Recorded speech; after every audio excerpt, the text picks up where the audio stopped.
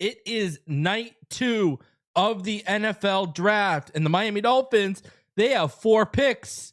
Could they parlay that into a higher pick, or could they add more picks to that? Will the Dolphins be as aggressive as they were on night 1? How far will Jermod McCoy continue to slide? And are we going to see an early run on defensive tackles to start off the second round? Man, it's going to be a very, very interesting night. So let's not waste any more time. Let's go ahead. Let's get into this.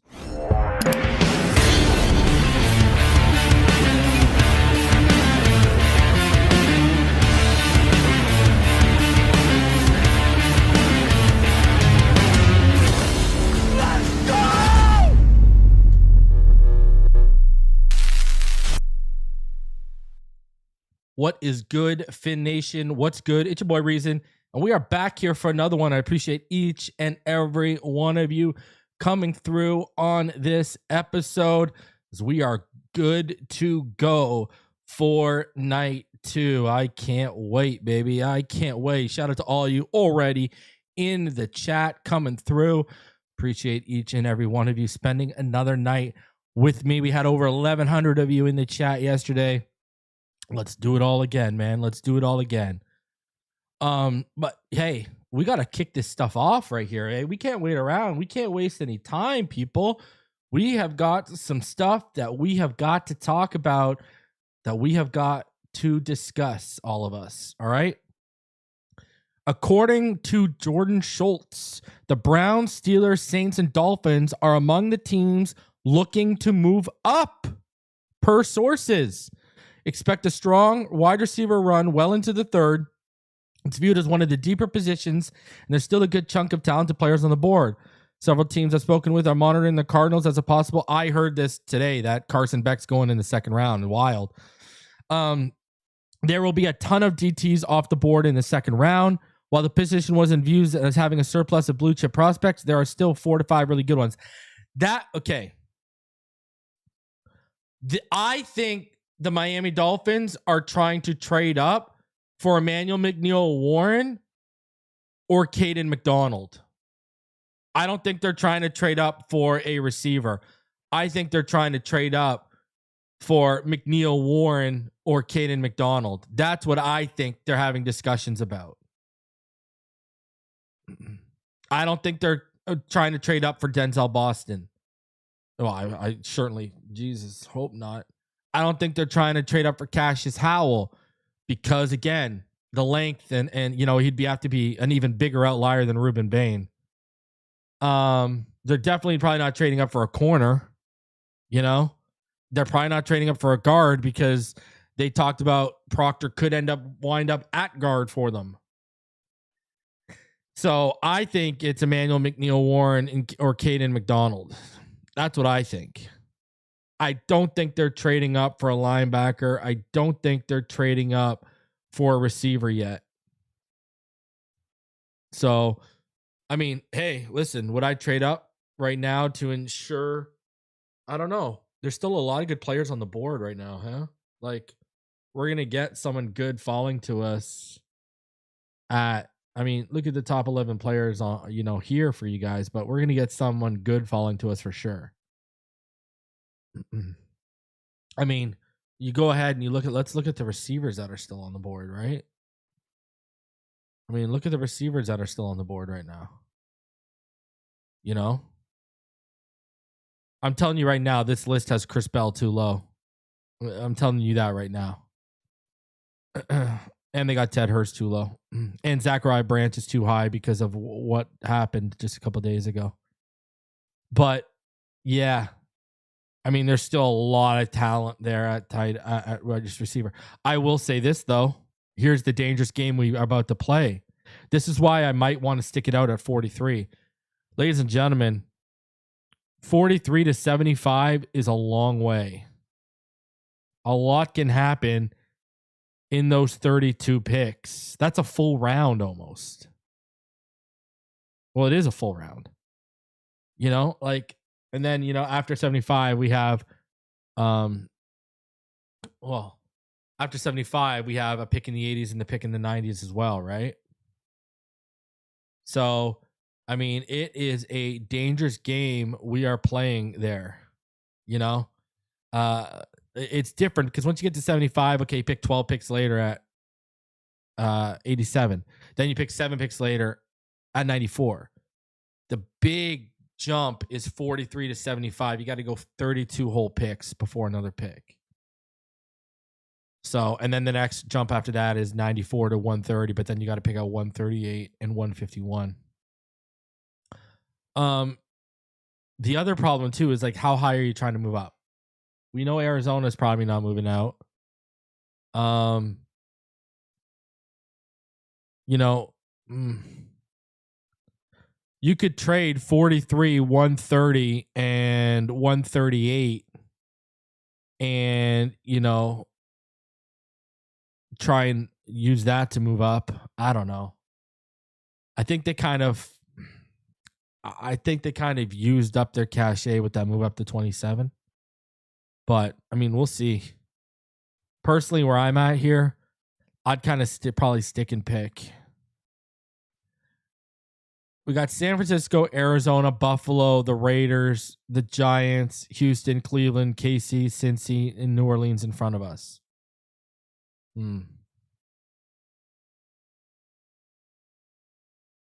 I mean,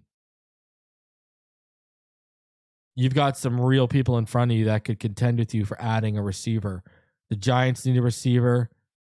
The Raiders probably need more weapons, right? Buffalo needs a receiver.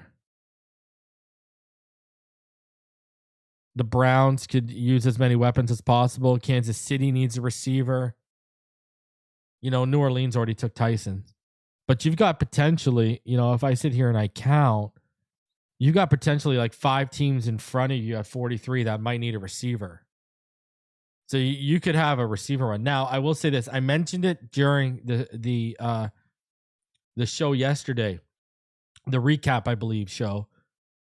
You know, Sully clearly got out ahead, right? He clearly got out ahead of that O-line run with Proctor. Now, let's talk about Proctor for a second. I got some intel. I was told I can't give you the exact intel, but I'll tell you this. Not only do we know that the Lions were looking to come up, but I know of another team that was picking in the top 20 in front of the Lions. I know of another team that was eyeing Caden Proctor.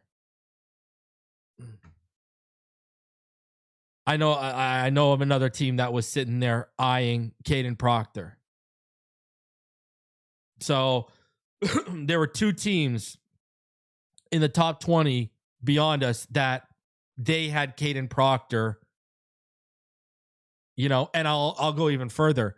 This one team that I'm telling you about, they had Caden Proctor as a top 10 player on their big board. Think about that one for a second. So I'm not trying to gas y'all up. I'm not trying to like make it, oh, this is why the pick's okay. I'm not trying to do any of that. I'm just telling you, I got intel today that another team in the top 20 was eyeing Proctor, and they had Proctor as a top 10 player on their big board. So I'm just telling y'all, you know, I mean, so do with that what you will. So I don't think, listen, you know, you guys heard me talk about Caden Proctor. All my patrons and channel members, they got access to my offensive tackle big board. Caden Proctor was my number 3 tackle. I mean, I get it. You know, would I have preferred Caleb Downs? 110%. I mean, I'm not going to lie to you. I'm not going to gas you up.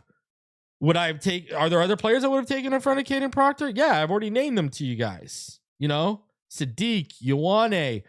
Yeah, I would have taken them ahead. But I do see I said this, I see the vision for Caden Proctor. The only question I have is, where does he line up? And they're kind of giving us that answer.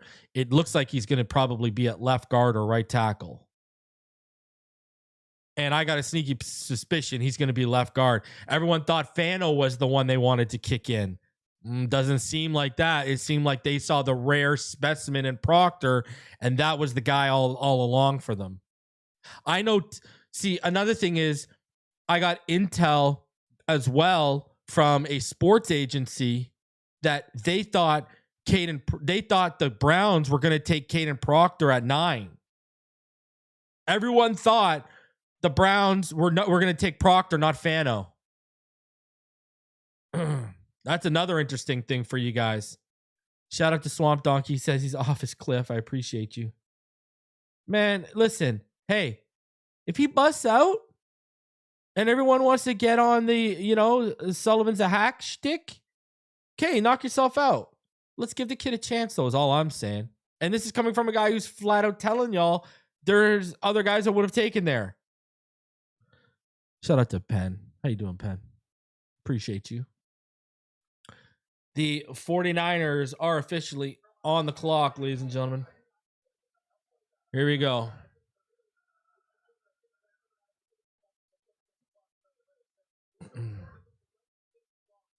Oh, you can't give up on Jonah after 1 year. No, you can't. Jonah's going to be fine. See, that's the thing. Everyone panics. This is why I hate all these February fans who think they become draft experts. Man, I know in the season y'all ain't draft experts. I hear you talk about players. Look at Jonah's issues. They're all fixable. They're all fixable. A lot of his issues are his anchor. That just takes getting in the weight room. That's all that takes. Listen, and I've said this over and over. Don't let people lie to you who don't know what they're talking about and gaslight you saying that this guy's Liam Eichenberg. Liam Eichenberg did not show what Savaiya Naya showed in year 1 in the run game. Savaiya Naya showed foundation for you as an interior player. You still got very high level, not all of them. I'm not going to sit here and say all of them, but you did get a lot of high level run blocking reps from Jonah Savaiya Naya. And that's it. And remember, everyone after they saw Patrick Paul in the Texans game and when he had his little short stints in year 1, everyone was afraid. And look at how he was in year 2. Jonah Savaiya Naya is going to get his body right. He's going to get in the weight room. I ain't worried. Don't let anyone tell you it's Liam Eichenberg 2.0 because guess what? Liam Eichenberg showed you nothing in year 1. Okay? Liam Eichenberg had nothing worth athleticism or length or feet from the fleetness to the footwork. Had nothing. That's why they didn't know where to put him. Didn't have an anchor. Didn't know where to put him. And he didn't have the frame. Savaiya Naya has the frame to fill out. Eichenberg did not have the frame to fill out like Savaiya Naya. That's why. Is he a tackle? Is he a guard? Is he a center? No. No one's asking that about Savaiya Naya because we saw what he can be in the run game. Everyone knows he's a guard. Just like Proctor. I'm going to tell you this right now.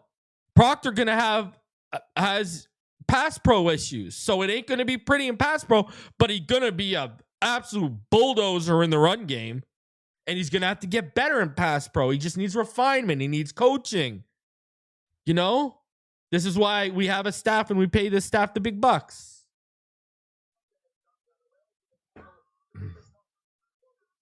Are the Niners taking Zachariah Branch? Tell me they're taking Zachariah Branch right now. Tell me they're taking Zachariah Branch right now.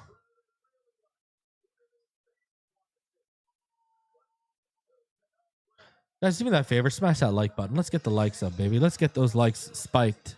Spike the likes, baby. Yo, man, Proctor's got a good head on, I like Proctor, man. You don't have maturity issues. Look at what Saban said. Everyone focuses Saban just talking about on his body. But Saban said how good of a kid he is. And Saban said, if you tell him to do something, he will do something. And when he's in the building, he's very coachable.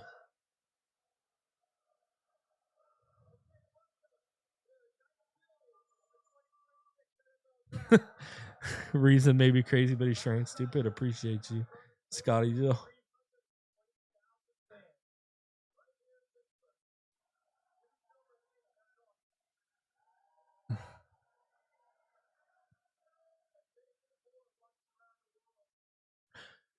Okay, I'm going to tell you this, Brian. I have a tweet written out, but I'll tell you, my YouTube fam, because y'all make the world go round for me, not Twitter. Let me tell you that, all right? Twitter could be gone tomorrow. I wouldn't care. YouTube and you guys, I would care. It'd be like losing part of my family. Twitter, whatever, okay? So we gotta have a talk about this, okay, Brian? Because they're on the clock here. San Fran's on the clock. We gotta have a discussion about this, ladies and gentlemen. Stop letting mock drafts dictate your whole reality, because it's not the same reality that's being lived by NFL teams. And what do I mean by that?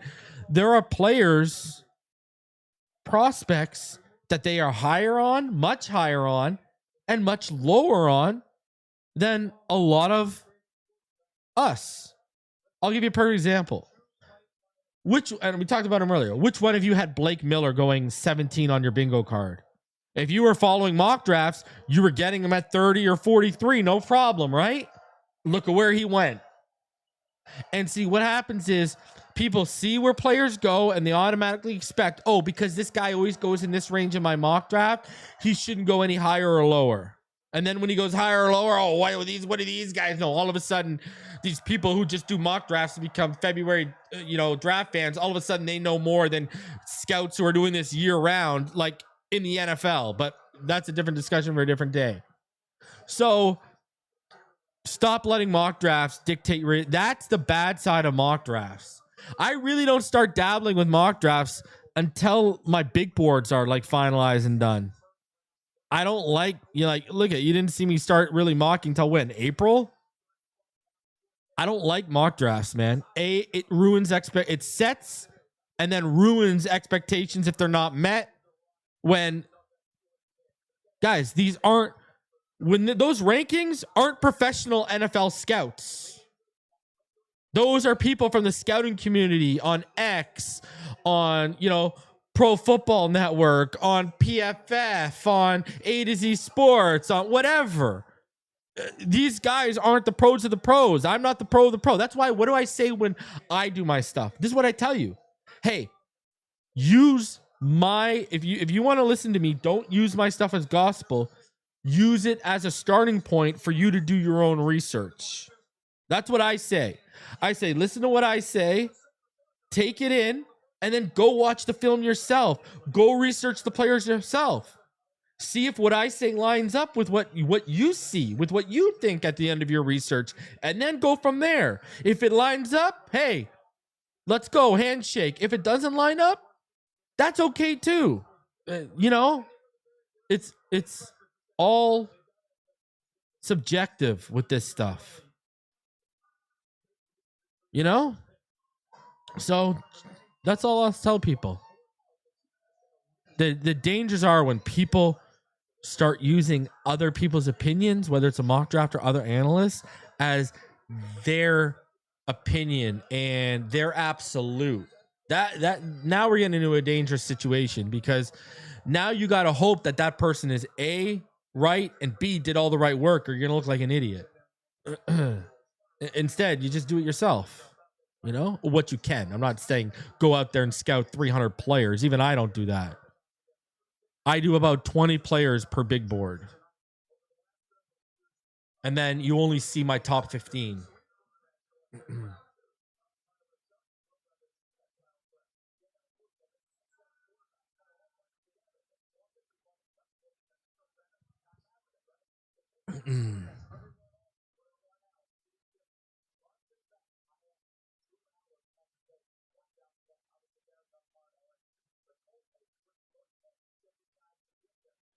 I watched about 250 players this cycle, because I only watched 10 centers. So yeah, I watched about 250 players this cycle. And there's players that I watch a lot more than other players. And I watch it all year round too, right? Like, you guys know, I watch college football. My all 22 gets updated throughout the season. I don't got to wait till the end of the season and then the all 22 is there. I've got Catapult, Thundercloud, and then I've got also Google hard drives and such. So, all right. You want to see something? Let's go into this while we're waiting for this pick.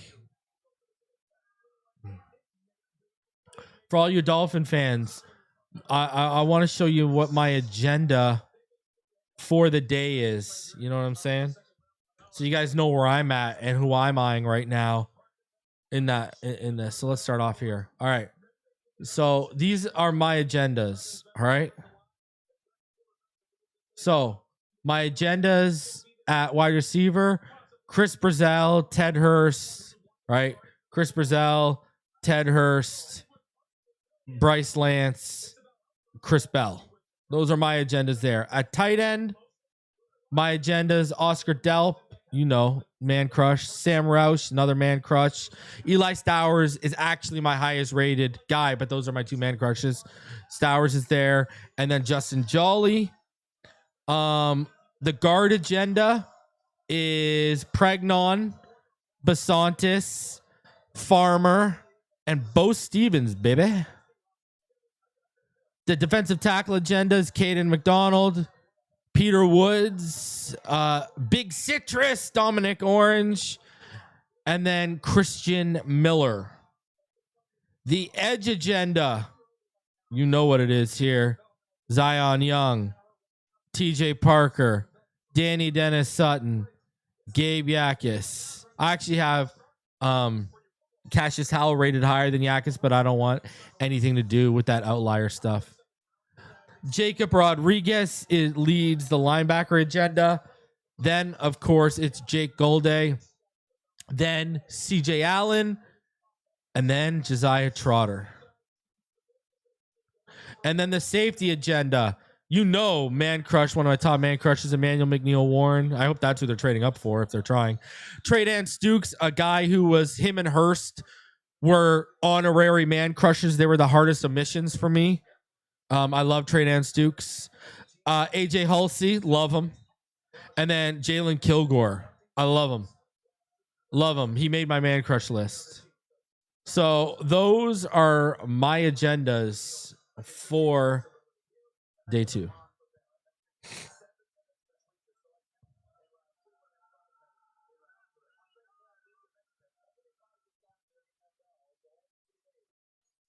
Peter Woods went? I didn't know Peter Woods went.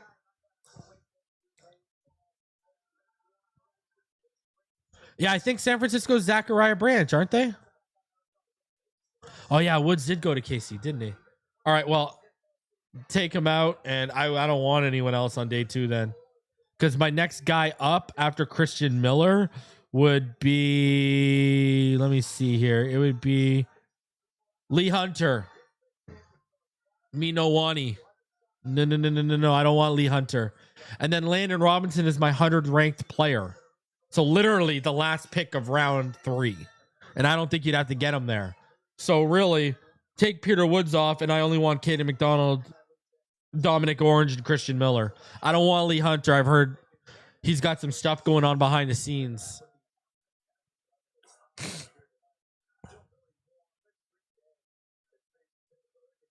Is it going to be Stribling?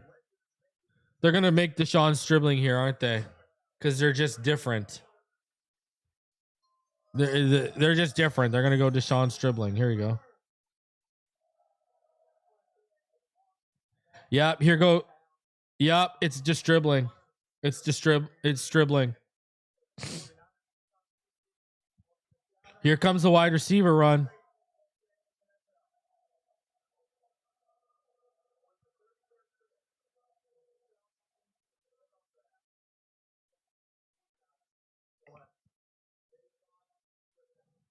There you go. Wow, that's high. Holy. I had heard that the NFL was super high on him. There's another perfect example. Let me see. Where was he on the consensus board? When you look at him at the consensus board, there's another perfect example. This guy went 33. I don't have a second round grade on him. I have a 4th round grade on Stribling. And this guy's going this high. That is nuts. So if you were looking at like the consensus and like where he was supposed to go, that is crazy, eh? That is absolutely crazy. Like nuts that he went that high.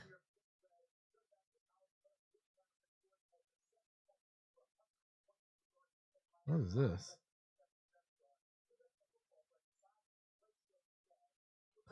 Ah, they changed. Yeah. So if you look at where he was in terms of Deshaun's dribbling was expected to go around in the 80 to 90 range. He was expected to go in the 80, 90 range, and this guy went at like 33. Now, I had a 4th round grade on him. NFL higher on him than I am.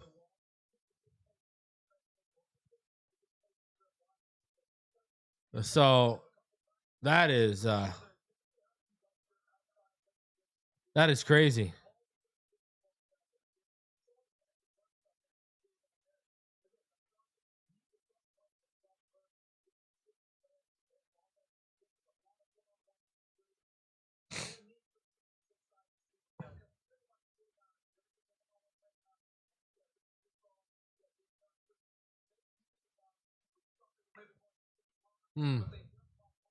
That is high, huh? Good for dribbling, though. Go get paid, sir. All right.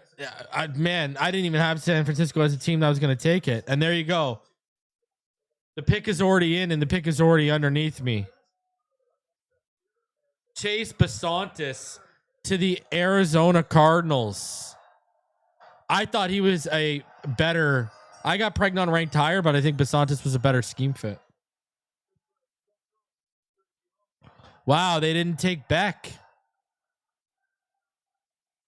Wow. Yeah, I watched straight bet. I watched a lot of Old Miss, right? I've watched a lot of Old Miss the last couple of years, actually. I like them. I just think this class is deeper, but hey, cool. I'm not hating on it. Go get paid, sir.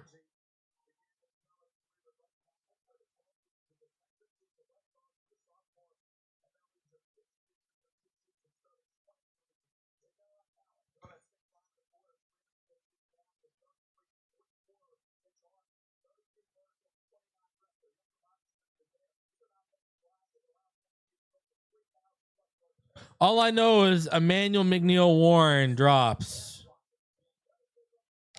Miami Guns wants Jacob Rodriguez. Listen, I love Jacob Rodriguez. It's good, Daniel Barry. Hope you're doing good. This man wants Rodriguez bad.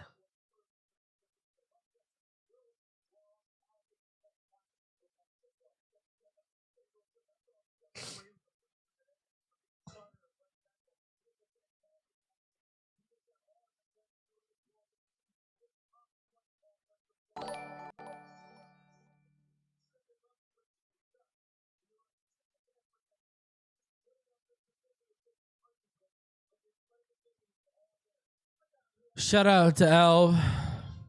Welcome to the Hall of Fame, my friend. Appreciate you. Oh man, I want Brazel Dow. Come on. I want Brazel or Hurst at 43. Part of me really does want them. I'm not gonna lie. Because I know it's gonna be thin by 75. But Caden McDonald and Emmanuel McNeil Warren are falling, man. And I mean, they're the highest graded. They're the highest ranked players on my board right now.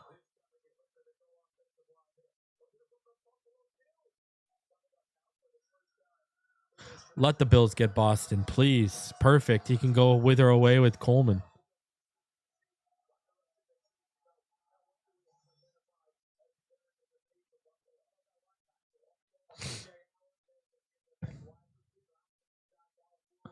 Man, I don't. No way Emmanuel McNeil Warren falls as a 43. Ain't no way. Ain't no way. Please take Denzel Boston.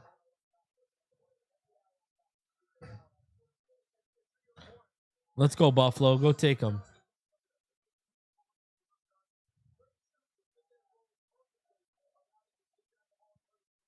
If Buffalo takes Caden McDonald, that's not good.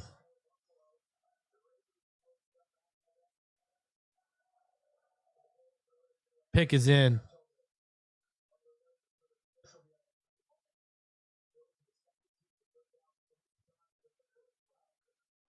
Change what board?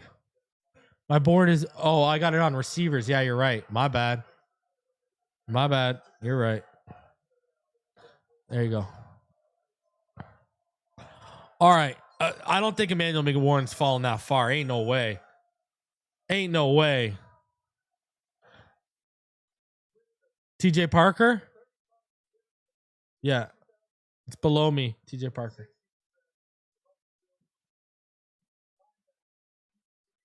Perfect. Bills fans there don't sound too happy. Bro, if Emmanuel McNeil Warren falls to 43, I might do a backflip on stream.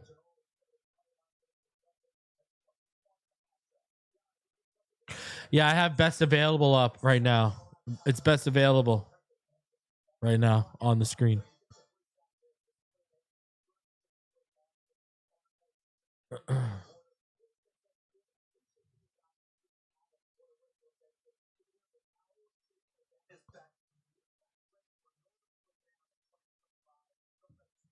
Listen, I don't think man, that was kind of that is not my big board. That is ESPN's best available. I wish I had an updated version of my big board, like with guys who were getting taken. I have my big board. You can check it on X.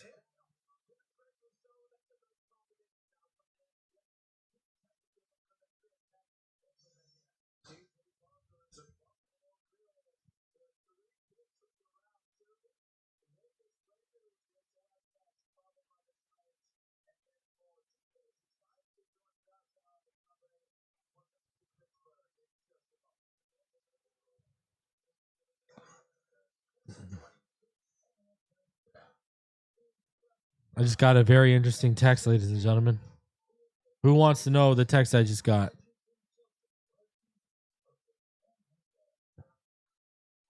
How do I feel about Stribling? I like him, but I had a 4th round grade on him, so he didn't make my top 15. All of my 15 guys, my top 14 guys had 3rd round grades, and my 15th guy had a 4th round grade, and then my 16th guy was Stribling. So I had a high 4th round grade on him. So I heard that. Okay, have you guys heard that the Saints have explored trading for Kayvon Thibodeau?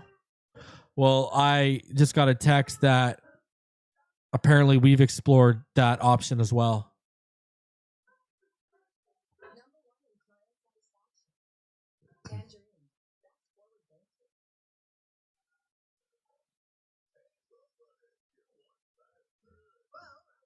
Yeah, it'd be a trade for Thibodeau.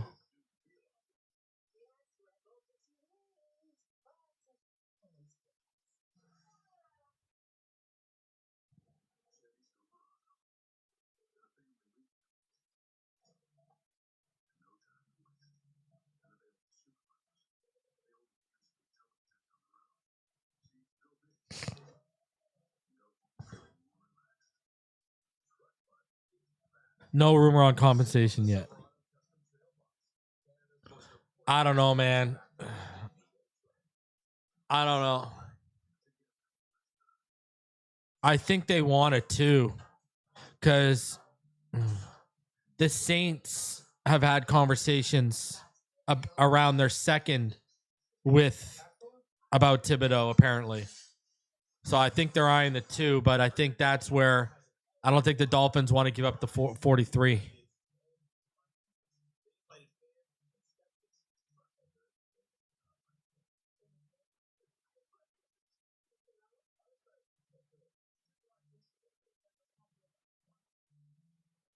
I'd give up 94.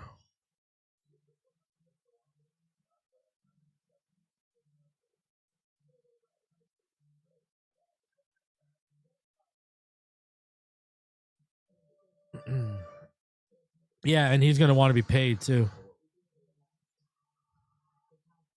I've never watched this Euphoria show. I wonder if it's any good.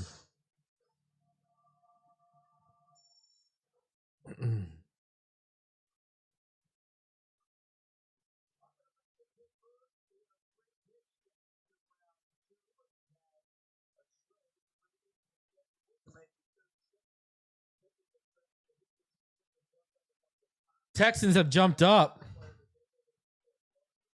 in front of New York. It's going to be Emmanuel McNeil Warren, isn't it? That's why they got ahead of New York.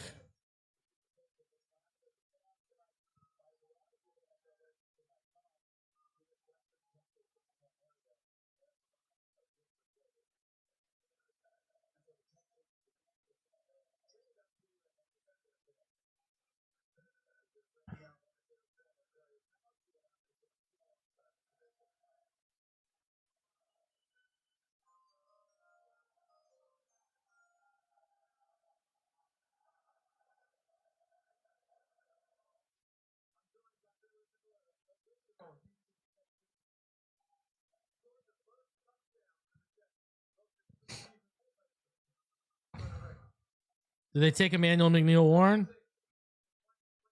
McDonald. Wow, eh? Caden McDonald. What a fantastic pick. Oh, my God. Oh, with Will Anderson?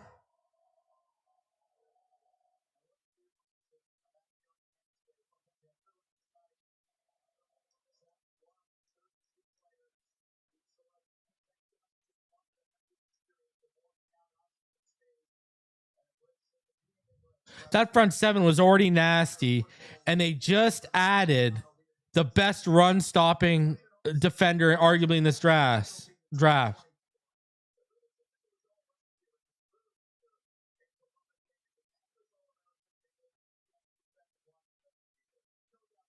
Wow. What a fantastic pick. That already, that's my candidate for pick of the night. That front is going to be disgusting.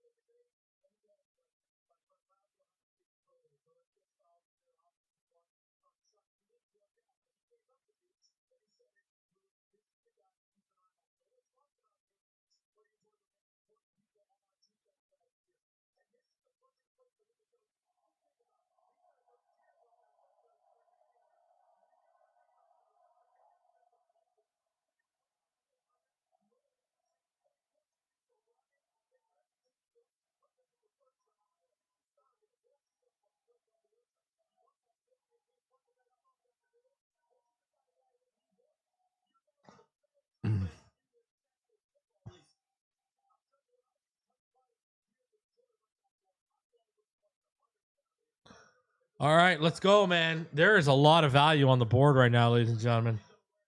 Holy jeez.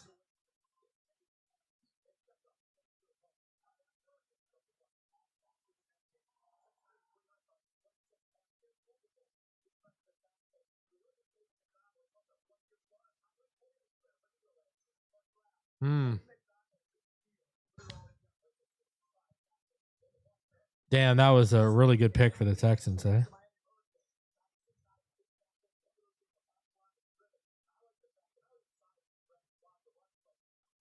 I didn't see it, Omega. Wasn't really on social media much today. I had to post some posts that I wrote last night, but I'll be completely honest with you. I didn't go to bed till like 5 a.m, and I got up with my kids and they got them off to school by 9, and then I slept till like 2:30. I was clonked, so I didn't really check anything.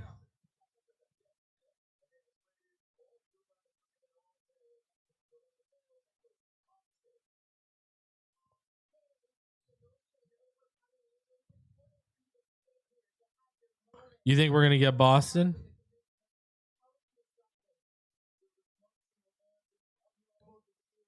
No, the Giants haven't picked yet. McCoy's still falling. What are you gonna do, man?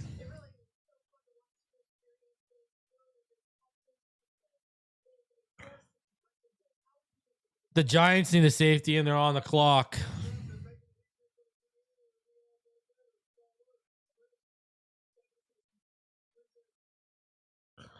This is where I think Emmanuel McNeil Warren's going. I'm just not high on Boston. You know, go back and watch Ryan Roberts and go look at when I did my wide receiver big board. I'm just not super high on Boston. I don't think he can separate very well. I think he can only separate really at the catch point. He can't separate naturally, as you know, with his speed, athleticism, or explosiveness, because he doesn't have those. I don't think he's a nuanced enough route runner where he separates with his route running ability. So, you know, I mean, think about this. I want you to really think about this. How many times have you fallen for that profile that Boston has, thinking it's going to work out and translate? I'll give you a perfect example. Rome Odunze went to the same school. Rome Odunze is a better athlete. Rome Odunze similar profile, but he had higher, like, you know, YPRRs, you know, for like against man and zone than this guy did. So, you know, that's yards per route ran. He had higher numbers than that should have translated. And where's Rome Odunze right now? And I was higher on Rome Odunze. I had a first round grade on Rome Odunze. Think of how many times you fall for the profile that Boston has and how many times it don't work out. There's 3 ways to separate in the NFL, right? With your speed or explosiveness, right? As a route runner, and then at the catch point. You usually got to be able to do 2 out of those 3 to be successful at the next level. Only being able to do 1 of those 3 and the worst one of them all, and at the catch point, you know, you got to get open quick in the NFL, man. You're going to get looked off. So Colton Hood to the Giants.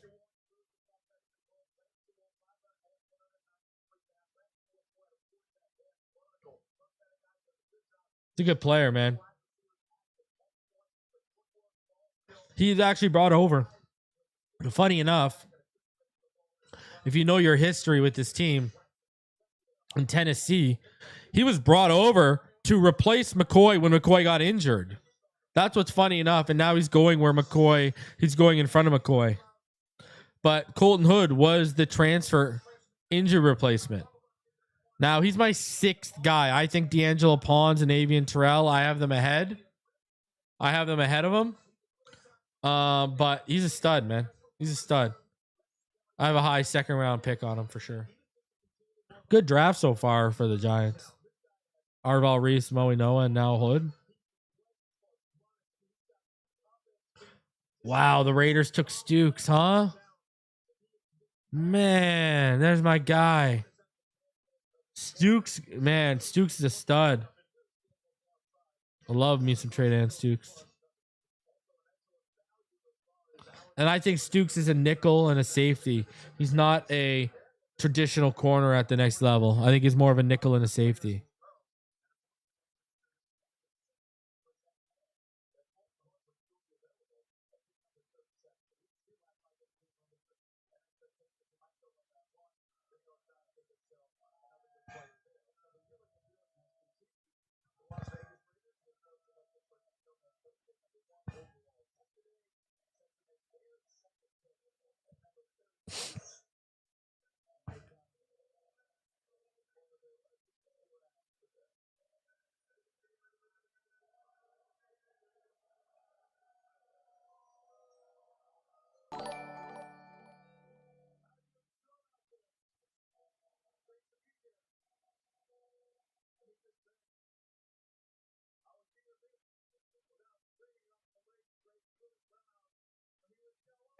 Yeah, good thing we already got our CB. He beat that run, right? He got ahead of that run. This is now 2 runs Sullivan's got ahead out of.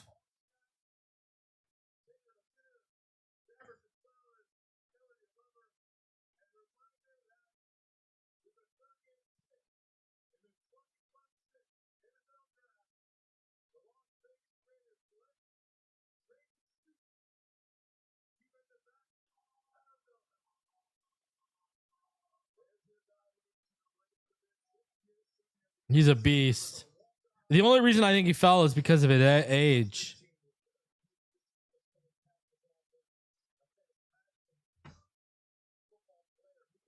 Yeah, he's a beast. That's my guy right there. That's my guy right there. I love him. Stud. Stud, man.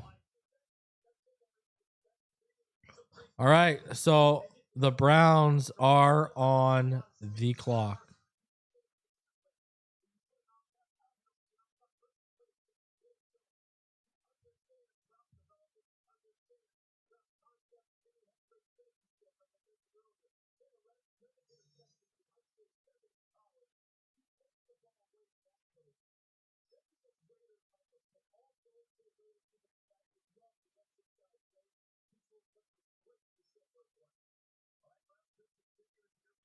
All right, let's go. All right. You want Cassius, Michael Plisick? You want the short arm? Yay? Bro, if Ruben Bain is a T Rex, what is this guy?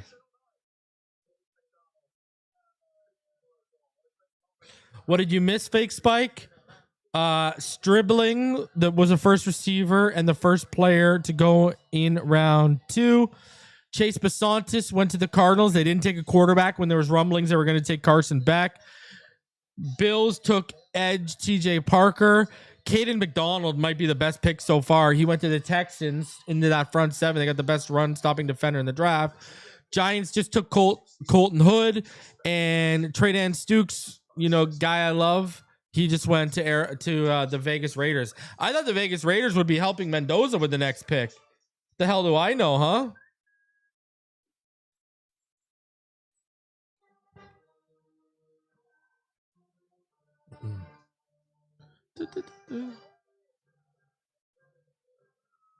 I'll move the bottom board when what's it called? I'll move the bottom board when I'll move the ticker when Cleveland makes the pick.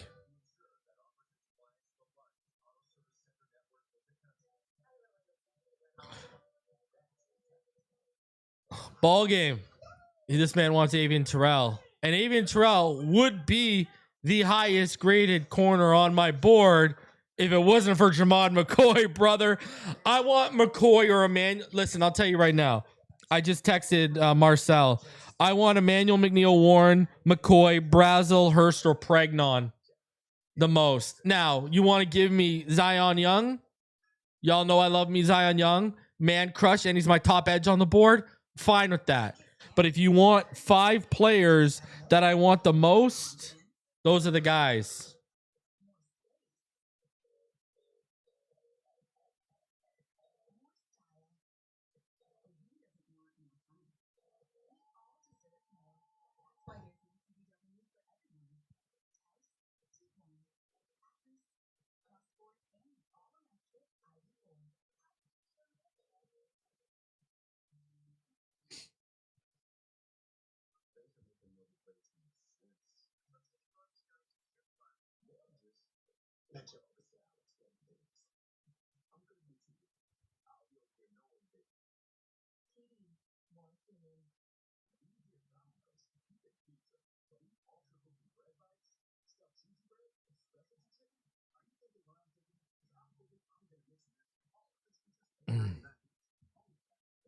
Yeah, Stu's gonna be a beast there.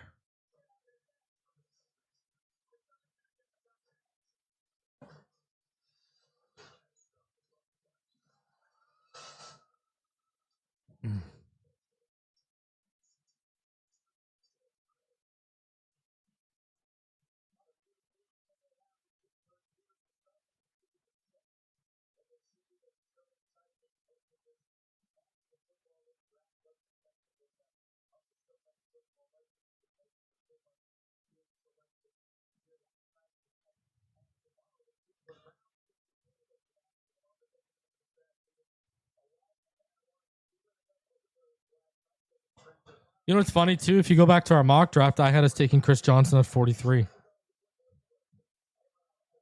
Just saying.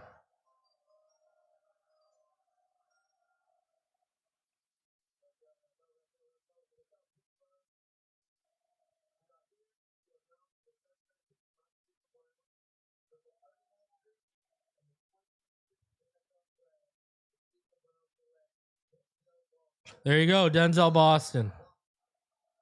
Didn't they take?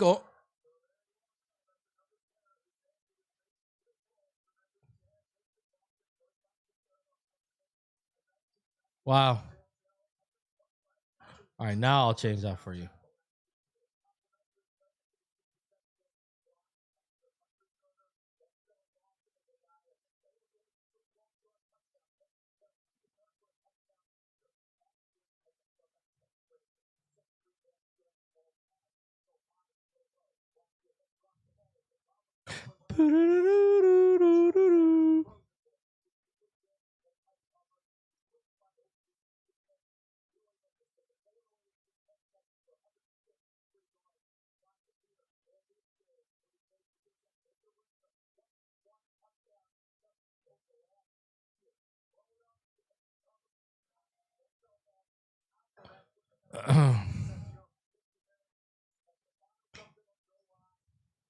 KC's, yeah, man.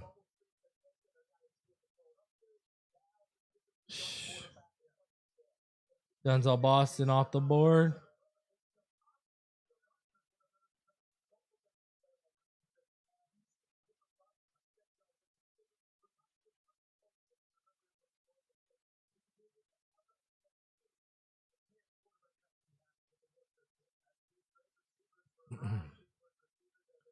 Man, don't take Emmanuel McNeil Warren, Kansas.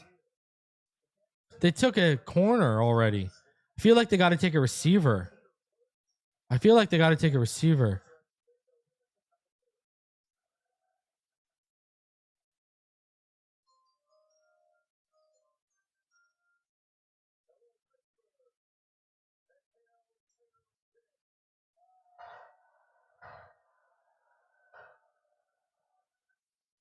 Stowers makes sense because he's a big slot. He's a weapon.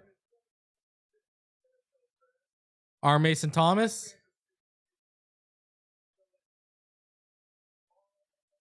Yeah, there it is. R. Mason Thomas. So R. Mason Thomas, defensive end. A lot of people thought he'd go in the first round. I mean, you know, he's a beast. I have Zion ranked higher, but Zion's gonna fall because his DWI. Saying he's gonna fall because of his DWI. No spoiling picks in the chat. You spoil picks, you get blocked. Only I get to spoil picks, and I ask the chat if they want me to spoil picks first. No spoiling picks in the chat. Please let Warren be our pick. Now, you know, if it comes up on your TV or it pops up on the bottom before it comes up on the TV, go ahead and talk about it. But don't spoil picks. No, I'm not gonna block anyone. I'm gonna give the warning I didn't give a fair warning, so we gotta be fair here. Yeah, why not us? Let's go. Let's go. Bengals do need a safety too. 110%. Sean Taylor. You got a great name. I wish you were the real Sean Taylor and we could draft you.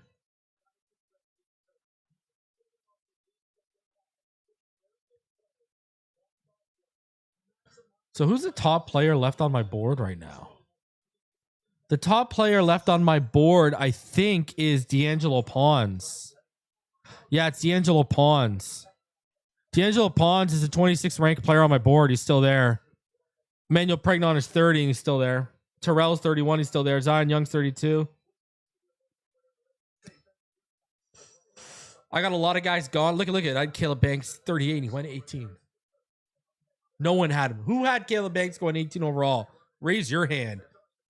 Because if you did, you need to go play the lottery.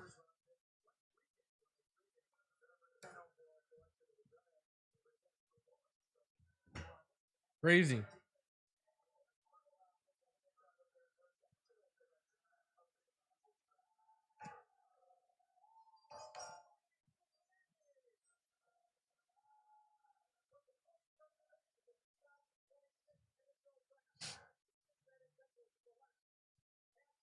Let's go.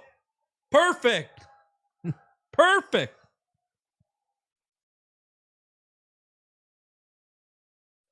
Cassius Howell needs to become a crazy outlier, people. Like, I get the production is real, but good luck at the next level, my friend. Listen, I mean, it's just he needs to become a bigger outlier than Ruben Bain. Ruben Baines got the power, though, that Cassius Howell don't have, that he can shift onto the interior if you need him to. Cassius Howell don't offer you that. Like, I had Cassius Howell as my 9th edge. I mean, like 30.25-inch arms. Dude, he's literally in the 0th percentile. Like, his percentile is 0. Remember, you want to be in the 99 percentile. That's like elite of elite. Caden Proctor, when you look at him, he was 100th percentile in some things. This guy is 0th percentile in length. Think about that.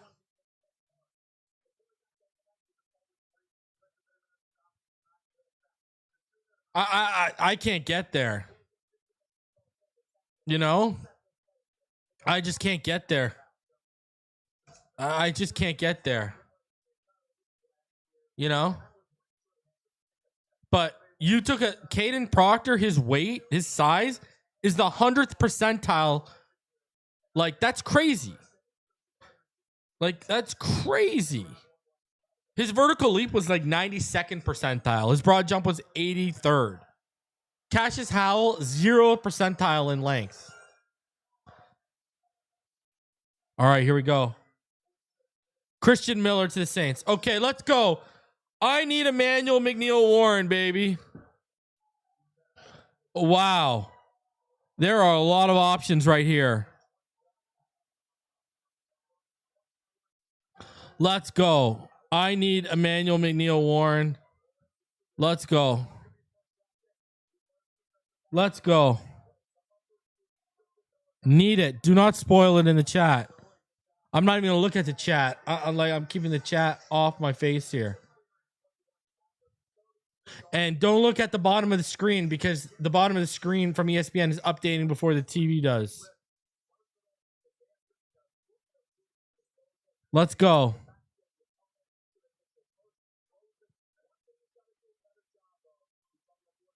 Jermod McCoy, Emmanuel McNeil-Warren, Zion Young, Chris Brazel, Ted Hurst. Pregnon makes a ton of sense too. I would love Pregnon.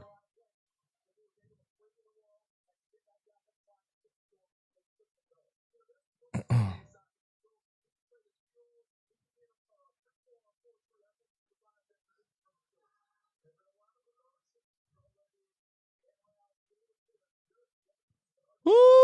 All right, let's go. Come on.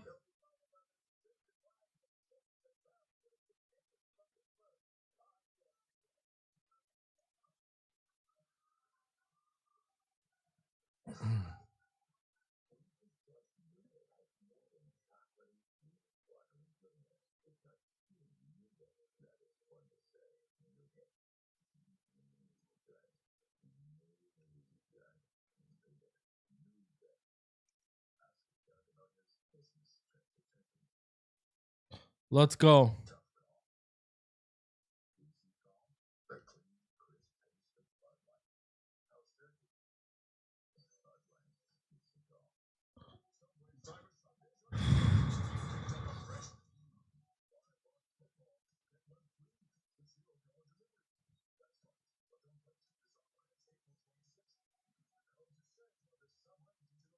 Let's go.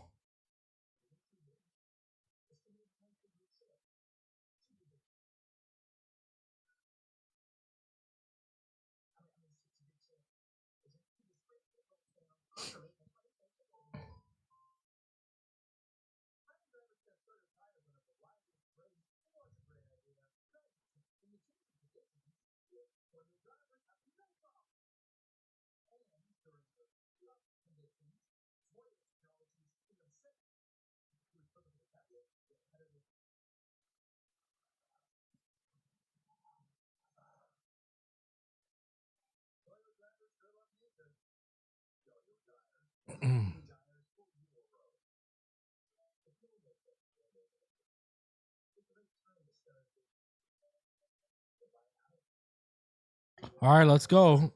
Put in the chat who you think it's going to be.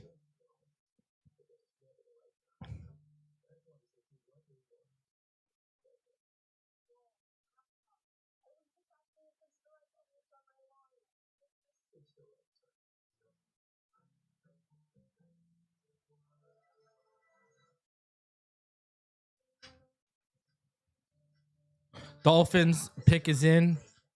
Dolphins are on the board. Let's go.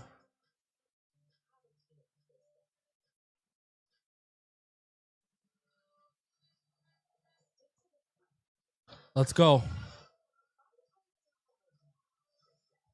Don't even look at the bottom of the screen. Let it play out, people.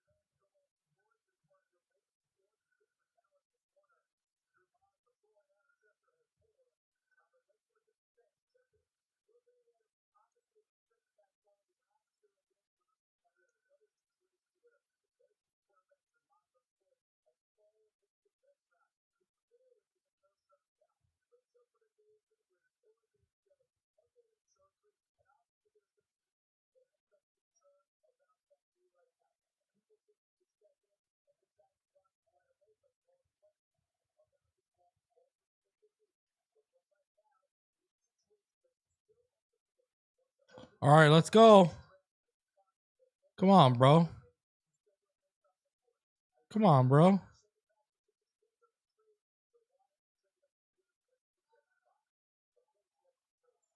Let's go. Let's go.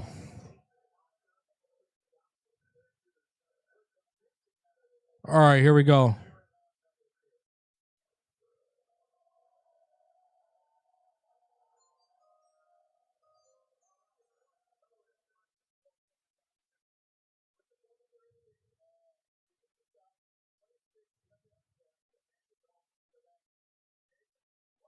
Wow, Jacob Rodriguez is a Miami Dolphin, ladies and gentlemen. Wow, my top ranked linebacker left. I had Arvell Reese as a linebacker. So Jacob Rodriguez is my linebacker 3. If not for Reese as a linebacker, Jacob Rodriguez would be my linebacker 2. So all of you who have Reese as an edge, that means Rodriguez is my linebacker 2. That is a stud right there, ladies and gentlemen. That is an absolute stud.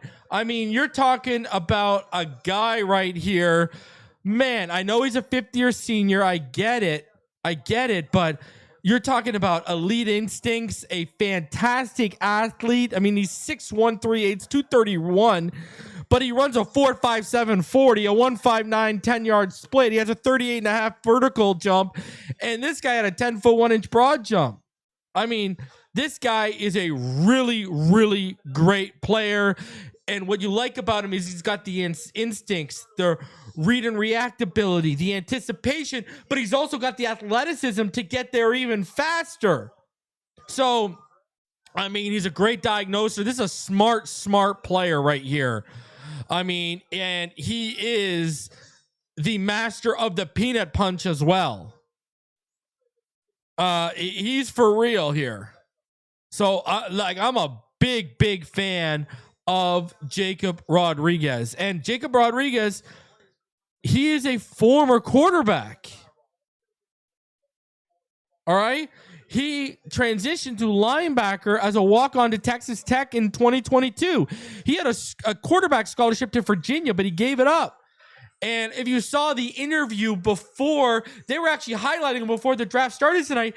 He said, now I'm the quarterback of the defense. So we got Jordan Brooks, who doesn't like to wear the green dot, and we just brought in a dynamic player that openly, willingly wants that green dot. And who was the last Texas Tech linebacker we drafted? A guy by the name of Zach Thomas. I'm just saying, what an absolute stud of a pick that was. I am happy. You know, I didn't have him in my top 5, but that was my top linebacker. I just didn't think they were going to go linebacker that high. I honestly really didn't. But I love it. I am a fan of this. That is an absolute stud we just added to this team. Wow. Jacob Rodriguez is a Miami Dolphin. Wow, that is awesome. Let me know in the chat. Are you happy with that pick? Are you happy with that pick?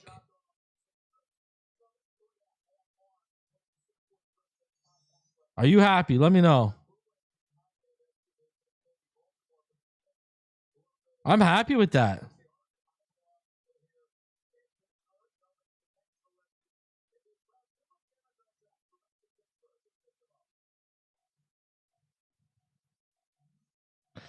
That's awesome.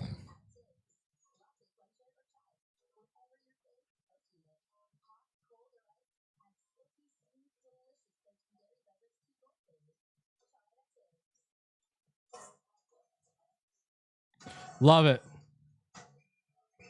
Love it. Love it. That is a great pick. That is a fantastic pick right there. Oh boy. Like, that is for sure. I don't know, ball game. I'm hearing otherwise. I know A-Chan. I know the pockets are getting opened up for A-Chan and Brewer. Not hearing the same for Jordan Brooks in an extension. Maybe this year, but after this year, it's a wrap. Wow. That's a good pick. That is a good pick. You got to be happy with that if you're a Dolphin fan. Man, listen, remember a couple years ago, I wanted Jack Campbell. Jack Campbell was my guy. This is a very good consolation. I'm taking that. I am taking that. Let's go. Let's go. Give it to me. Give it to me.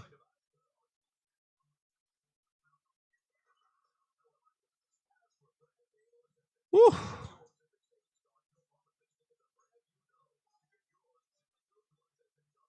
Let's go. Let's go. Beautiful.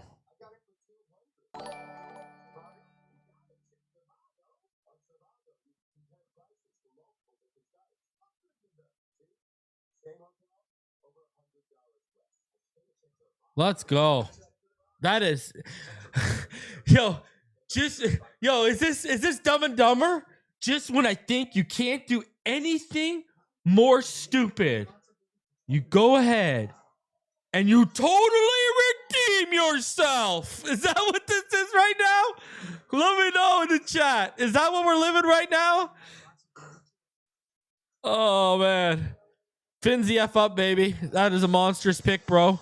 That guy will lead our defense for the next decade. Yes, finally a hit. I'm down, man. That is a good pick, brother. You ain't gonna hear a peep from me. You ain't gonna hear a peep from me saying that's a bad pick. I'm all the way in on that pick. And you want to know something? You want to see something? You know I love all y'all. You know I got all y'all. You know what time it is. All right, check this out. Let's do an exercise, shall we? Shall we play an exercise? Let's play Find Jacob Rodriguez on Reason's big board and line it up to where he went. Go ahead and find him on that big board and tell me where he went. So tell me if I should be happy about that or not.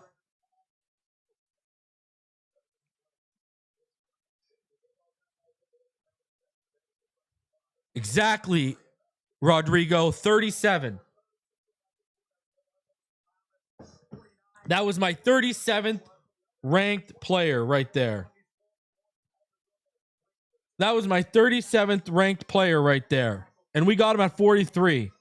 So I'm in. You ain't going to hear a damn thing from me. No complaints over here. No complaints over here at all. Let's go. We got value there, baby. We got value there, baby. By my standard, we got value.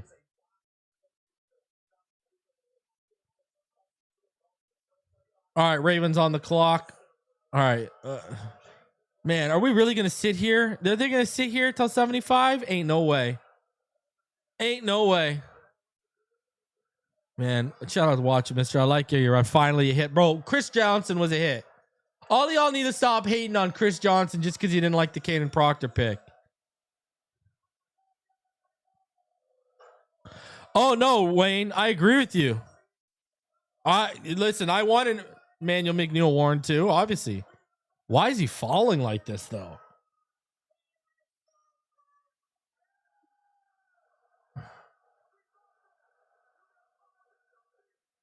The Ravens talking smack to the Steelers out here.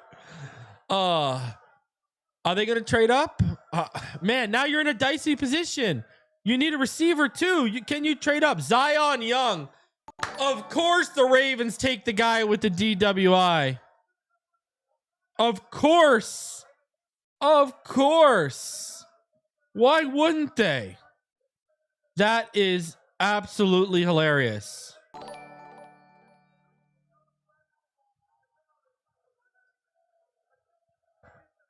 That is hilarious.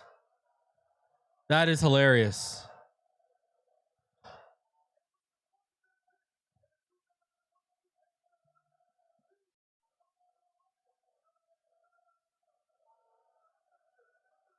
That's hilarious. Listen to the booing. Oh, no issues. No issues covering tight ends for him. No issues. He's instinctual and he moves very well. You know, I mean, the guy runs like a 4.57, bro.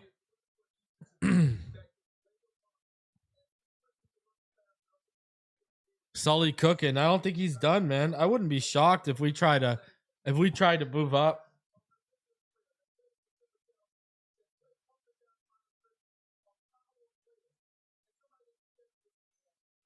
Oh, dude, buddy, and they're all like peanut punches. I'm telling you, this guy's the peanut punch master.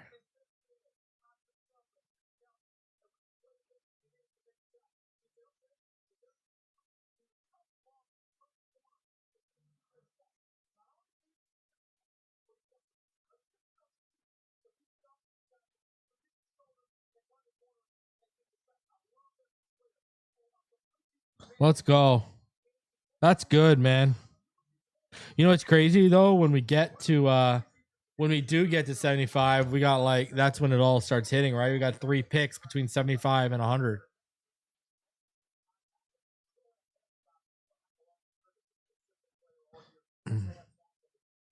Let's go. Let's go. I mean, I like what we got here, man. That is a stud, dude. Man, you know, he just won the Buckus Award too, right? He's a Buckus Award winner, you know? Obviously he's got some injury history, but man, unbelievable. Love that. Love that.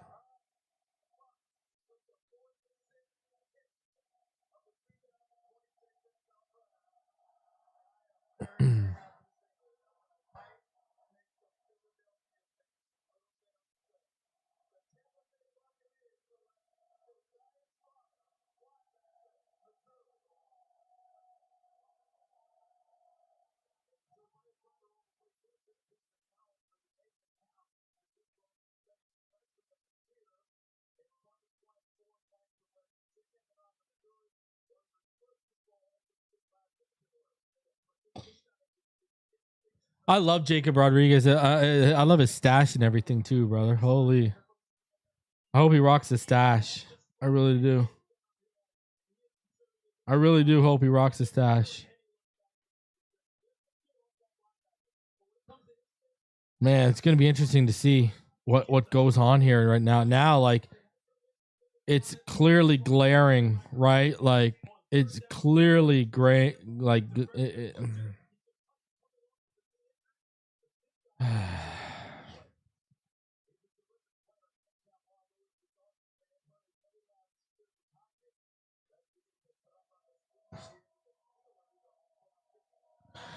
man, we got a steal there. We got a fantastic athlete with elite instincts.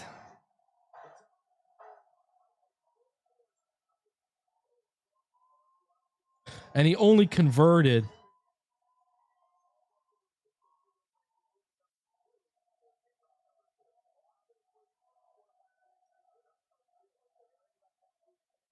I love this pick, man. I mean,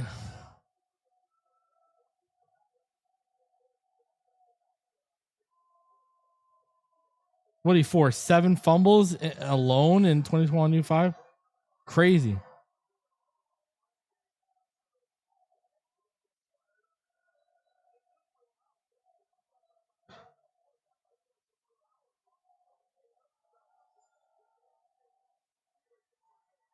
I mean, he's the new quarterback of Miami's defense.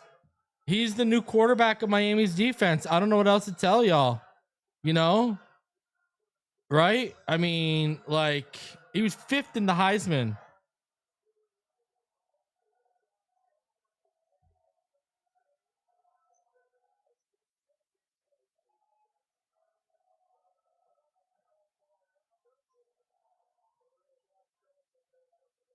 Oh, man. Let's go. Let's go. I love it. I love it. What a great, great pick, man. It really feels like we've got this defense is turning around, man. I don't know what else to tell you guys. I mean, like, it is turning around real quick in Miami. Like, wow. Just unbelievable stuff. That defense, Halfley's getting some studs too, people. Halfley is getting some studs. Don't let anyone tell you different. Wow. The studs are coming through, people. And the studs are going to build the foundation. I love it. Sign me up, baby. Sign me up. Huh? Sign me up.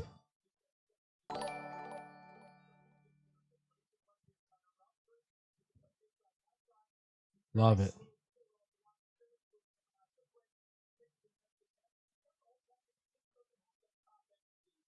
Love it.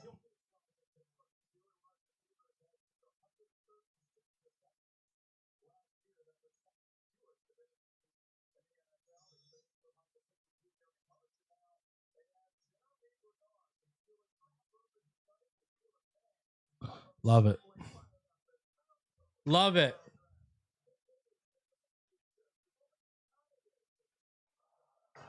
Great pick, people. Yes, I can move the draft board over. No problem.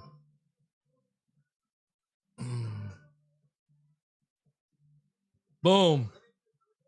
Jeremy Bernard to the Steelers. Josiah Trotter, who I was really high on too. He's fantastic. The problem is the board's sticking so well that, like, are you really going to trade up? Imagine if you get McCoy. If you get McCoy at 75, like, what kind of W would that be, huh? Keontae Scott's there. Pregnon sliding. Let's go.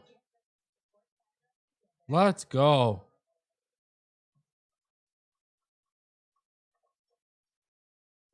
Beautiful stuff.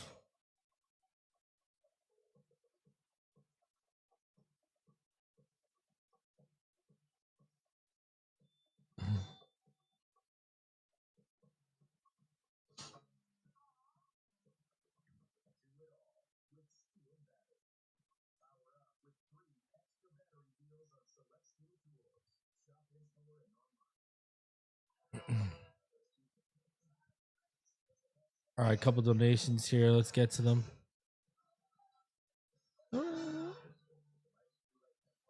Shout out to Javier. I appreciate you for coming to the Pro Bowl.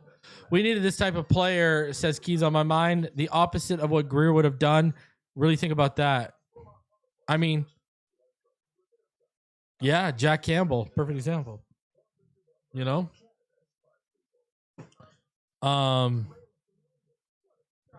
Would Greer have panicked and taken McCoy by now? That's a real question.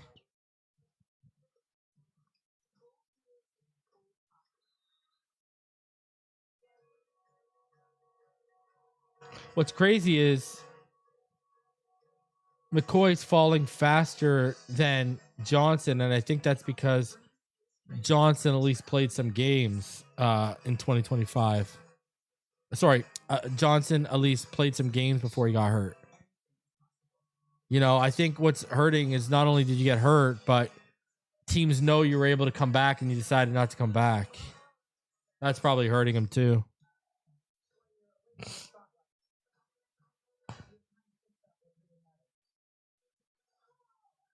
Yeah, he took Noah at 30, bro. Touche. Touche. Too freaking shay. That's hilarious.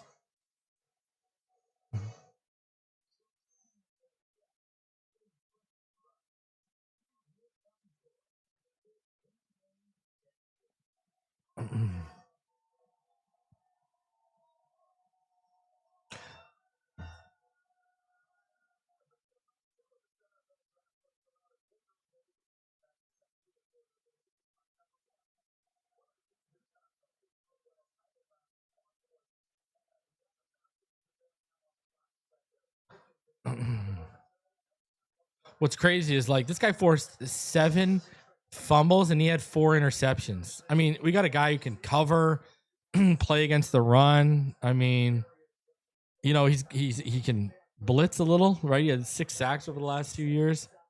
What a great, and I mean, look at this guy. Talking about a guy who posted what? 253 tackles over the last 2 years as well, and 21 and a half of those were for a loss. What a pick Jacob Rodriguez is. What a fantastic pick. Where do I think McCoy is going at this point? I had no idea, bro.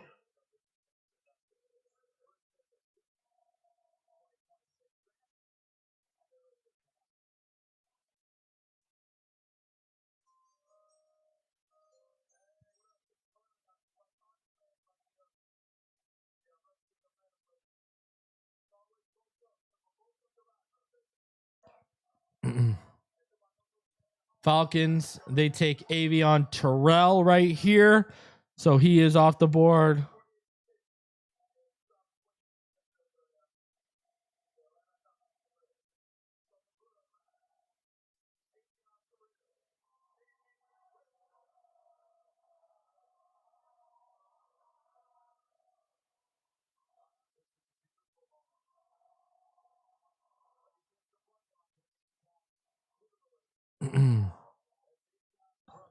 Let's go. I know people don't want to hear it. I know people don't want to hear it, but bye Brooks. I know people get attached to Jordan Brooks. You know, he just came off of an all pro. I get it. But bye bye. Bye bye. I'm sorry, ladies and gentlemen. Bye bye. It's happening. Get ready for it. And I'm not even hating. I love Brooks. But they ain't going to pay him. Ain't no way they're about to pay him. Ain't no way they're about to pay him. We're going to be a blend, man. We're going to be 3-4, 4-3, wide 9 looks. We're going to be very multiple, I think. You know? They them drafting Johnson yesterday tells me they're going to continue to run a bunch of off man and match coverage, which he ran a lot of at Green Bay. You know? So I don't know.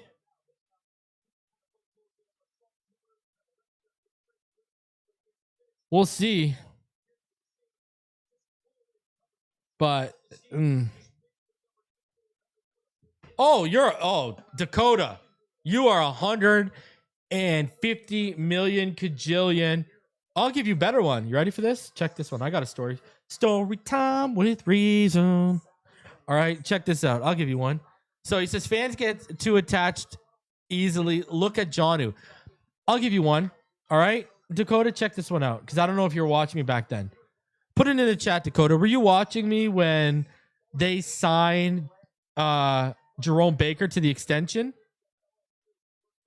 Put it in the chat. Let me know. I want to know, Dakota. Were you around when Jerome Baker signed the extension here? Let me know.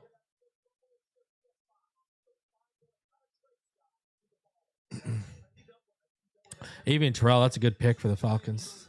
Okay, so you weren't here, Dakota. So let me tell you a story. Okay, so this is new for you. You've made the donations. You get the story. So I'll never forget that day. All right, me and the best man from my wedding, right? Okay, my best friend at the time. Me and him we took my oldest daughter and we took his oldest daughter to the zoo. We went to the zoo and like where you could pet the animals, feed them. And it was like a petting farm zoo. Anyways, I'll never forget this. I'm standing there and we had just gotten ice cream and my phone buzzes and the news comes around about Jerome Baker. Now, if you had been watching me since day one, you know I was not a fan of Jerome Baker. And I would say fans just love this guy because he loves his mama and he's feel good. But when you look at the play, he gets 120 tackles. But look at the tackles. You know, they're 5+ yards beyond the line of scrimmage. And usually the first level block's already been made. So he gets released and he can make the tackle. You don't see how many of those tackles are coming at or behind the line of scrimmage, right? So anyways, the money hits and I tweeted. It's the only tweet to this day I ever turned the comments off of. And I wasn't turning the comments off because people were attacking me, which they were, because I absolutely crucified them for that deal, right? I had people in my comments, I shit you not, people in my comments saying, compare him to Fred Warner and their stats are the same player. Compare him to Shaq Leonard and their stats are the same player. I said, y'all need to stop box score watching and you need to start all 22 watching because he ain't the same player. And look at this. Was that not one of the worst extensions we signed? Yeah, I know 2 is obviously the worst, but that's a top 5 worst extension we signed in the last 10 years. What do we get out of that? And then to show you how bad the guy was, where is he now? We got Jordan Brooks out of it, who turned into an all-pro. Jerome Baker didn't even last a year in Seattle. They shipped his ass out of there. Tells you what the NFL thinks of Jerome Brooks, and we were the ones giving him an extension. Like, at least, yeah, the 2 extension was bad, but at least the guy led the league in passing. And he was the first, Dolphins quarterback to make the Pro Bowl in 30 years. It wasn't production at that point. It was health that everyone didn't want to pay him. Jerome Baker, you watching on 22, you're like, this guy ain't good. What are we doing here? And the people that were defending that move. And to your point, Dakota, because they were too attached, because they saw the little YouTube videos and the social media clips of this guy loving his mama, and everyone's a Jerome Baker fan. Like, miss me with that. Keys on my mind says Rodriguez is a green dot player day one and will take that on. It's probably 110%. And this goes further to my Jordan Brooks point. Keys on my mind. We know this. Jordan Brooks doesn't want the green dot. Jordan Brooks says he just wants to focus on playing. He doesn't want to be the quarterback of your defense. Are you going to pay a guy like that? When you just drafted the guy who's going to openly and willingly embrace that? At only 23 years old? He's going to be 24 in September, but he's younger, right? You get the point. I'm just saying. And I'll tell you this much. Packers, hey, you know why you should be excited about Rodriguez? Go look at the Packer linebackers over the last 22 years. They know how to draft linebackers. They drafted them under Favre. They drafted them when Rodgers was there. They know how to draft linebackers. That's something the Packers know how to do and don't get enough credit for. Oh, John Blue? No, John Blue. No. No. Don't be a revisionist now. No. I've got the tweet to prove it. I had to turn off the comments because people were comparing him to Fred Warner. Dolphin fans in this base were comparing him to Fred Warner and Shaq Leonard because they were just looking at the stats. Trust me, I saw it firsthand. It's the only tweet I've ever turned the comments off of. And I used to go to war with Dolphin fans on Twitter because they didn't think Penei Sewell could convert to right tackle. I was pulling up film from Penei Sewell in high school from Huddle to show them him playing right tackle in high school. It was wild, bro. Wild, these people. There was the delusion to the ultimate level. Go get McCoy and let him. Oh, buddy, listen. You know what I keep thinking about, Alrizi? I think of Pat and Sam. And I also think we broke it up way too early. I've told this story before. Man, when we traded Vontae to the Colts and we broke up Vontae Davis and Sean Smith, and then look what Sean Smith went on to become for the Kansas City Chiefs. I knew we had something special with that tandem. The problem is we had idiot head coach at the time. McCoy and Johnson could be freaking special, bro. I agree with you 110%. And Vontae Davis and Sean Smith could have been special if they didn't get split up. I'm telling you, man. Sully doesn't overthink picks. No, you know what? You know what you got to like, Keys, on my mind? You don't got to like the Proctor, and I'm not talking to you, general statement. You don't got to like the Proctor pick, but you got to respect the conviction. You got to respect this man go up and saying, yeah, I would have taken him over Caleb Downs too. And I told you guys, I don't know if you're all here. I got intel before tonight started.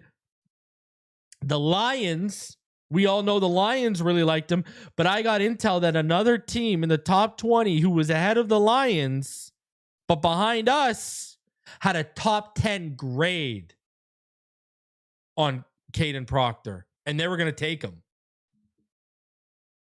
So he obviously had that intel. That's why he didn't move too far back. You know what it reminds me of? Remember when we were trying to move out for Tristan Wirfs in 2020? And that's why the Bucks moved up one spot? Similar. And 49ers only wanted to move back one spot because they didn't want to miss out on Kinlaw. Right? They didn't want to miss out on Kinlaw. We only moved back one spot because we did not want to miss out on Proctor. They knew they were taking Downs.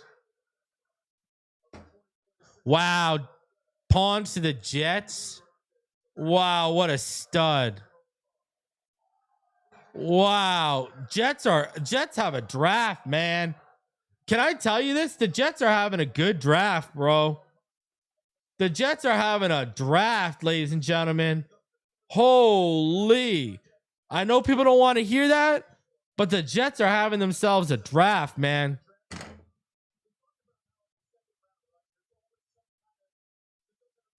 Like, wow.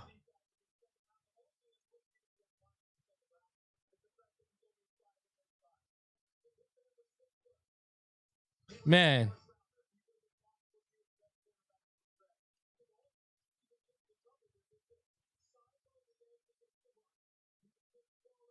Man, if it wasn't for his size and he was 6 foot,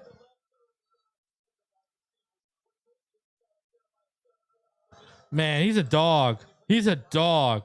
He is a dog. I can't hate on that pick, man. They're having a draft.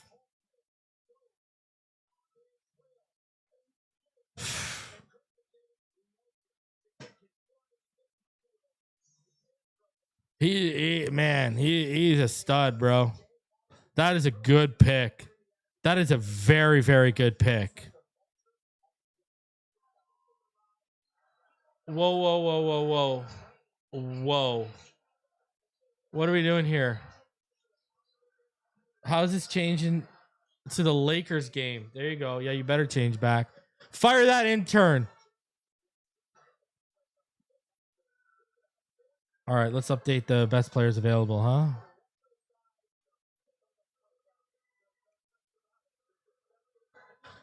Jermod McCoy, what is wrong with Emmanuel McNeil Warren? Someone tell me. I need to know.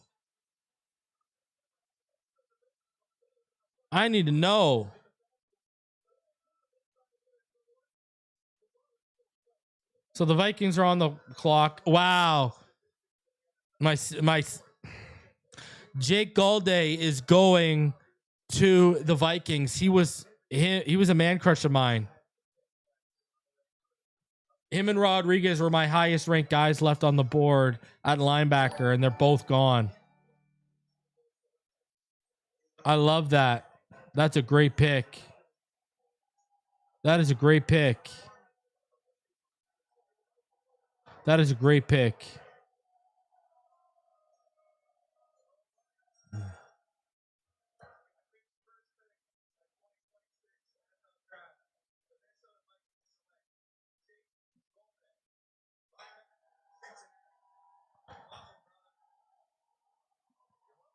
If the Lions had traded to 10 and took Proctor, people would have been hard. For, for pairing him with Penei Sewell. Right? You're 110% correct. Dude, I told this. I don't know if you're around, Keys, on my mind at the beginning of the stream. I also said this. I know of a very prominent sports agency. Okay. Everyone in their war room when Cleveland was at 9, they thought they were taking Proctor, not Fano. So think about that for a second, too.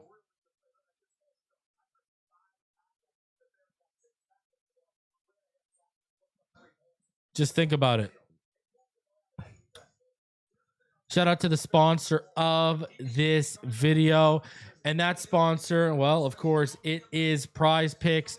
And they are America's #1 sports picks app. No matter what sport you're watching, there's no better way to make the action more exciting than with Prize Picks, where it always feels good to be right.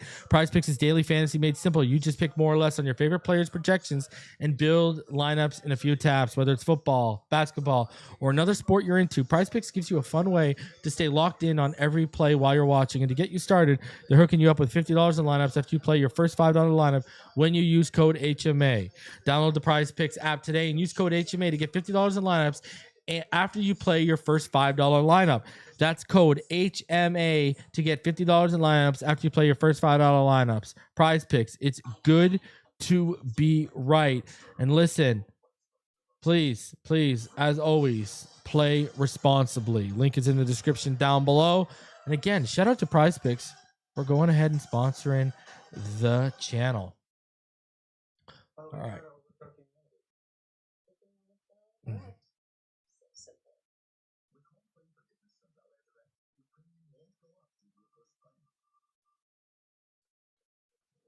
Newsflash, Dolphins changed the names to the Miami Maulers. I love it. Hey, listen, I love the prospect of Jordan Brooks and Jacob Rodriguez, 110%. But, I mean, when I'm hearing that money's coming down the pipeline for A-Chan as well as Brewer, but not for Brooks, and he's also looking for money, and they just drafted a linebacker that high, it makes me wonder.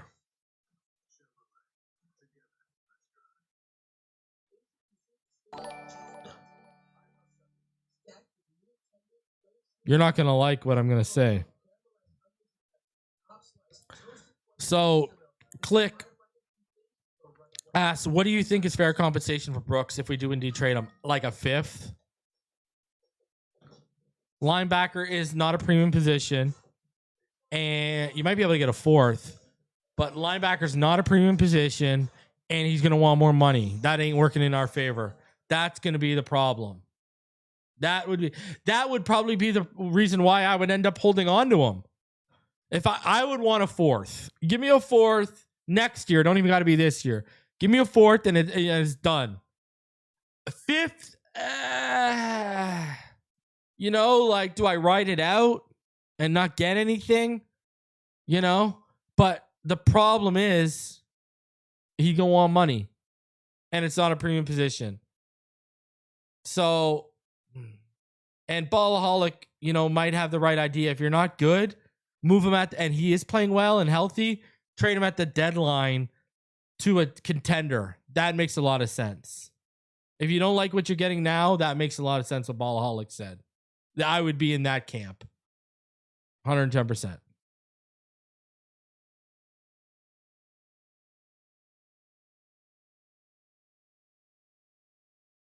Yes, I would trade. I'll drive Jordan Brooks to the airport right now for 92. Honestly, I'm not even lying. Would I take Bud Clark at 75? And you know another reason I'd take him for 92 right now, because then I could use that ammo to trade up and go get Emmanuel McNeil Warren, who's still on the board right now. That's what I'd do. Would I do Brooks in the third for a second? I like how you're thinking, Rummel. If they're willing to do it, let's talk.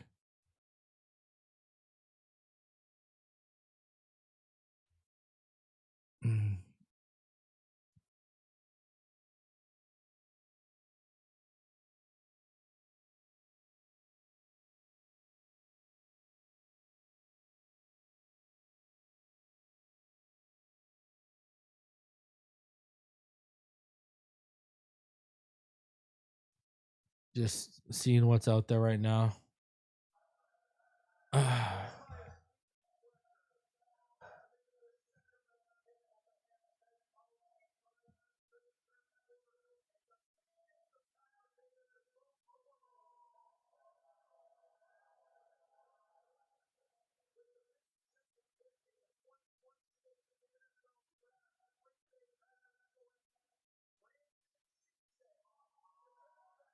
Wow. Brandon Cece.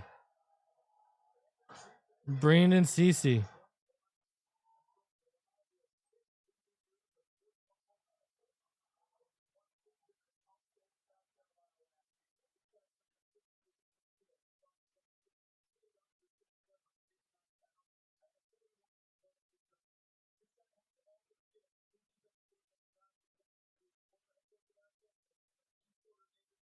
So, I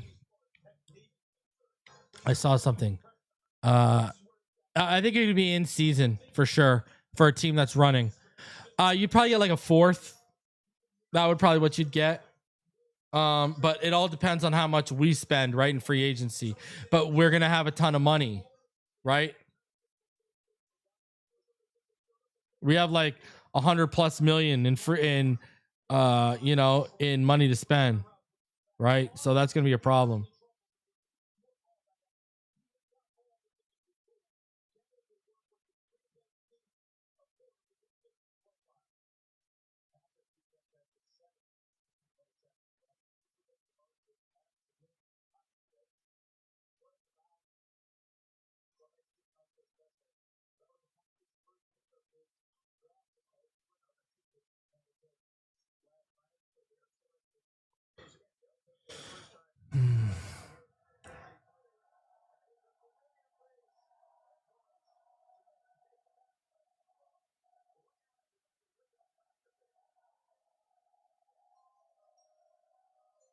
Pat McAfee up here.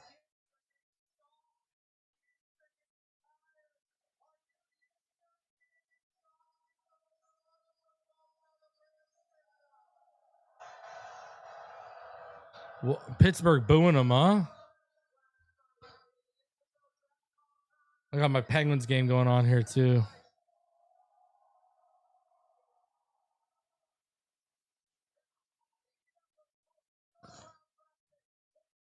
Tomorrow night, 8 p.m. Tomorrow I'll be live after day 3, by the way. We'll recap day 3.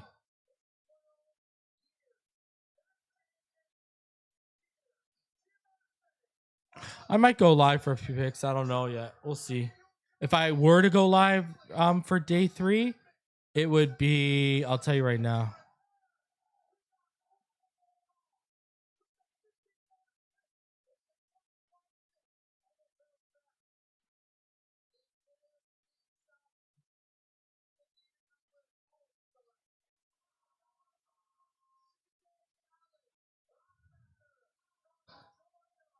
Yeah, I'd probably go live from like 1:30, 1:38, and 1:51.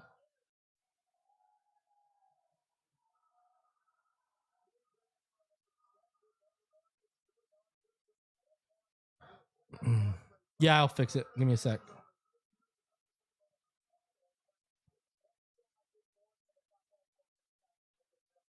Good.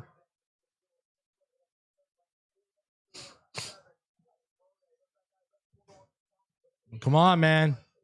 We're almost 20 picks away. The best available. Jermod McCoy and Emmanuel McNeil Warren sliding like this is shocking me. Shocking me. There's always one, though. It's going to be something I don't know.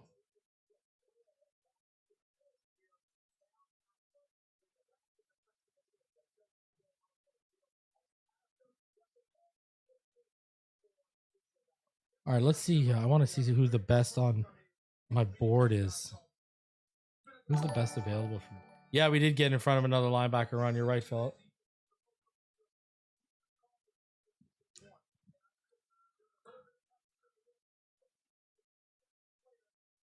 Yeah, either can I. I thought Yakas would be gone 299. 110%. I agree with you.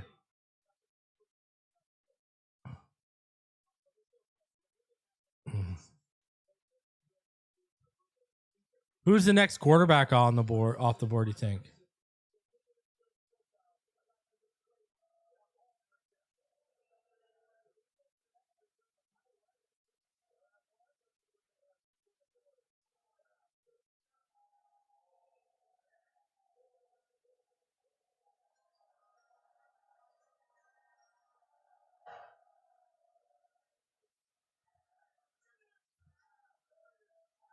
Wow, Philly's gonna get Stowers.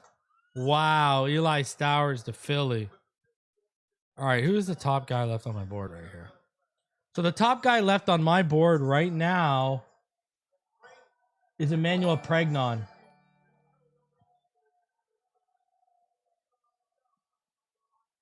Shout out to Joe Holt. Coming out here and showing me mad love. Appreciate you, Joe. Says thank you for all you do. Thank you for watching and thank you for supporting.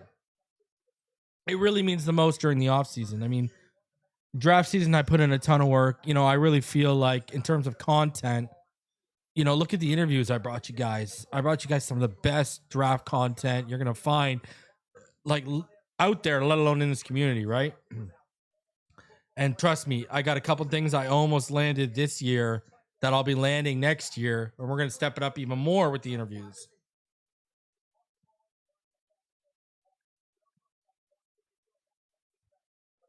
So yeah, Emmanuel Pregnon is my 30th player.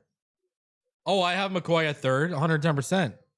Oh yeah, you're right. McCoy is my best player. Oh yeah, I didn't even think. You're right.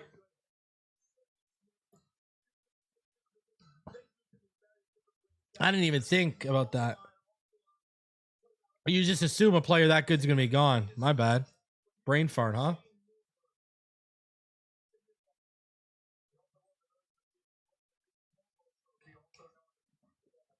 Wow, they added Makai Lemon and Stowers. That's kind of crazy.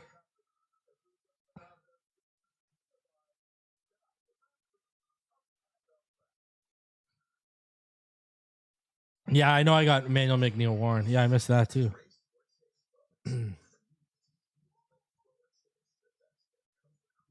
Crazy. Stowers before like these guys is nuts.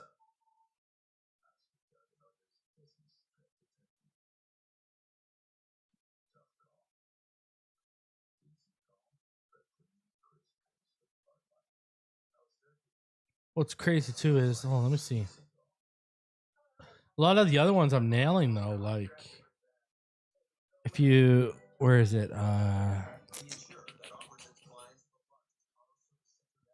Like I had Eli Stowers at 48 and he goes like in the mid 50s. I had like it's different.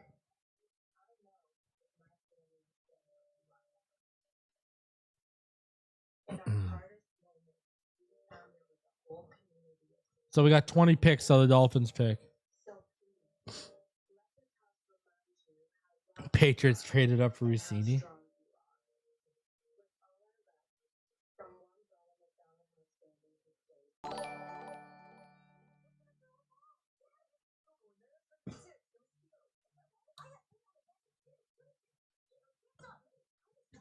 What's good, Corey? He says, it's been a while, brother. Life's been nuts these last 2 years. But I always told you when things got a little better, I contribute. It's not much, but just paid the bills. Appreciate all you do. Hey, brother, listen, man, you don't even got to contribute. You know, I tell you guys all, just smashing the like button goes a long way. You know, that just helps feed me into the algorithm. If you don't ever think you have to, or, you know, like you're obligated to, man, I appreciate all of you who do when you can, but just smashing that like button goes a really long way. So I appreciate you, though, Corey. I hope everything is good, my friend. And thank you for thinking of me and doing that. I appreciate you. Pads have odd tastes in OL. O-line? Why? Did they just... Oh, it's already out, eh? The leaked? Would I take McCoy at 75? Yes. 110%. Not even a question. Brian, watching me on your iPad? Appreciate you, sir. Randy, you've been here since like day one, though. I remember you, dog. You've been around day one. I appreciate you, sir. Hey, man. I appreciate the fact you're even taking the time out to watch me, you know? The fact that people would spend a half hour, 15 minutes, an hour of the day listening to what I think, that means a lot, man. It means more than you'll ever know. And I mean, I go to training camp and I make sure to go to games and I do all this stuff, you know. Yeah, I enjoy it and it's part of the experience, but I wouldn't be doing that if it wasn't for all of you, my patrons, my channel members, all of you who are neither one of those but watch every episode and smash the like button every time you can. If it wasn't for all of you, I wouldn't be doing this, man. You guys motivate me. Shout out to Nathan. Thank you for the donation, sir. I appreciate that. You know? That's why I said I don't give a, you know, I don't care about X. X could be gone tomorrow. Elon could sell it and shut it down tomorrow. I wouldn't care. But, you know, my Finside fam on YouTube, that's all I care about. My patrons and my channel members, that's all I care about. All of y'all.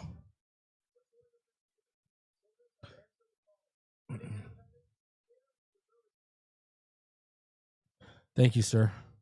Thank you, Peter. Appreciate all y'all. Shout out, Justin. Appreciate you.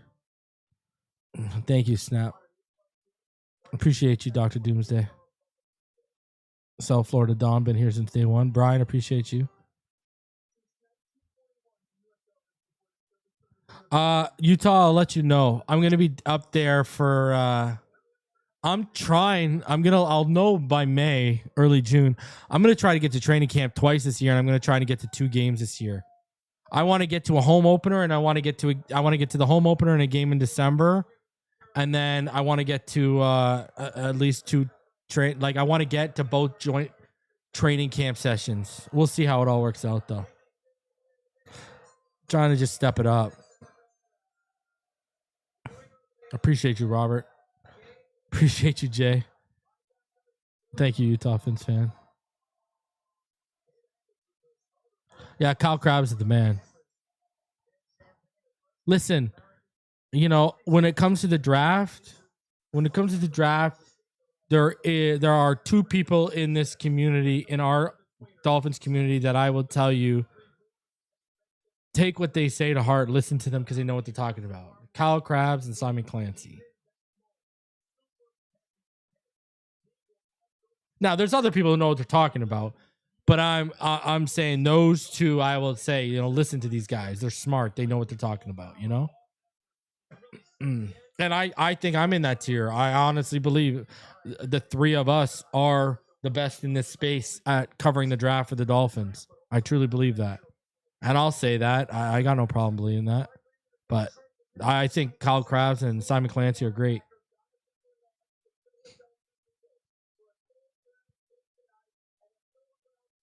No, you'd be shocked. There's a lot of people who don't even watch these prospects, but they go up there and they talk to you guys like they do and that they know and all this kind of stuff. You guys would be shocked, man. I could show you some stuff that would knock your socks off.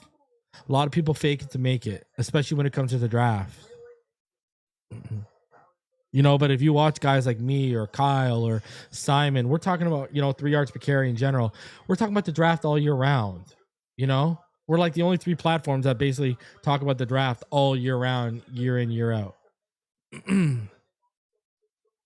Other people, they start talking about it in like, February, March. That tells you all you need to know.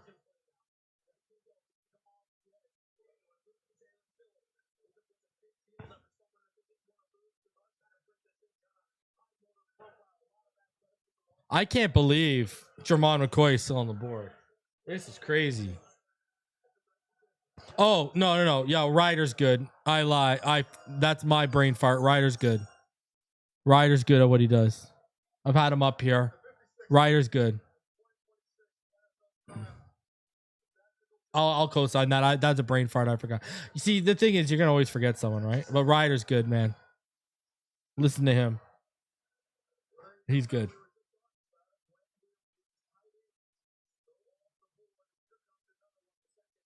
I don't watch Bro Shamo. Listen, I'm very selective. Listen, I've said this before, so this ain't anything new. Unless I'm gonna learn something, or unless what you're talking about I find really interesting, which is usually like football on a high level, I don't watch you. So I've never watched Bro Shamo, and it's not because he doesn't fit either one of those categories. That's more so I don't have time, because I'm very limited with my time, so I'm very selective with who I watch. So I've never watched him personally. I know who he is. I've just never watched him. I know he's a Dolphins fan. He started like covering other like the Jags, and then he does the draft or Madden or I don't know, but I don't watch. I just don't have time, man. And then like in my free time at night when everyone's asleep, I'm watching players. Like I'm watching players all year round. Draft season, my PlayStation 5 hasn't been on for almost all of April. Wow, wow. Nick Borkircher goes real high. I didn't think he would go that high. I thought Delp would go higher than him. I thought Sam Rouse should go higher than him. Wow, they are. That feels like a reach for me. By the Jags. I mean, that's good for us if we're looking for a tight end. I'm not gonna lie. But I mean, I think I have like a 5th round grade on him. Let me look. I know it's late. I know he didn't make my top 15 either. I don't think. If I remember correctly. Right here. Where was Berger? He's low for me. Like I know he's low for me. Yeah. He is 16 for me, so he just missed my cut. Yeah, so I'm low on him, man. Yeah, I have like a 5th round grade on him. Yeah, I'm not super high on him. Wild. That's high. I feel like that's high, but hey, what do I know? I'm just a guy on YouTube. Who follows the draft very intensely. It's crazy? I see people, they put out their like draft guides, like, 20,000 words. What's crazy? Those big boards that I drop just for YouTube for you guys? Those big board write-ups that I have, because they are done in evaluation form, like, paragraphs and bullet form and all that kind of stuff. Those scripts are like 6,000 words. Because what I do is my process is I watch players throughout the year. I take some like short notes, right? And then if I see plays I really like, I'll usually timestamp them. And then what I do is I come back and then I do little refreshers. I flesh out my bullet points more. And while I'm fleshing them out, I take more, timestamp notes, et cetera, and then all that kind of stuff. So it's a process, you know what I mean? So, but yeah, like those 6 big boards. I mean, think about that. Those 6 big boards, just alone for those 6 big boards that I drop for YouTube, those are 120 prospects watched, 90 prospects listed, 15 each, right? So, and then, like I said, I watched like 250 prospects this year because I only watched 10 centers. I didn't watch 20 centers. There weren't 20 centers worth watching. Hell, there weren't even 20 quarterbacks worth watching, but it's my favorite position and I struggled through it. Me sitting up here watching Jack Strand film, and you know, Ethan, just absolute guys. None of you are watching. All right, like crazy stuff. How many of you guys are watching Rutgers? Like let's be real here. Well, I'm out here watching. Athen Kalakamanis, the film. Oh Jesus, Derek Robertson at Monmouth because Emery Hunt put me on to him. Like I'm out here watching this. Like that's why when we brought in Mark Gronowski from Iowa, I knew exactly who it was because I already watched him. I watch everyone at quarterback. I try to at least. I watched like 25 quarterbacks this year.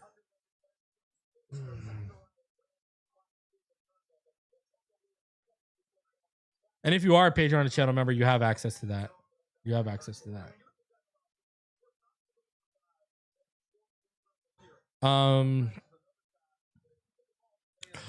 Shout out. Wow, $50 bomb from John C.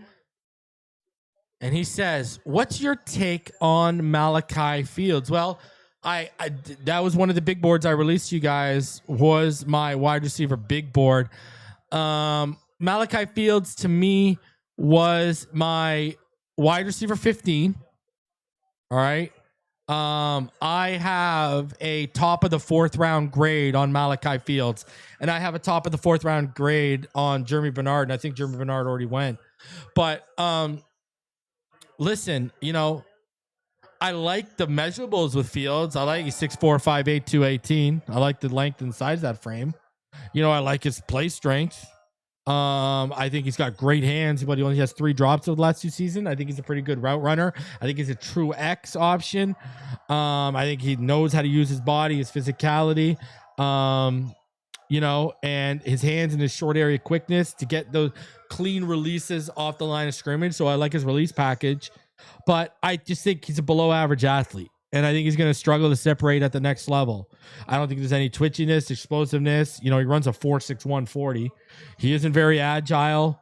I don't know if the ceiling is much higher than a wide receiver 3, or maybe if everything works out, a low end wide receiver 2 when I look at Malachi Fields. Is Logan Jones the first center off the board? Because, that's my center 1. That's my center 1 right there off the board. I'm a big fan of Logan Jones. And actually, he's my 65 ranked player. And he went, 56? So I was only 9 away from that. So I'm a big fan of Logan Jones. That guy is a stud, ladies and gentlemen. All right. That guy is a stud and a half. I love my Maulers. I love my Iowa linemen. I really do. I think Connor Lew's probably my second favorite lineman, center behind him. But Logan Jones, he is the best center in this draft to me. So that makes sense. He's my center 1. I'll take that all day. Good stuff right there. Good stuff right there, huh? Do me that favor. Smash that like button, people.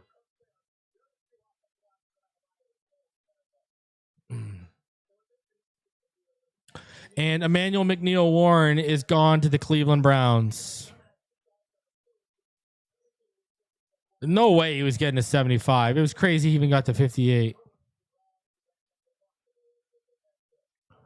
It's crazy.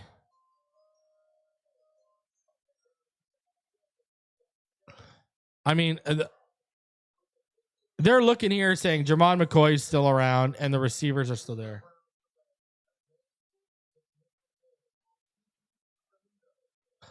I didn't think they were going to move up.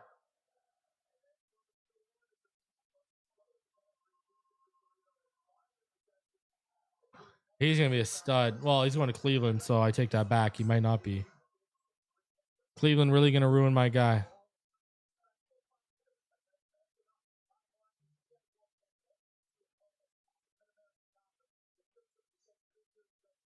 He was amazing in that game. Yeah. He was amazing against SEC competition. That kid's going to be a stud, bro. That kid is going to be a stud. Oh, they put that hit out there that I love that I put on Twitter. I don't know. You're playing with you're playing with fire right now. Brazel's still there. Well, Zachariah Branch will be on the board because of his arrest issues. Antonio Williams has a pretty high. I mean, AJ Halsey's still around too. They're still good. They're still good. You know, safety options here.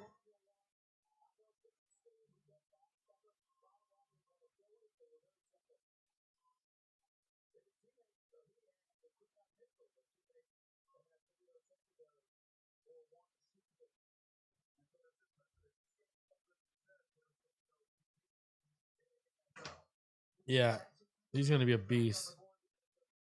Is he crying because he's happy or because he's a Brown? Oh, AJ Halsey's a beast.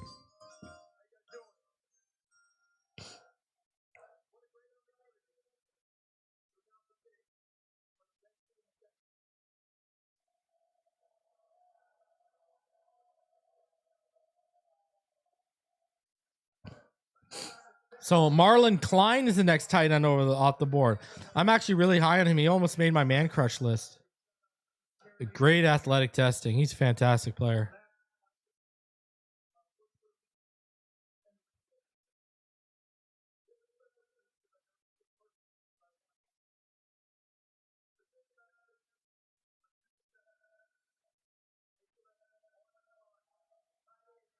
Marlon Klein's a good football player. Only came over from Germany from in 2019 and started playing football back then. Like, he's a good player, great athlete, underutilized in Michigan, I think.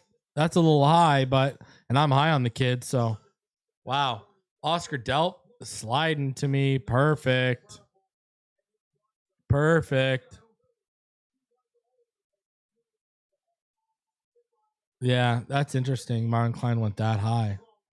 Wow. Wow.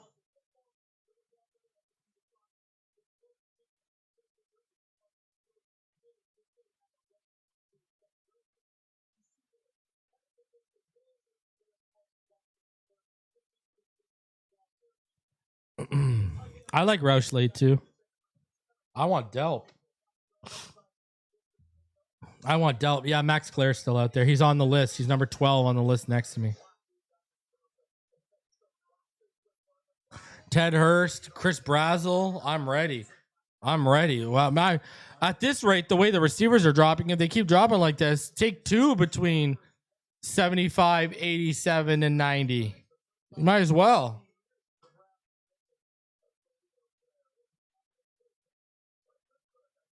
Let's go.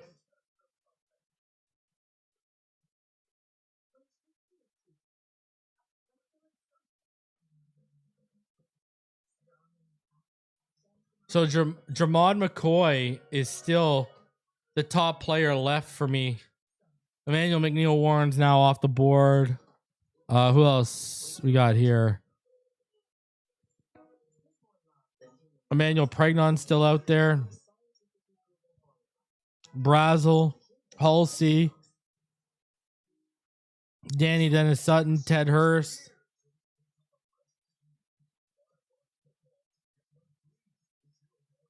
Bryce Lance, Chris Bell. I think Keith Abney's still out there too.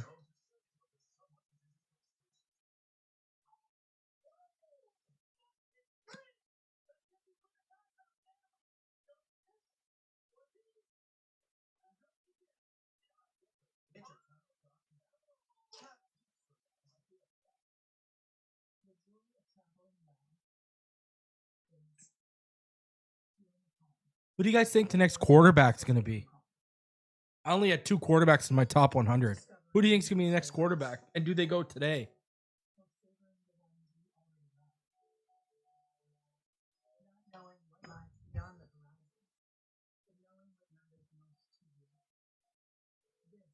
It's going to be Aller or Nussmeyer, I think.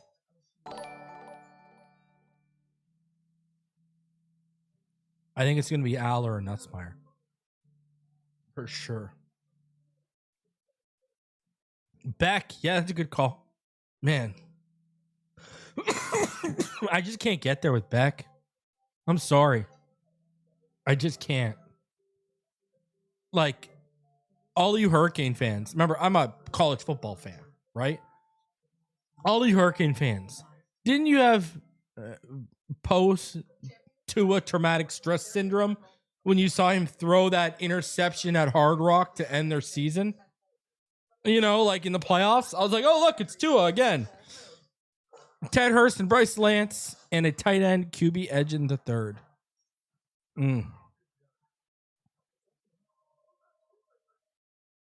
I like Nuss. Remember, I was driving the Nuss bus last year, right? I know there was a report out there. I don't remember where I saw it. I saw it on social media. There was a report out there that we could be looking at a quarterback today. Let me try and find it for you guys. I saw it. I know I saw it.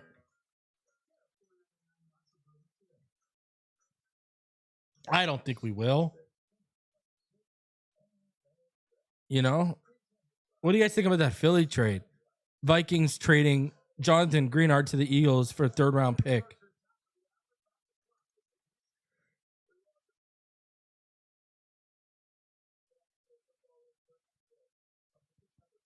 Mm-hmm.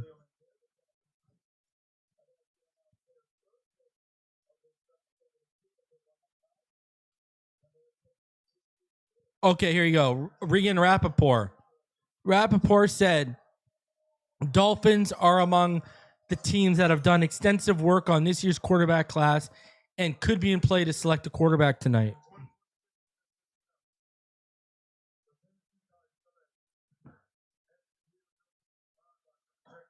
Anthony Hill Jr. goes to Tennessee right there.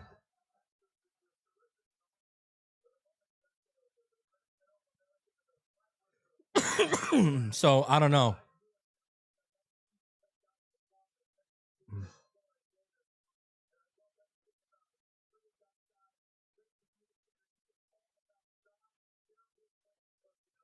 Yeah, and everyone's shocked Arizona didn't go quarterback, right?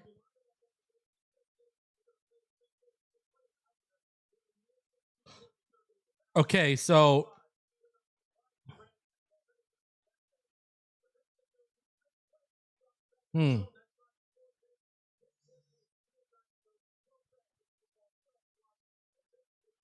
check this out. I'm going to show you this. I don't know how I'm going to do this, but we'll figure it out. Hold on.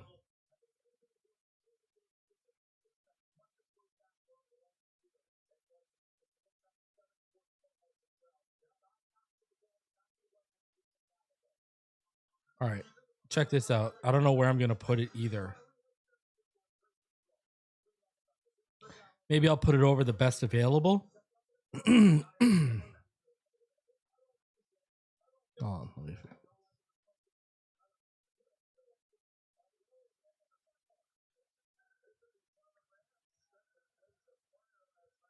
and this was at our last pick, I think, at 43.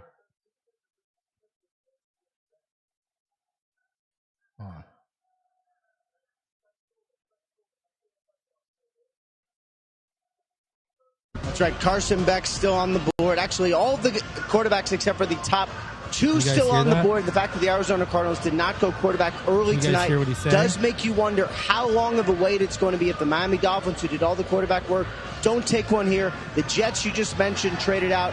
It could be a longer wait than we thought for Carson Beck, Drew Aller, and company. All right, I'll play it one more time. I don't know if you guys heard what they said. You heard what he said? He mentioned us. He straight up mentioned us, right? Like he straight up mentioned us potentially taking a quarterback. Oh, you didn't hear it? Okay, let me play it again. I'll play it again.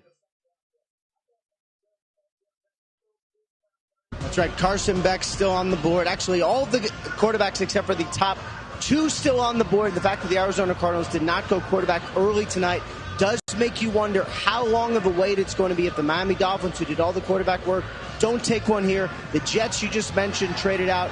It could be a longer wait than we thought for Carson Beck, Drew Aller, and company. And earlier tonight, he said right? Like, he literally said that we've done extensive work and we could be in play to take one tonight. And then he says that when we're like up about to pick at 43.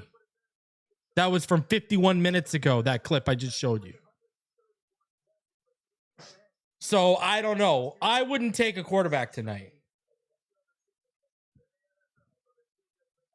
I wouldn't take a quarterback tonight.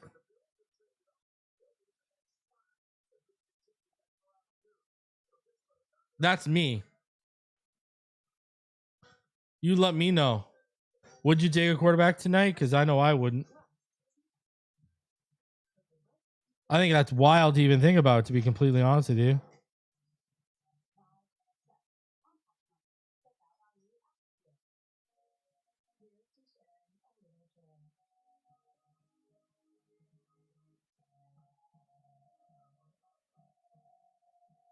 But saying we've done extensive work on the QBs and could take one tonight.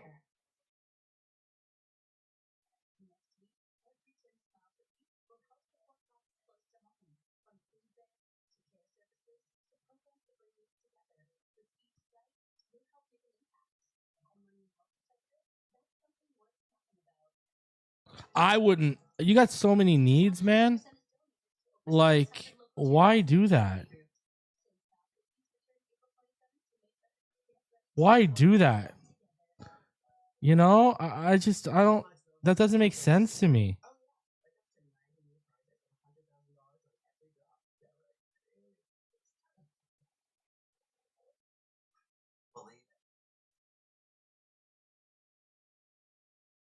That just doesn't make any sense. And apparently we had a ton of 30 quarterback visits.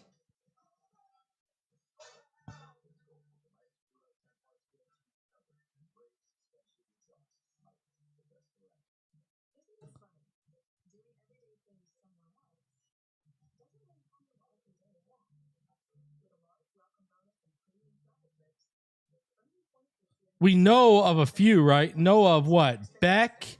We know Beck, right? We know Green. We know Aller. Who else did they have that we know that they had a top 30 visit with? We know Beck, Green, Aller, Jalen Daniels, and was it Peyton?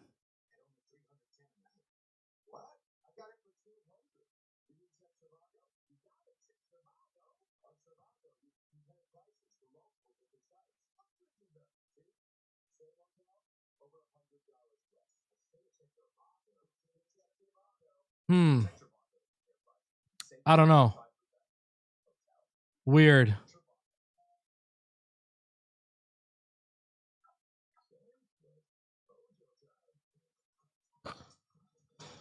Because I know we did have a lot of quarterback 30 visits.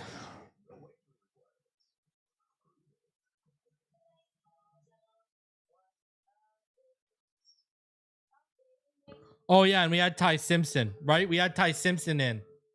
I know we had Ty Simpson in too, right?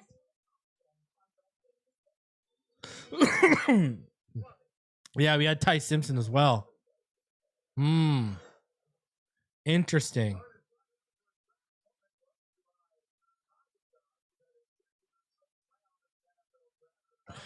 Jacob Rodriguez said that Zach Thomas has been a mentor. Let's go. Let's go.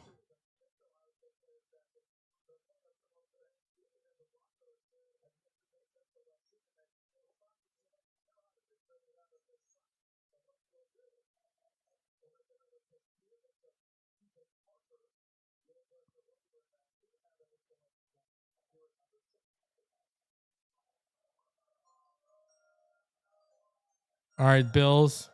They're taking Davison Igbinosun, stud corner from Ohio State. All right, guys. The wide receivers are falling.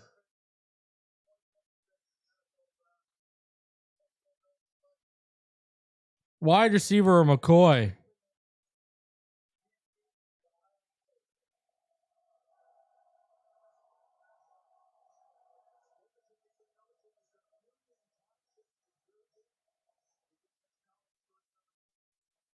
Let's go. Let's go. Pregnon's still on the board too.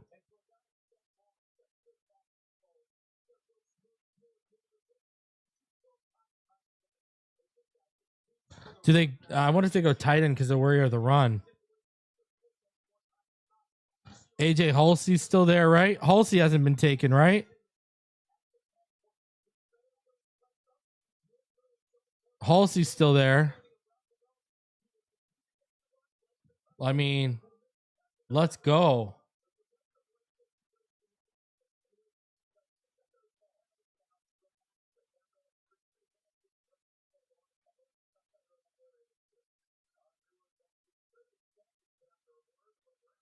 Mike Washington, but we don't need a quarterback.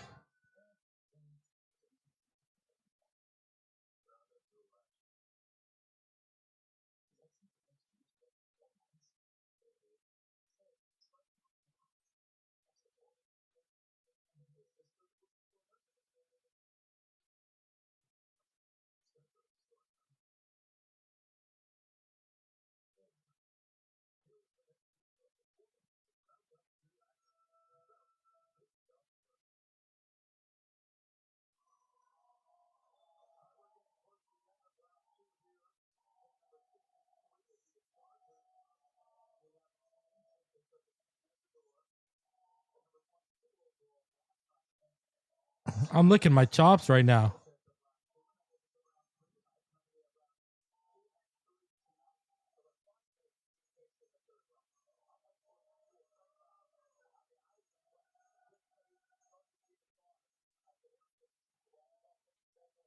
Let's go.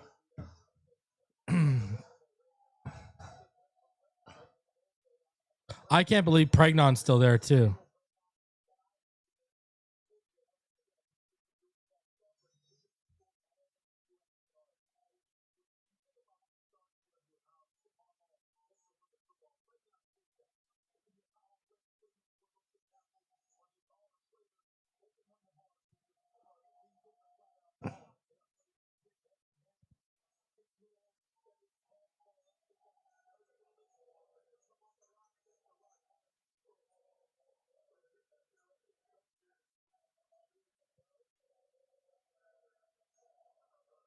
Let's go.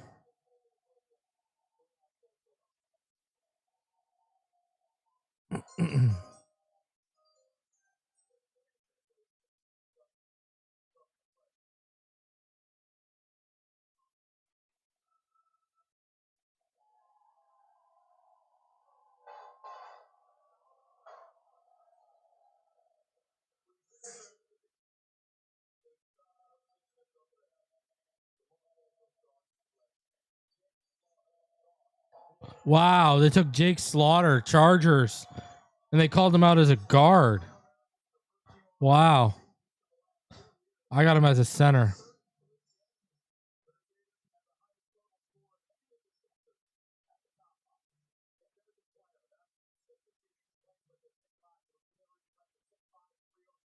Let's go. Man, he's a good player. He's a good player. I have him, Lou, and Logan Jones are my top 3 centers. I think I have him in this range too if I look at my top 100. Let me see. I'm pretty sure I have him in this range. It might be in the 70s actually, but I'm pretty sure I'm in the 60s or 70s. So again, within range. Where are we at here? Where'd I have him? Logan Jones, Connor Lou. No, I've met 85 because I have Lou at 72 and I have Jones at 65.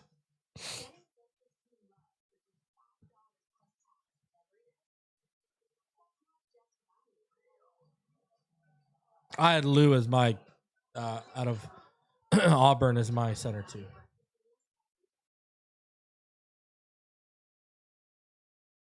McCoy continues to slide. It's crazy.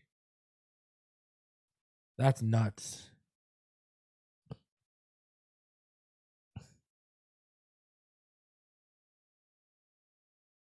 McDaniel's making Chargers picks. Some good talent left, man.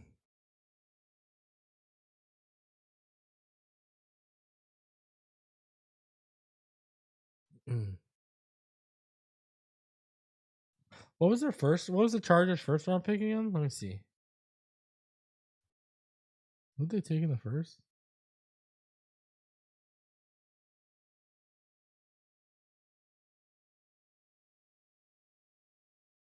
Oh yeah, they took Messidor, right?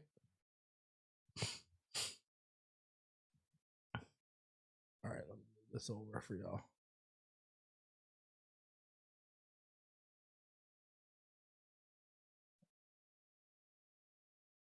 Yes, sir, because it's the last pick of the round. We are 11 picks away from the Dolphins, and it's going to pick up from there. Then we got a couple more picks, right? Then we got 3 picks left, man. 3 picks left for the Dolphins. I'm excited.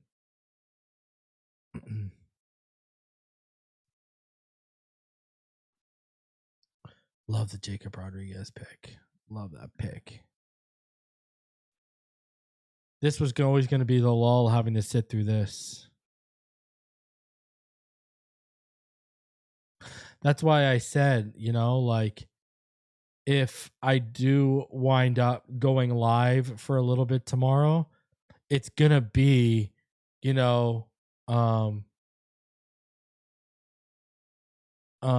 going to be pick 130, 138, 151, and then I'm out.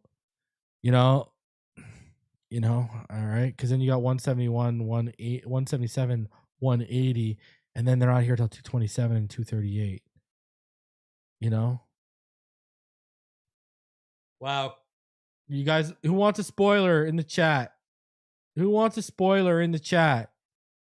Does anyone want a big spoiler in the chat? All you Hurricane fans, let me know, chat. You want a spoiler? I got you.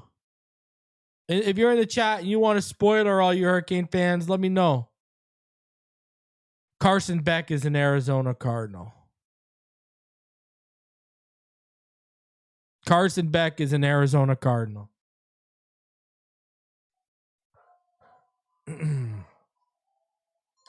So they got their guy. Bud Clark is a Seahawk right now. He just went to the Seahawks. You can see that just popped up on the screen. So I'm not spoiling that, but I am spoiling Carson Beck to the Arizona Cardinals.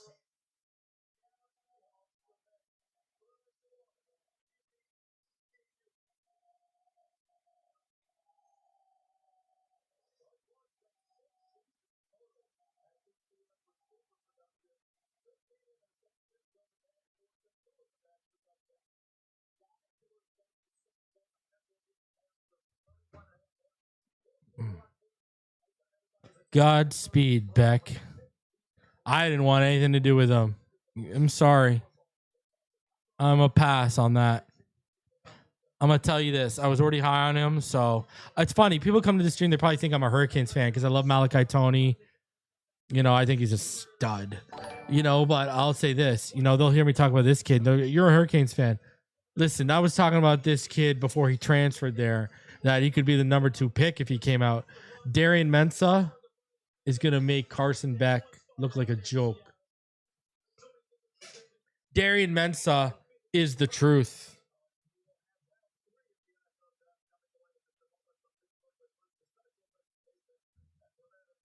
He is the truth. No, I did not have. Good question. No, I did not. Good question, John.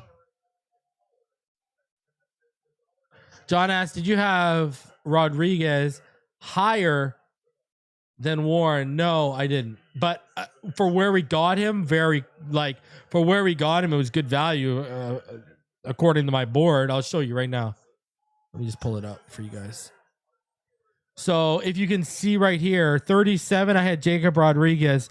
17 is where I had Emmanuel McNeil Warren. I'm telling you, I was telling you all year, I had all 3 safeties in the top 25 for me. I had all 3 guys in the top 25 for me.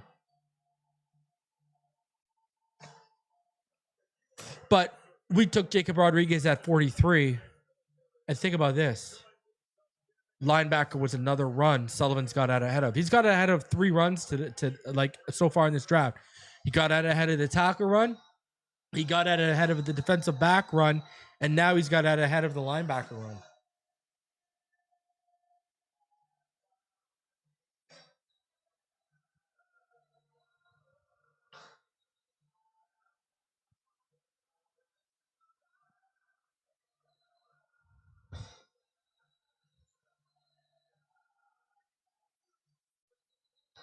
The reason why he missed the edge run is because you're either going to miss the edge run or the linebacker run.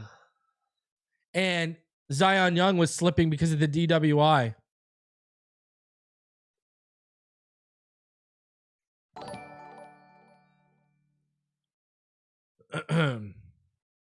That's a problem, right? We knew with 43, you might have to make a choice between, we didn't think linebacker, but we were even like, you're going to have to make a choice. If you didn't take an offensive lineman, you're going to have to make a choice between guard, edge, and wide receiver at 43 because now you don't pick those 75 and those could get thinned out.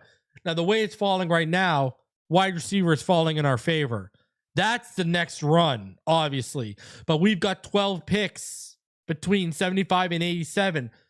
So you got to hit on the right pick before a run happens in between if it's one of your needs. So, I don't know, man. Jermod McCoy sticking there is crazy value. Like, that is stupid value right now. Oh, my Lord. Third round is shaping up to be the best value so far. I agree, Keith Allmind. Especially at receiver. Jesus. Mike Washington is my running back 2, by the way. Jadarian Price is my running back 3. AJ Hulsey's still there too. Like, that is very intriguing. Listen, do you try to come away with McCoy and Hulsey between 75 and 87? Or do you try to come away with McCoy or Hulsey and a receiver?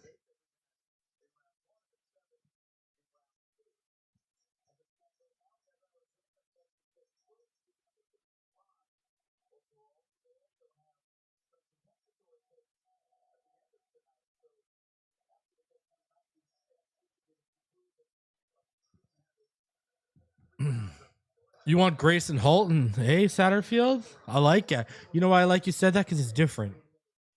Now, I personally wouldn't take, the defensive tackle here, but hey, I like your answer because it's different, bro. Neil just hit me up. He said, McCoy me, baby. McCoy me.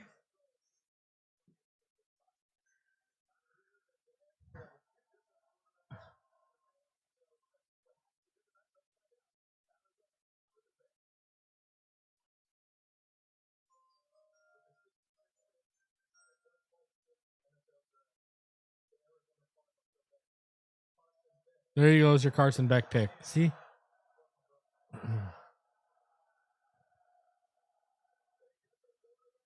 He really does look like that sloth, from that cartoon. It's hilarious. Orlando, where are you lining up Keontae? Is he a safety for you?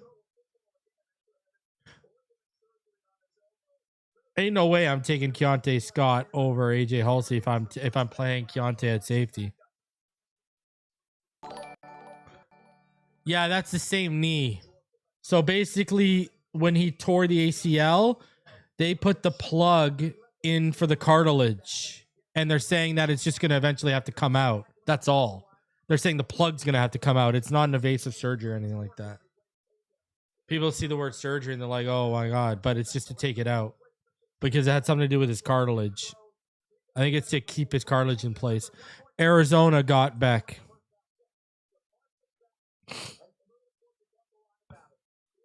And it's one knee. It's not 2 knees. He's only have one ever ACL tear. That's it. He doesn't even have multiple injuries. He's only ever had one injury.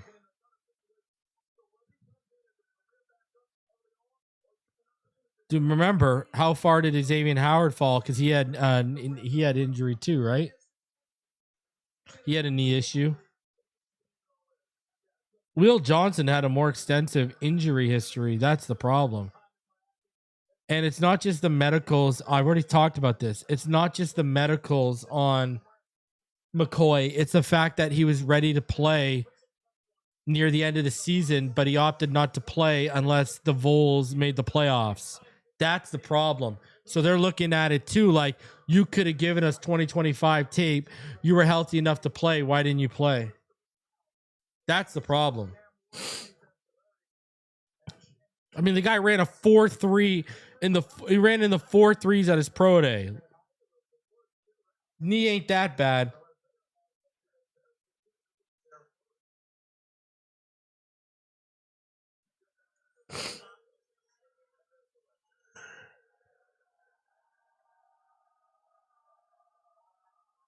And if you watch his pro day, he was planting and pivoting, no problem. I'm telling you, it's because he didn't fucking play.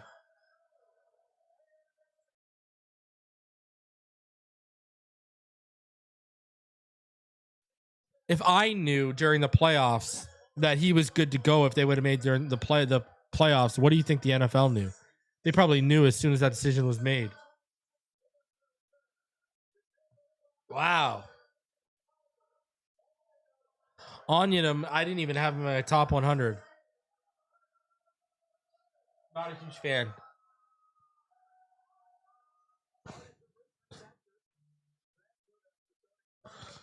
Yeah, Cedric, the engineer, kind of gets it. I'm telling you, it's not just the injury. It's the fact that we know you were able to play, but you decided to say, it's not like it's COVID. COVID was a different thing. Why no one really, okay, you didn't play, but you kept training. And I've already given my theory about COVID. My theory on COVID is I think agents and trainers and players learned how to properly cycle. What do I mean by that? They care when they don't have tape. That's the problem. The NFL cares when you're making a business decision that affects them. That's what they don't have tape. That means a lot. If I'm going to invest a top 50, especially a first round pick that has 50-year option and money attached to it, if you hear, Nick Saban said it best when he was on Pat McAfee. What did Nick Saban say on Pat McAfee? He said, in this process, they're looking for reasons not to take you. Like, that's what you have to understand. They're looking for reasons not to take you.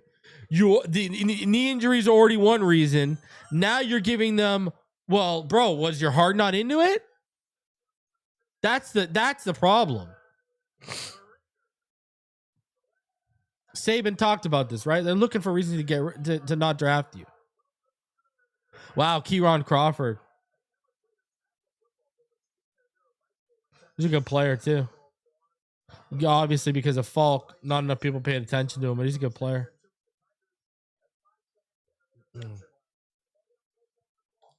Yeah, he did outplay Caldrick Falk last year, 110%. 110%.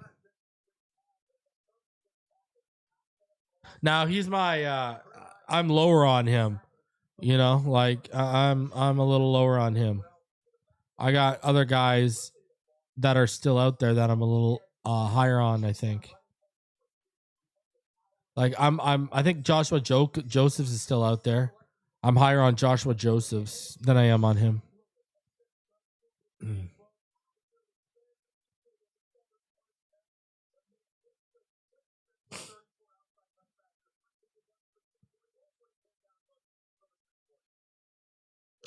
Man, not a lot. Let's see what's the best available at edge right now. Let's go over there and let's take a look at the best at edge. So let's look at next to me over here.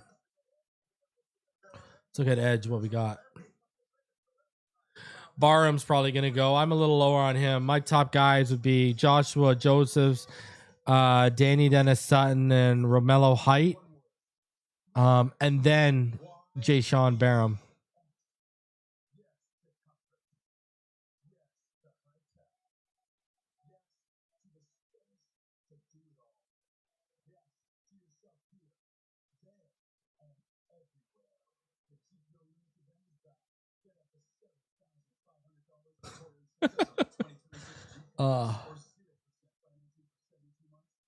So yeah, so edge right now. Let me look. I'm just trying to see I'm pulling up my big board on my phone too.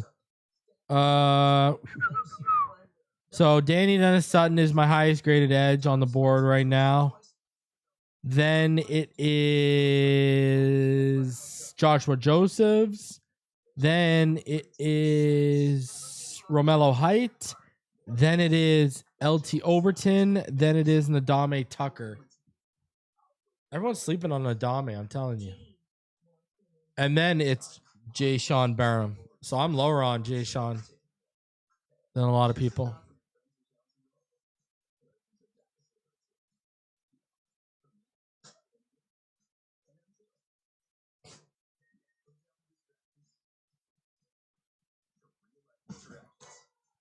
I did have, if I remember correctly too, I did have Jennings Dunker ranked around this range too. Where'd I have him ranked? I had him ranked. Boom, boom, boom, boom.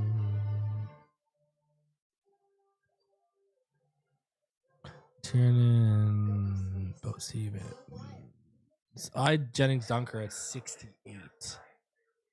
And right now we are at 68. The best value right now is a healthy Jermod McCoy. That's what the best value is, but I don't know his medicals.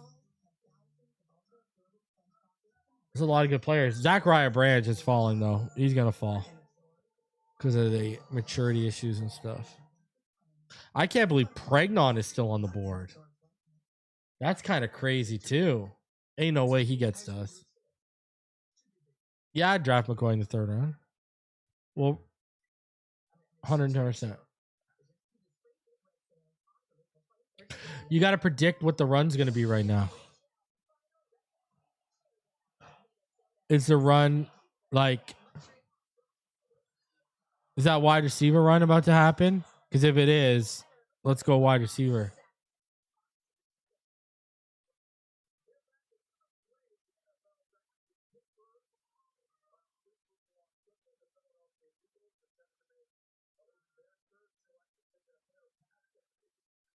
What's my dream third round? If you can find a way to come out with, and I know it's all offensive, so it won't happen. Actually, you know what? I'll say this. If you could get Brazel, Emmanuel Pregnon, and Halsey with your next 3 picks, good God. Or Brazel or Hurst, and then Pregnon and Halsey with your next 3 picks, my God.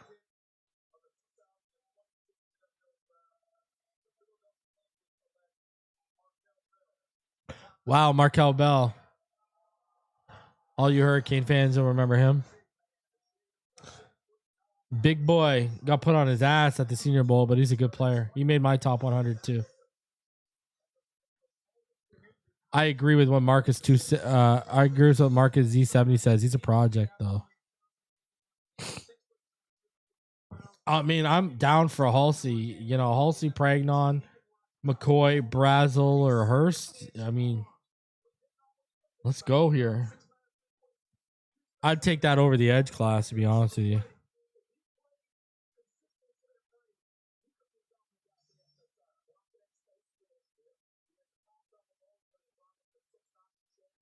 Yeah. That was a great expensive cab ride to get around Markel Bell. That's a great line, Kuiper. I want Brazel Hurst.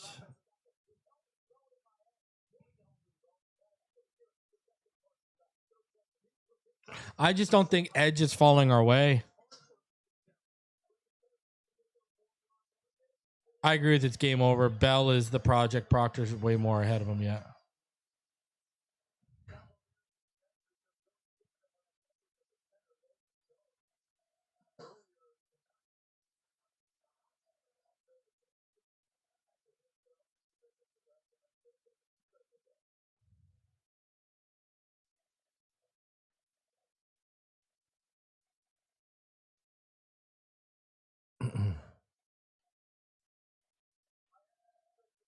One wide receiver we're taking, I'll take Brazel right here.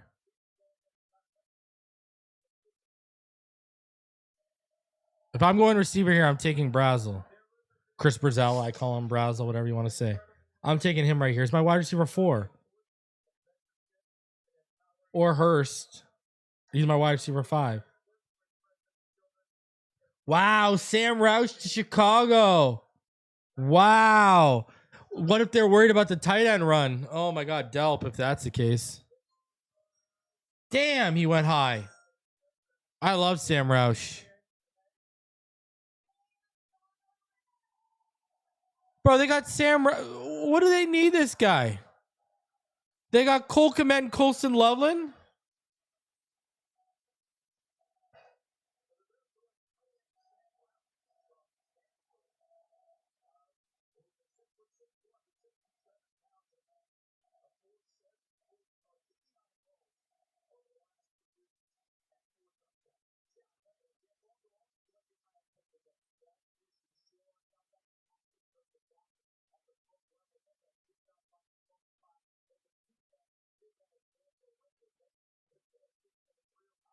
Man, he was one of.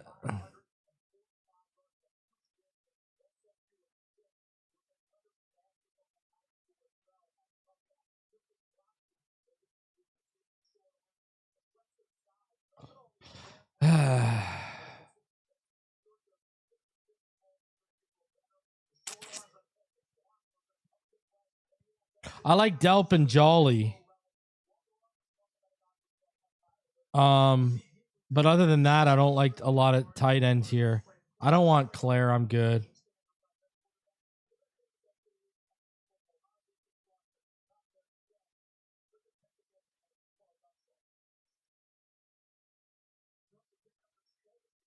Man, that sucks. I didn't think he'd go that high. Tight end's been kind of a wild run. It's been a bigger run on tight end than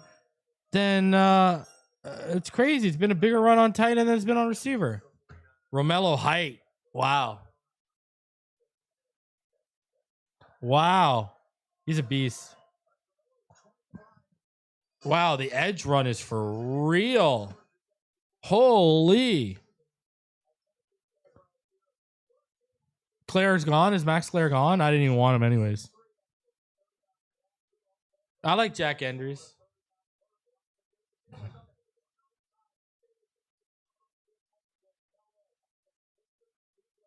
The only tight ends I want here left on day 2 are Jolly, and Delp is the one who would want the most.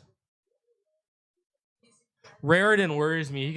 This guy, if everyone's worried about McCoy, this guy tore the same ACL twice in a 10-month span in 2022.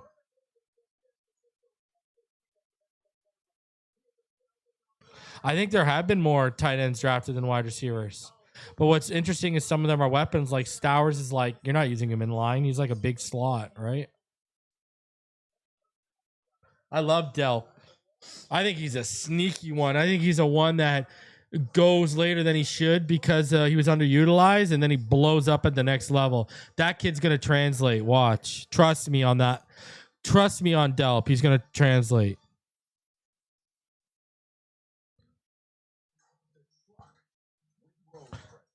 I don't want Fields. Give me Brazel or Hurst if you're going receiver, but I'm with you.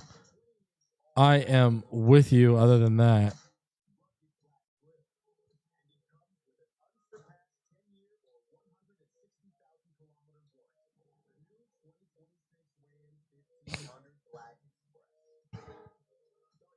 Let me look. I'll tell you. I don't think he is Scotty Joe. I don't think he is.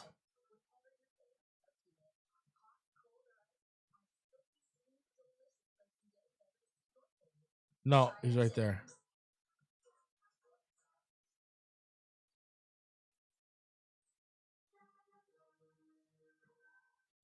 Those are the wide receivers left. Still a lot of good talent. Antonio Williams, everyone sleeps on him. Ted Hurst screams. Ted Hurst and Bryce Lance scream Packers.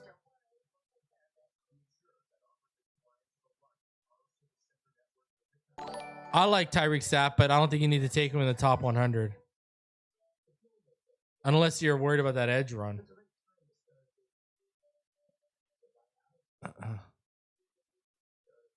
Like, I wouldn't pass on these guys for Tyreek Sapp and risk there being, you know, a potential run that you miss out on at wide receiver.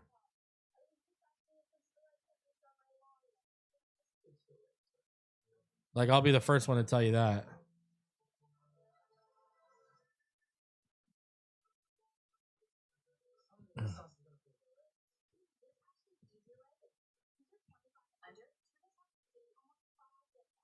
Yeah, it was this same ACL twice, Destin. It was in 2022, I think. Bengals take McCoy. It makes sense.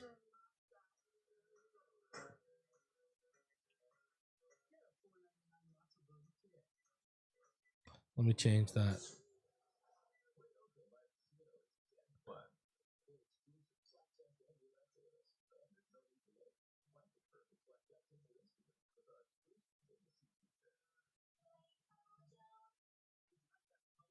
Let me see if that's true.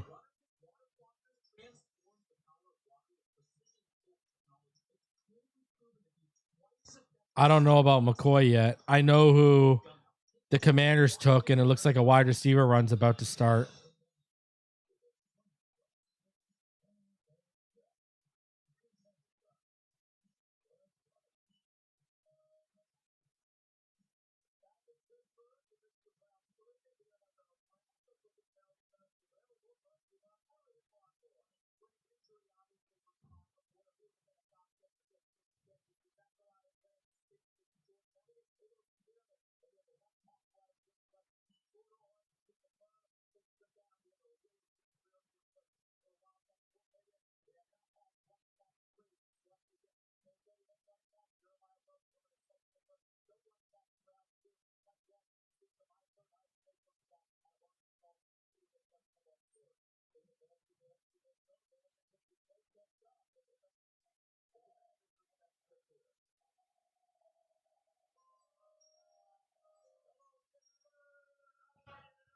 All right, Commanders, they're going to take Antonio Williams.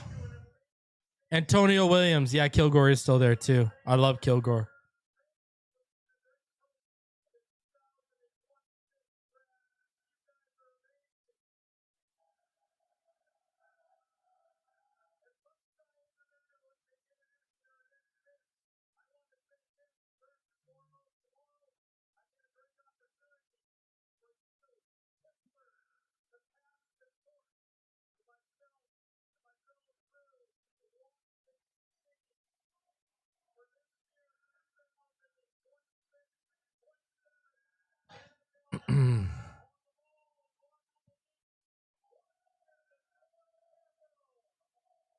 Washington, the sports capital. What are we talking about here, bro?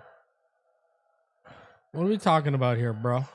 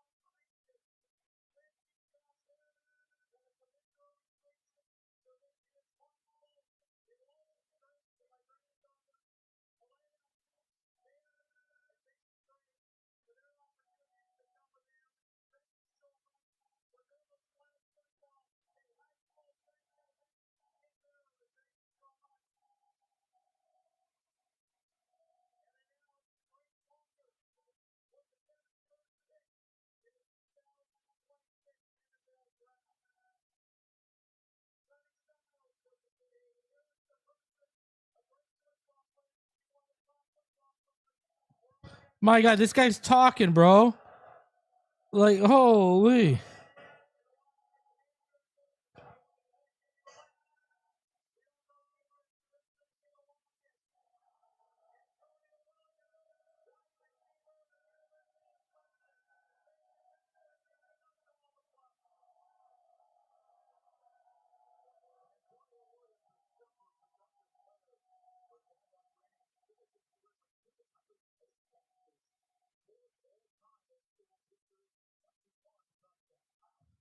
Wait till you see what I'm doing here.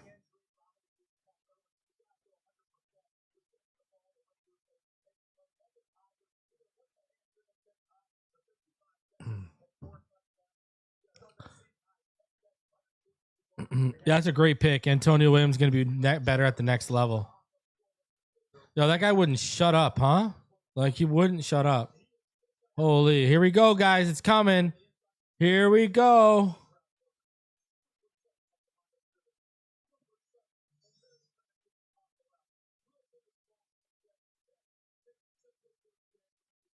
Let's go. Here we go. Pick 75. I'm feeling live.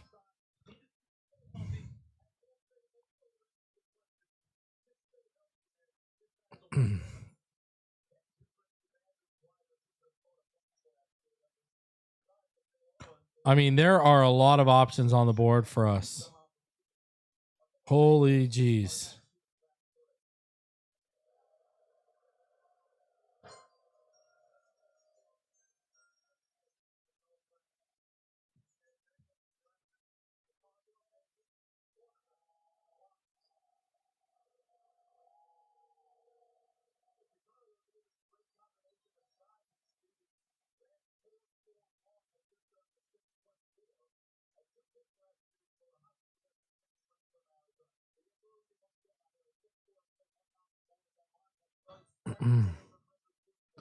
All right.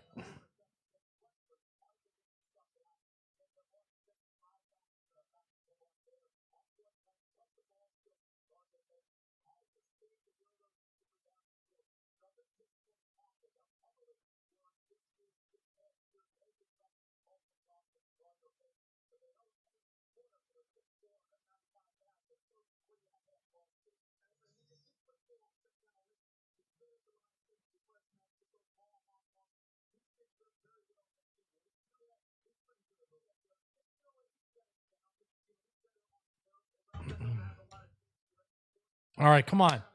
Come on. Oscar Delp. There you go. There you go. I lose my guy. It is what it is. It is what it is. Oscar Delp gone to the Saints. The Saints knew exactly what I was saying and trying to tell all y'all. Damn. Missed that tight end run. Oh, man.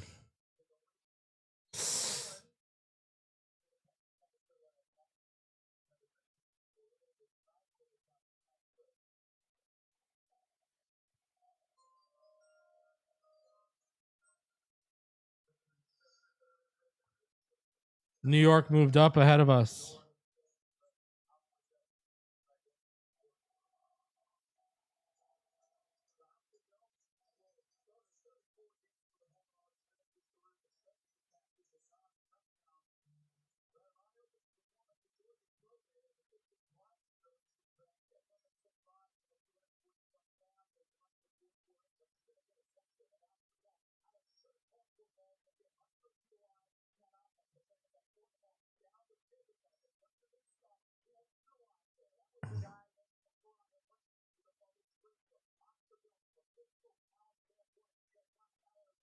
The T's are nuts.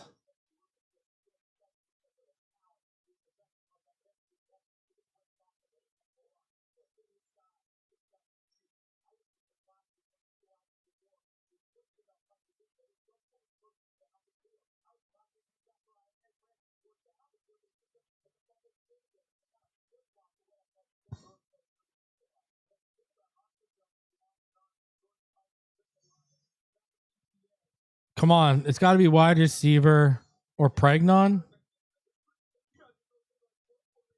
Who are the Giants taking? Are the Giants taking Malachi Fields? Let them take Malachi Fields. I don't care.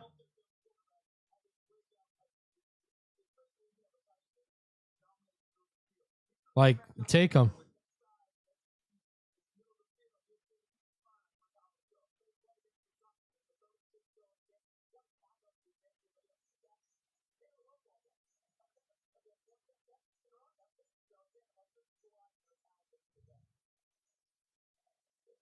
I'm trying to find out. I'm trying to verify who they took. Okay, yeah, so the Giants are going to take Malachi Fields.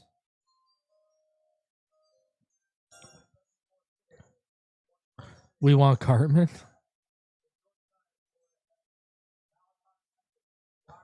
All right, here we go. All right. They can jump us for Fields all they want. Go, take them. Meh.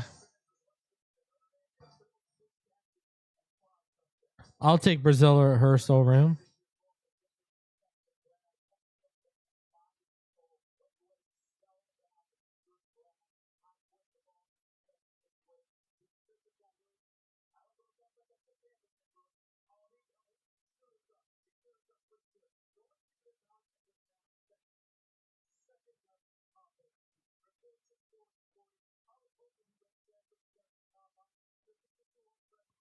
All right, let's go. I'm not going to spoil it. No spoiling, please.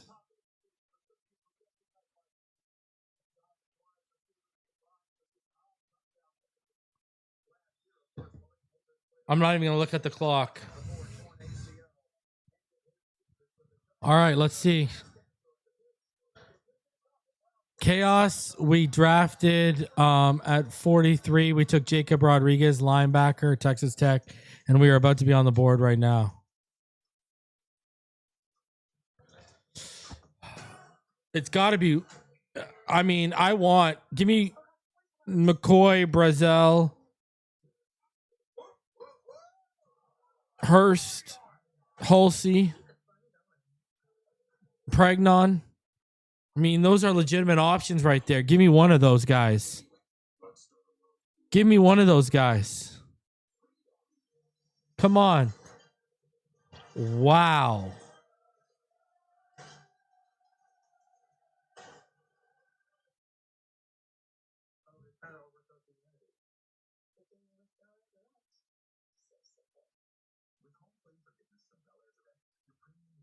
Wow. I just saw it. I got a text.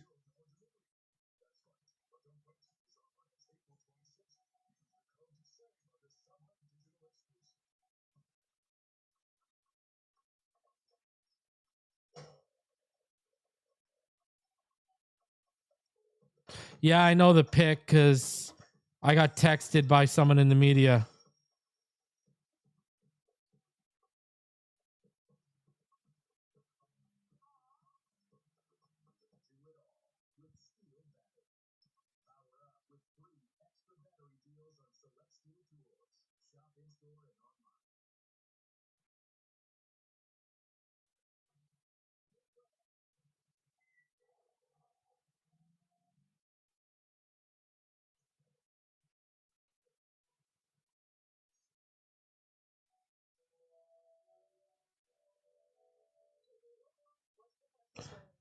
I didn't ruin anything. I'm not giving you any emotion.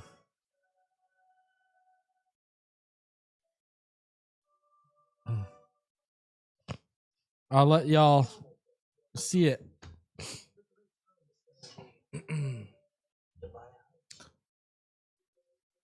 I'll let you guys be the judge. You guys judge.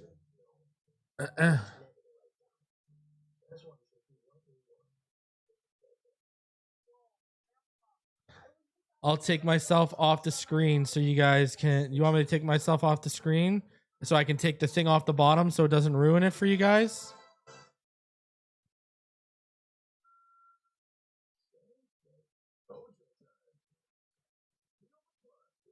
Do you want me to take? Do you want me to take? No. Okay. All right. Well, I'm not playing poker. I'm actually a very good poker player, like very good. But I'm not playing poker right now. Just don't look at the bottom of the screen if you don't want to be. It's not up there yet, but don't look at the bottom of the screen if you don't want to be ruined. It's coming right now. I think it's I think it's a reach 110%.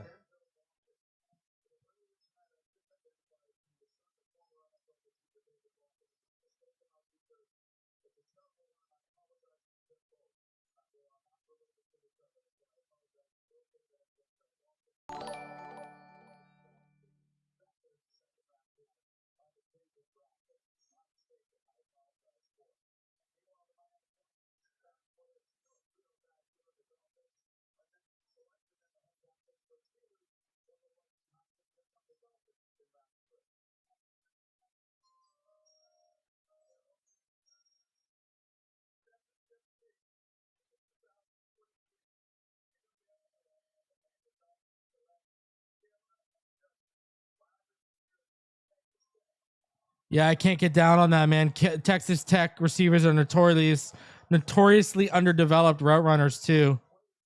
I'm sorry, man. I can't get there.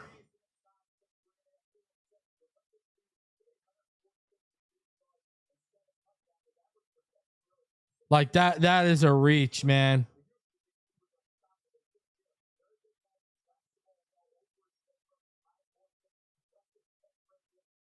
Like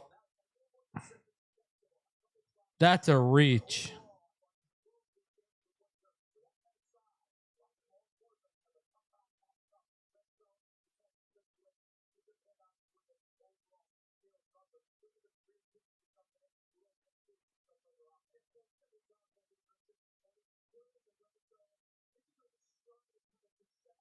Sullivan's apparently the expert.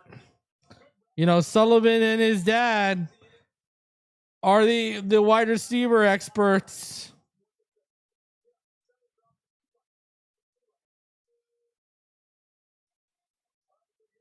With Brazil and Hurst on the board. I don't know. I'm sorry.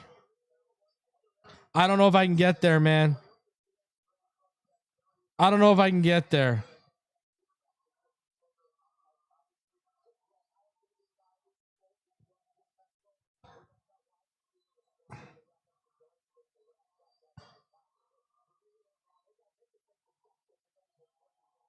Even Lance.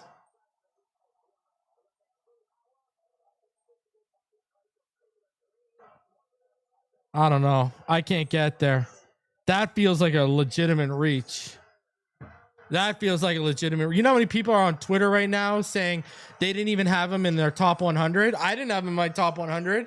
Matt Miller is out there saying right now, you know, like, listen, I did the wide receiver class extensively. Not a fan.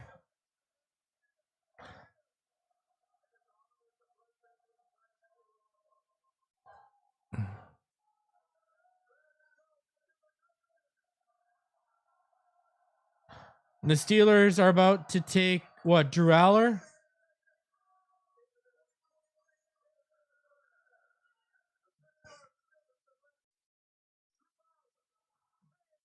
There you go, Aller.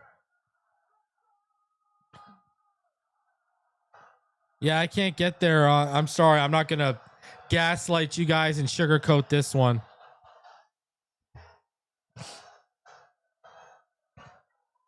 I'm sorry, but that was a reach. Hey, again, Sullivan and his dad, they're the experts, not me. But that feels like a freaking reach and a half. I'm sorry. I just can't get there. I just can't. You know? I just can't.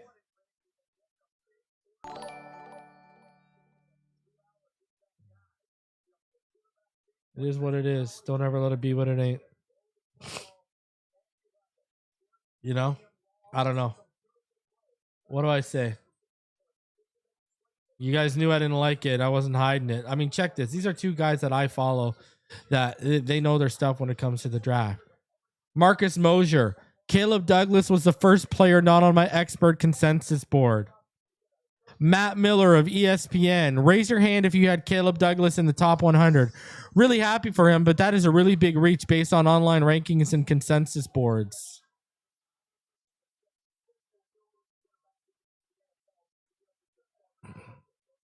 But what did they fall in love with? They fell in love with, I'll tell you right now, they fell in love with the athletic testing. That's what they fell in love with. They fell in love with the athletic testing. They fell in love with the Raz. Right? I'll show you. It's the same reason why they probably love Jacob Rodriguez. Let's be honest with you. But that's what they fell in love with. They fell in love with the Raz. Right? Like that's what they fell in love with. So it is what it is. Again, do I think it's a reach? 110%. But they're the gurus, not me.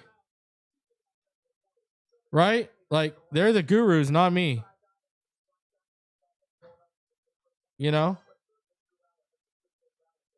And we were probably going to go Fields.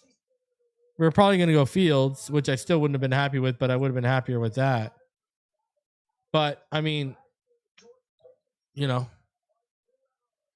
why did they take Caleb Douglas? It's pretty easy to see why. This is why. 6'3", right? 4'8", 206 pounds, and he runs a 4.39. So again, the testing. It's the same reason why they love Jacob Rodriguez probably too, as well as he's a good player. But when you look at the Rodriguez testing too, it's the same thing, right? But this is why they took him right there. I'll tell you right now.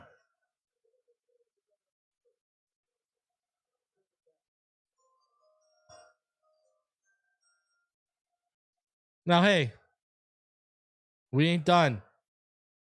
We're back in 9 picks. All right. And listen, I see Reginald. Don't melt down over the wide receiver pick at 75, ladies and gentlemen. Guys we still like are on the board, and then we got a pick at 87 and 94, and they've told us they're probably going to double up at receiver.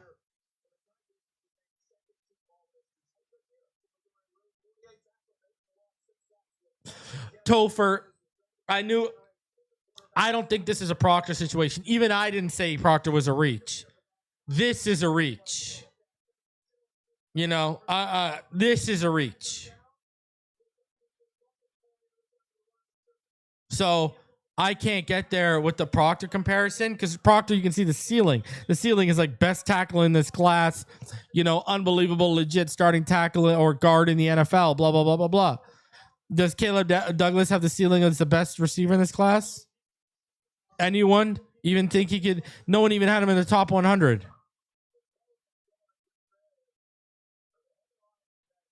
And I would have doubled on, you don't want to go weapon? I would have doubled up on Pregnon. You kidding me?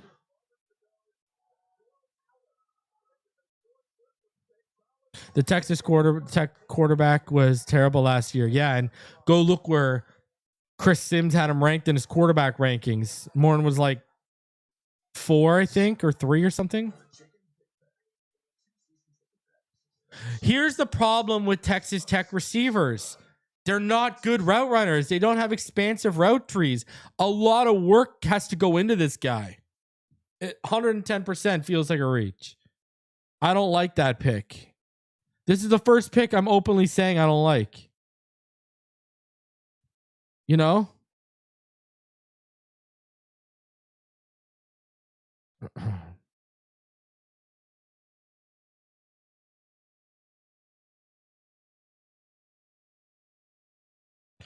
Yeah, I don't know.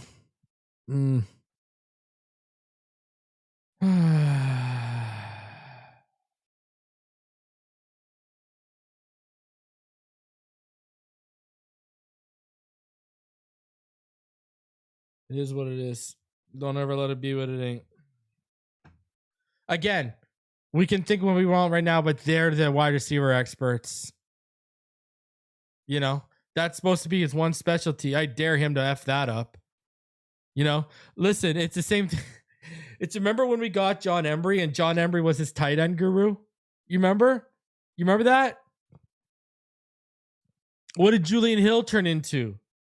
Right? They traded away the best option, the wide receiver conversion option, the tight end to Arizona. Like John Embry whiffed at the tight end position here. John Eric Greer.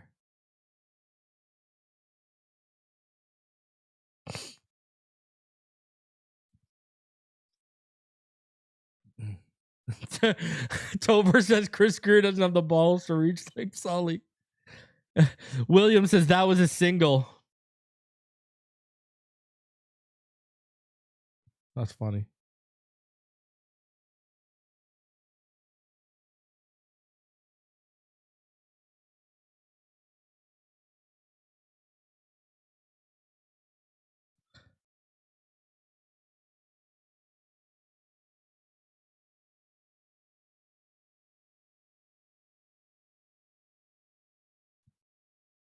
Oh, I love it. Did you guys hear? Listen, I don't know. Did you guys hear what happened at the draft party yesterday? Let me know. Was anyone in the chat at the draft party yesterday to verify what I'm about to talk about? Let me know if anyone in the chat was at the draft party because we're going to have a conversation about this. If anyone was in the chat, let me know.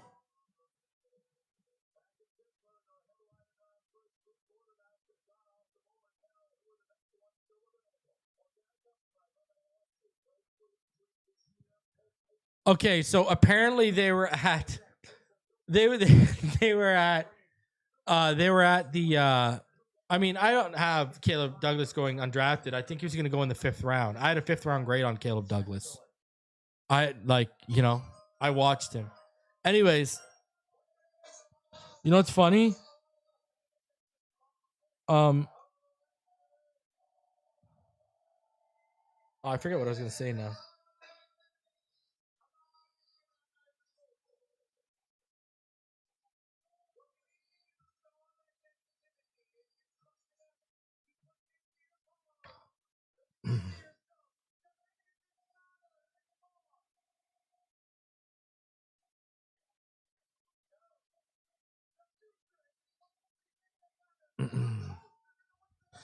Yeah, I don't know. Caleb Douglas feels like a reach.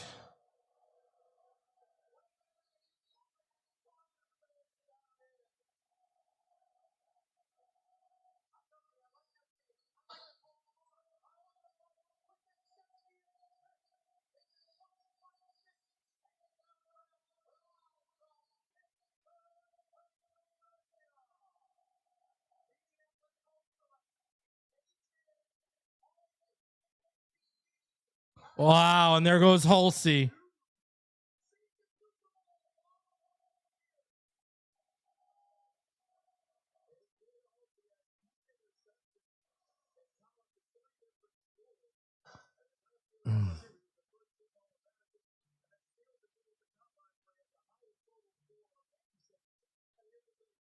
A lot of people are flipping about this Caleb Douglas pick.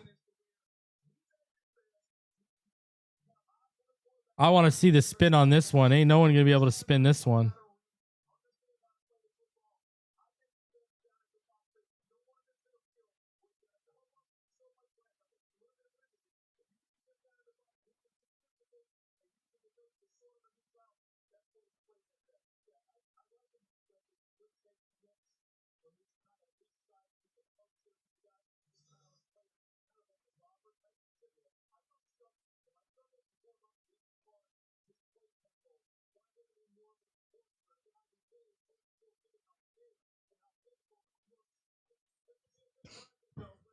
All right. Well, Halsey, that was a great pick. Man, I would have rather Halsey. I ain't going to lie.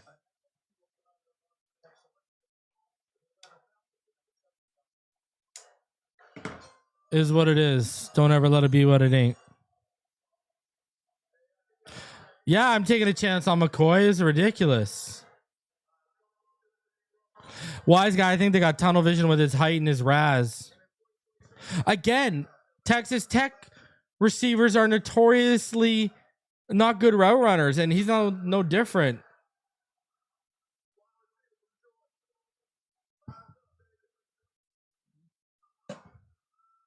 Zachariah Branch to Georgia.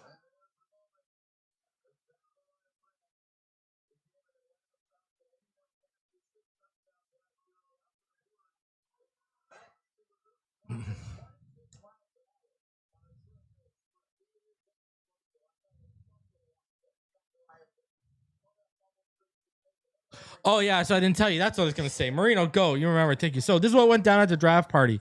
This is why I think Sullivan, I think he was already kind of fed up with us after night one. Apparently at the draft party, fans were chanting when we came up to pick. Apparently fans were chanting, "We want Bain, we want Bain."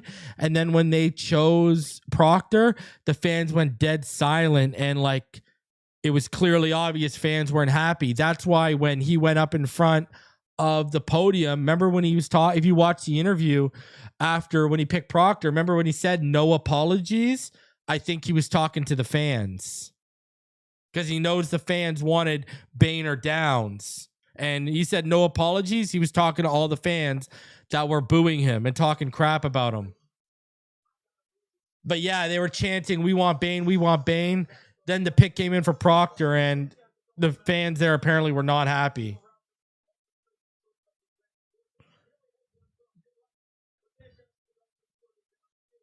Yeah, Robert, you know what the problem with Caleb? You know what the problem with Caleb Douglas is?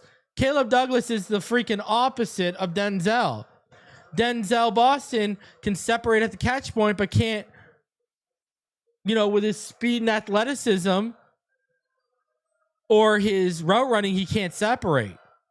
Whereas Caleb Douglas ain't a great separator at the catch point, and he ain't a good separator with his route running. He's got to rely on his explosiveness and speed.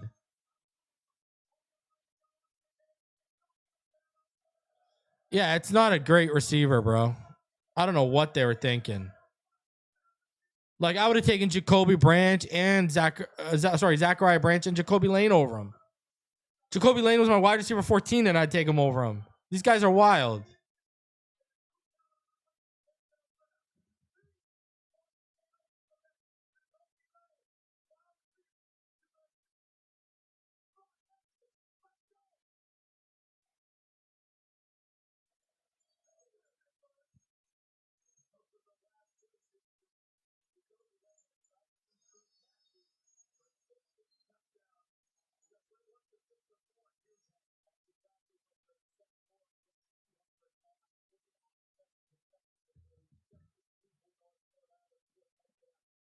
What are you? Don't ever let it be what I.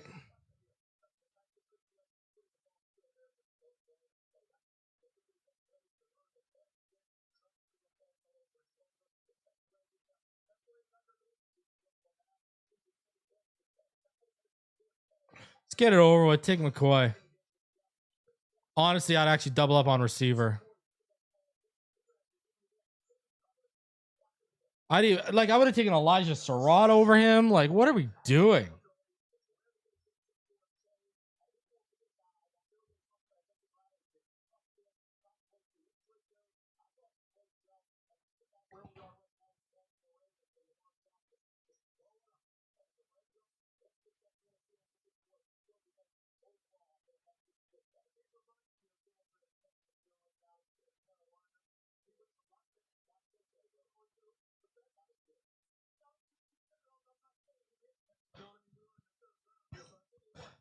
Like, take and double up here.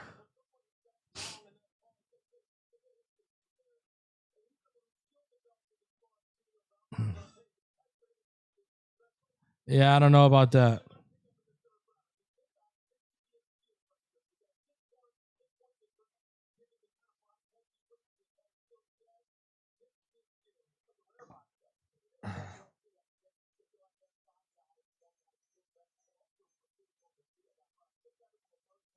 Yo, people are going to try and gaslight you and say, oh, I like them. Yo, don't fall for that.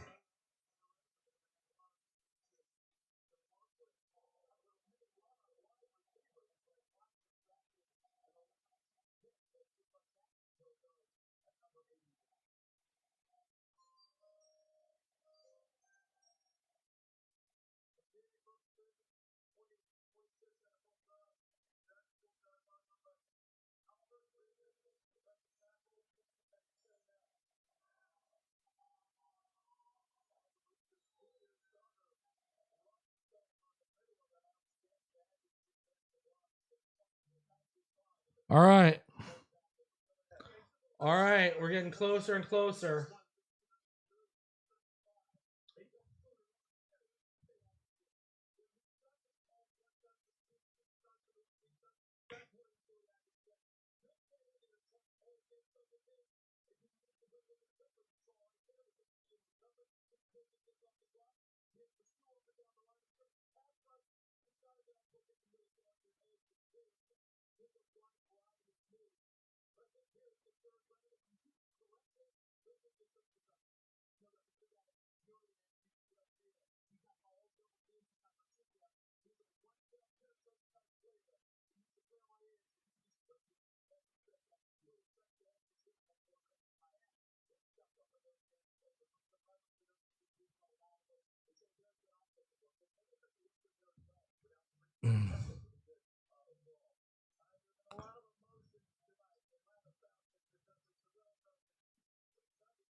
Guys, smash that like button. If you're new, go ahead and subscribe. Smash it for me. You don't got to smash it for them. As we get closer here. Over 1,000 of you in the room. I appreciate y'all coming through. Like, I think, look at this. I think the Falcons and the, oh my God. I think the Falcons and the Ravens got better receivers than us.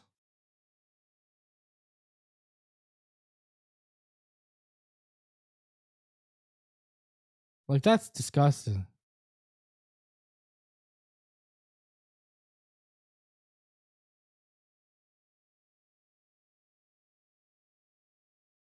Unbelievable.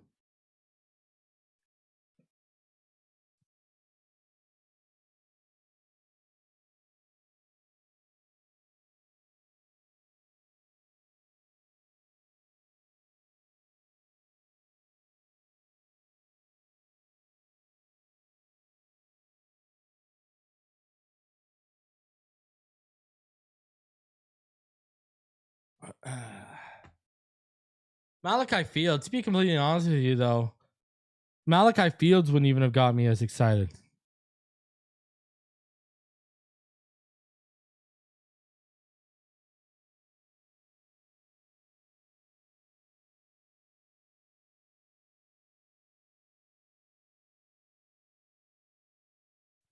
Did Chris Bell get drafted yet?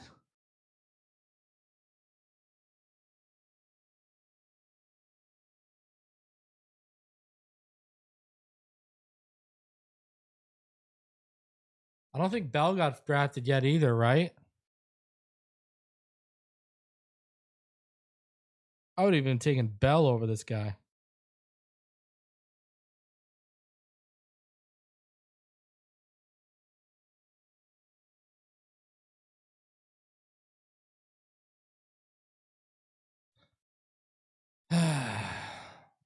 Yeah, Neil's not happy. Neil is not happy. He's given them a C grade so far. Neil is not feeling the draft.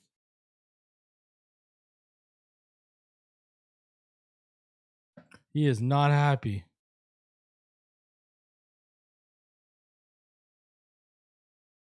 Guys, smash that like button. We are what? I think we're like right at 500 likes. Guys, we're 38 likes away from 500. There's over 1,000 of you in the room. Smash that like button. If you're new, go ahead and subscribe. Let's go. Get those likes up.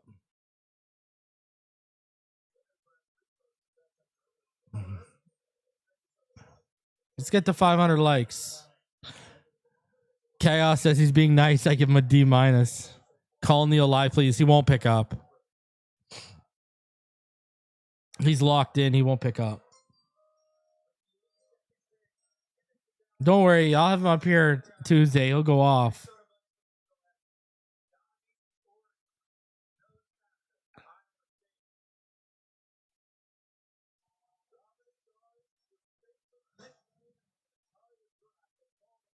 I'm telling them right now that everyone wants me to call him so they can hear him flip out.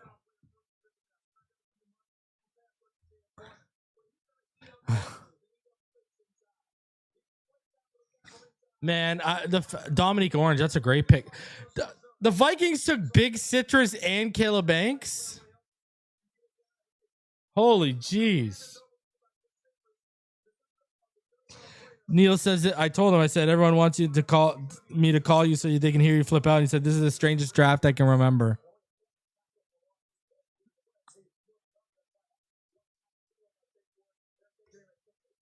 All right. So Panthers are on the board. We are not far away. 4 picks away for the Dolphins. Let's go. I can't believe Pregnon is there.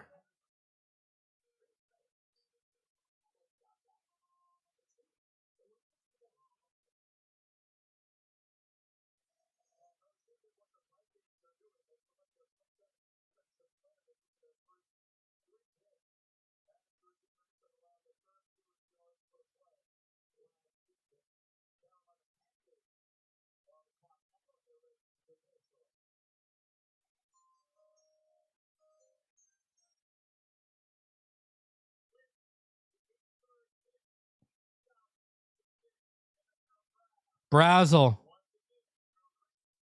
There goes Brazel. There goes Brazel.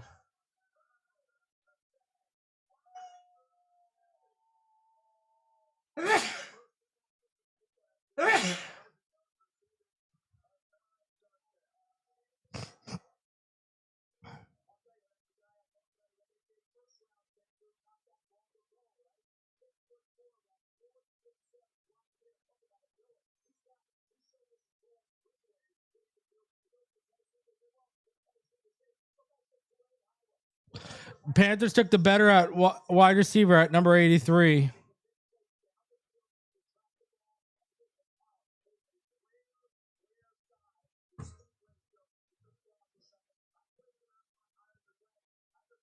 Yeah, same Kuiper. This is wild. I'm done, bro. That is just... You got Tet and Chris Brazel? My God.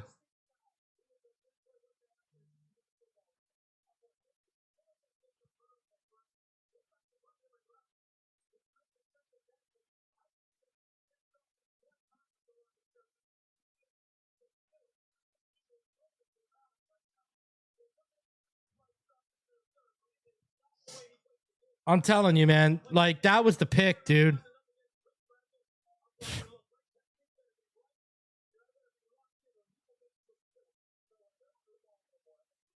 It's my wide receiver 4 man crush. And we got fucking Caleb Douglas. I would have taken Zachariah Branch and Jacoby Lane over him, but Chris Brazel was the cream of that crop. I swear to God, man. The Chargers won't take... No. If the Chargers are taking a wide receiver, it's going to be Bell. Watch. Your boy McDaniel will be banging the table for Bell.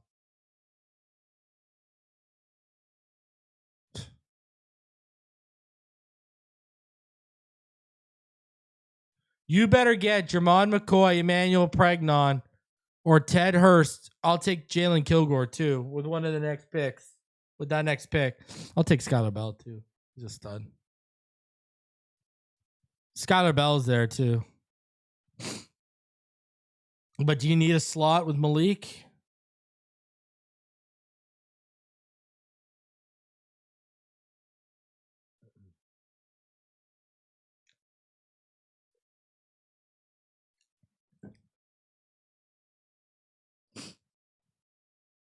I'm just not a fan.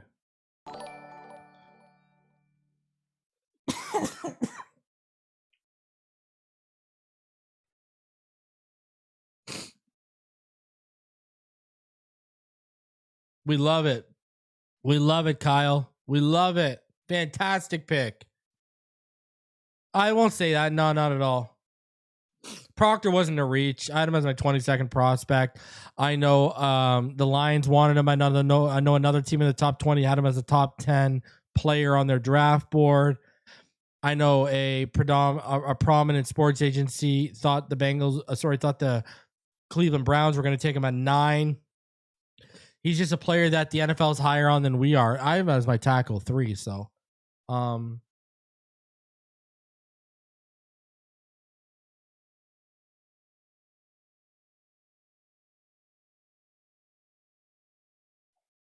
Chris Johnson was not a reach. Now I had him taking him at 43, but that's because the teams I had taking cornerback, he wasn't a schematic fit, but he wasn't a reach. A lot of people have been warning. A lot of prominent people have been saying he was going to be, a lot of people thought McCoy would be gone, right? A lot of people thought he was going to be the third corner off the board after McCoy and Delane.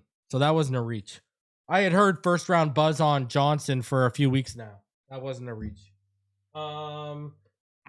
Rodriguez was not a reach. I mean, I had him as my 37th ranked player. We took him at 43. So he wasn't a reach. Yeah, I can't get down with that. Now, Caleb Douglas, yes, you're right. Caleb Douglas was a reach. Yes, you're right.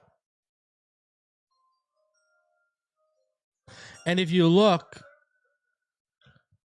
Sully at tackle and corner got out ahead of the runs.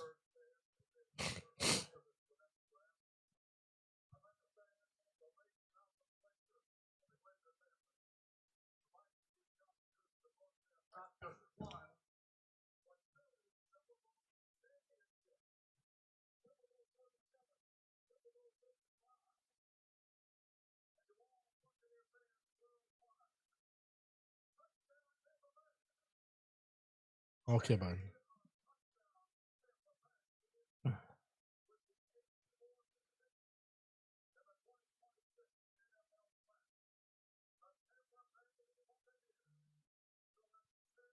Ted Hurst to the Bucks. There you go. There you go.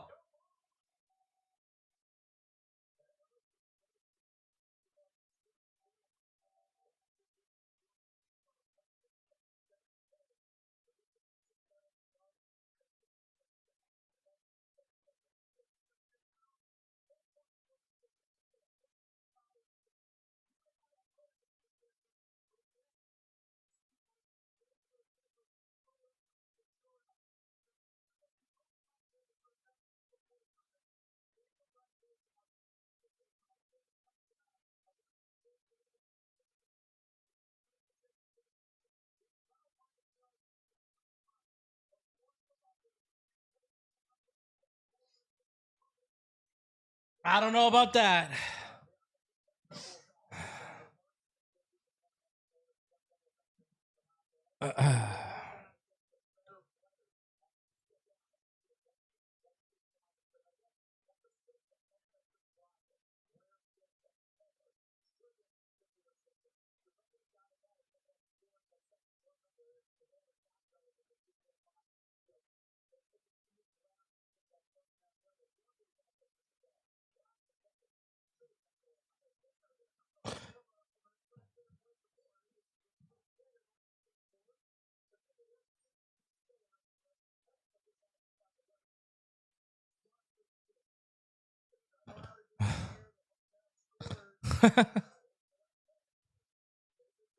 These guys, people calling for Greer. That's hilarious.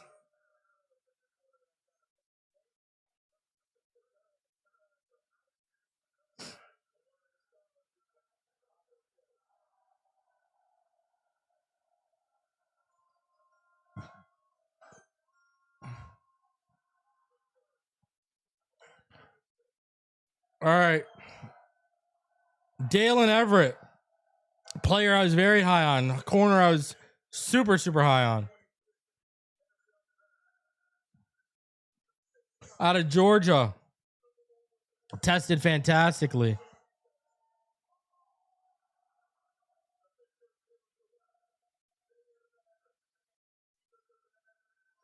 All right.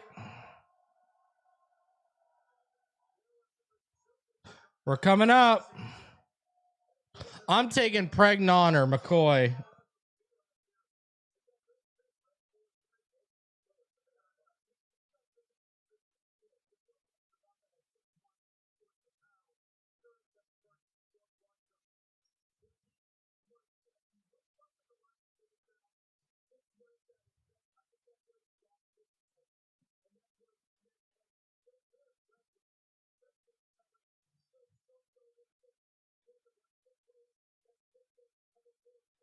What do we got here? They're on the clock.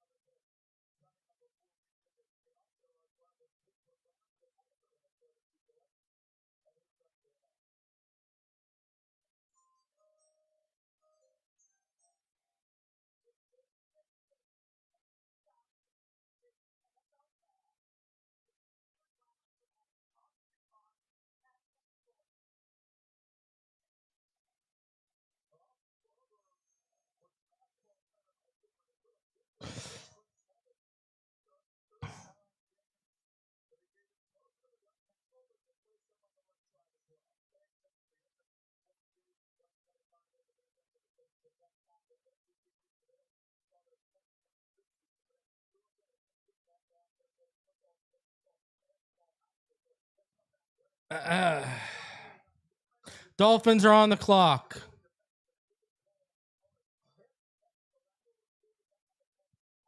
Dolphins are on the clock. Who do you think they take right here? Let me know in the chat. Who do you think they take?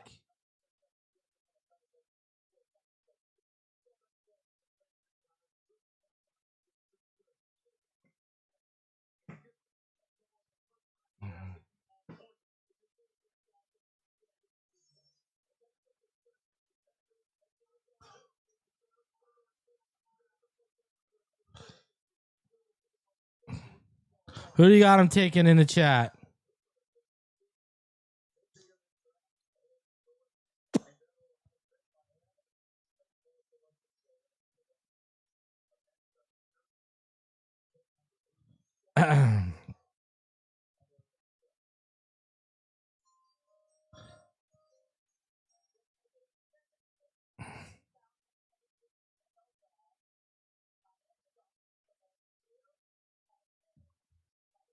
Will Kacmarek, tight end.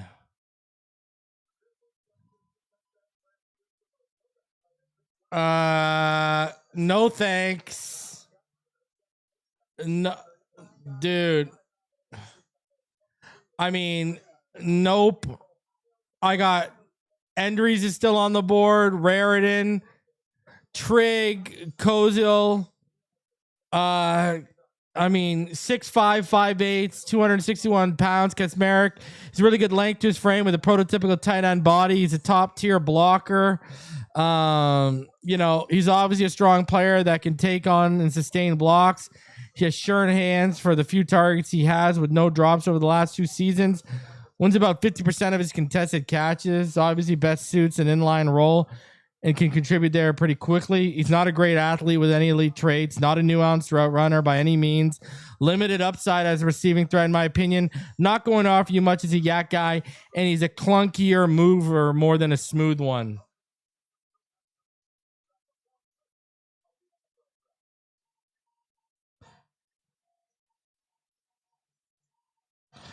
I mean, I don't want to pile on here by any stretch of the imagination, but I had quite a few names ranked higher than him still on the board. I had Jolly, I had Endries, I did have Raritan, right? Raritan, I had Trig higher than him, and Koziel and Gillenborg, right? Yeah, I had Gillenborg too rated higher than him.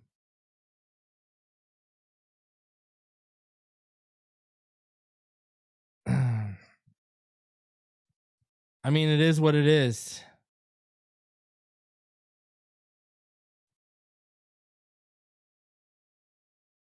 He's my tight end 13.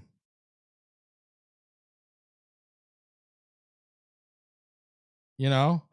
I mean, positives are what? He's 6'5", you know, I mean, 261 pounds.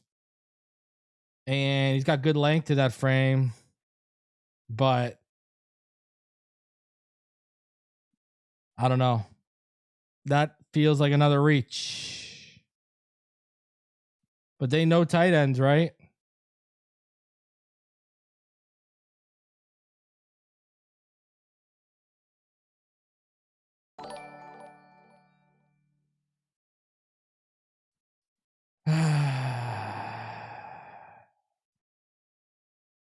Not going the way I like. Not going the way I like.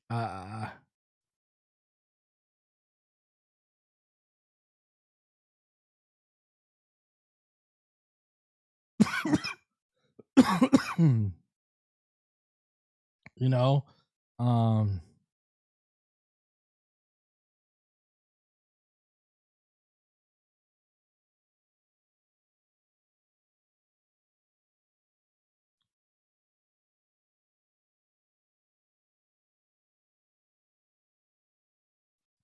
I don't know.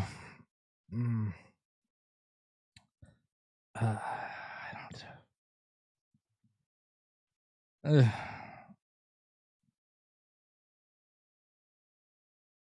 No drops over the last 2 seasons.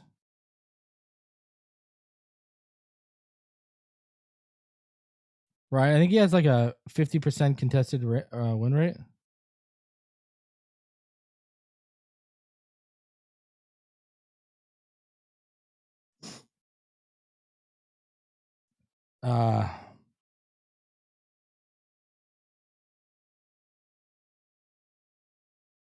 And he's just got no real elite athletic traits.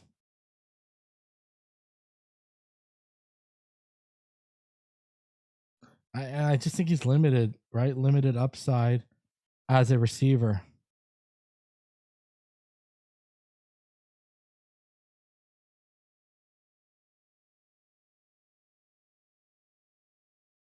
I don't know.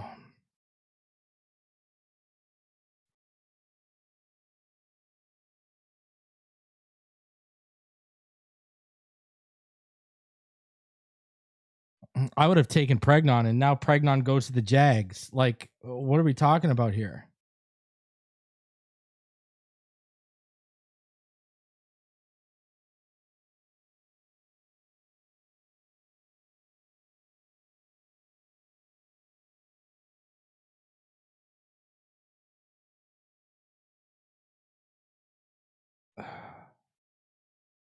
It is what it is.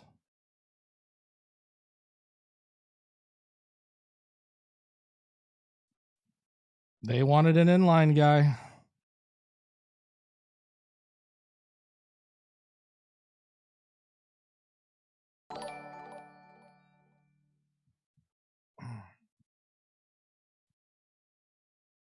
I don't know what to tell you. They wanted an inline guy. Not a fan of it. Yeah, he can. Oh, okay, I'll hit her up.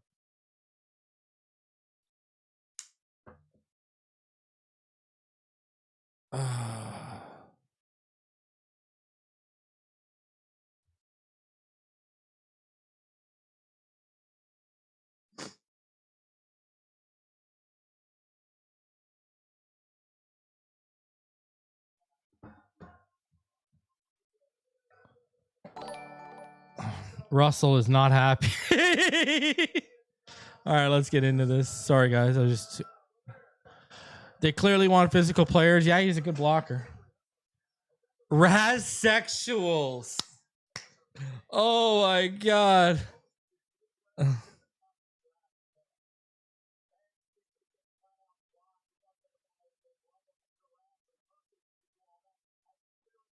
I'm tweeting that out, Salvador.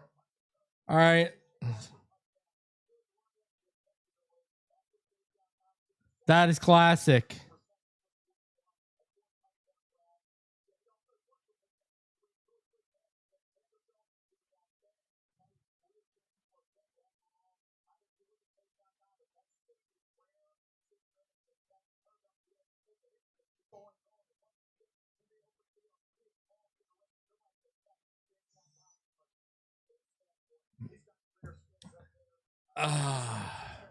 And Russell's not happy. He says, I'm sorry, but Sully is showing he ain't it. Wow, Kalen Black went that high,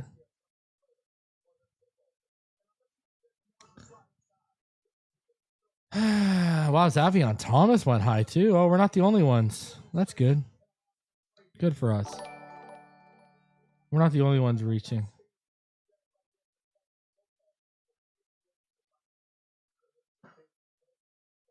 Jermod continues to fall. Jermod continues to fall. Chris Bell. I agree with you 110%. Buddy, I'm taking Chris Bell over that shit all day over both those guys.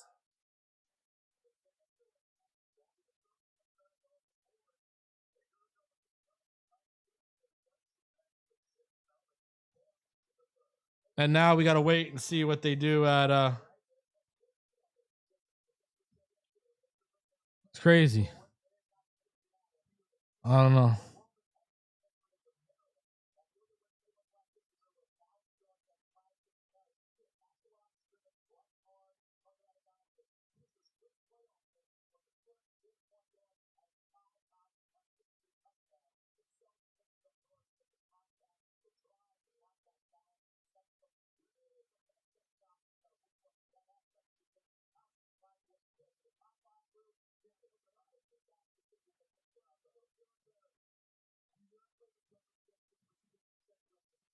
John Eric Sullivan's last 2 picks. I don't know what else to say except ouch.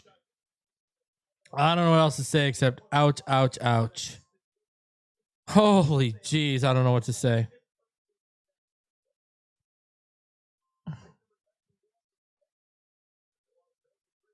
Like, first 3 picks, I can get on board with all those.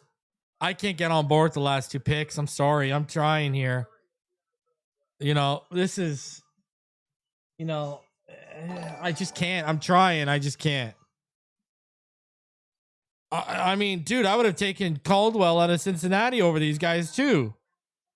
What are we talking about here?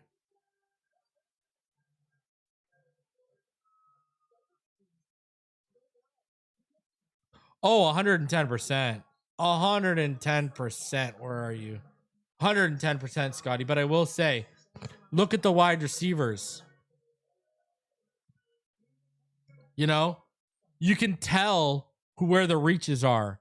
Like, you could tell Caleb Douglas is a reach. You could tell Xavier Thomas, who just went to LSU, is a little bit of a reach with what's on the board right now.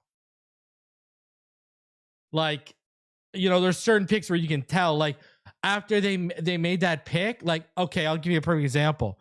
Caleb Douglas was a panic pick. Clearly they wanted Malachi Fields, and we got jumped for Malachi Fields, and he panicked because he knew the wide receiver run was happening. You know? I'm just saying. Yeah.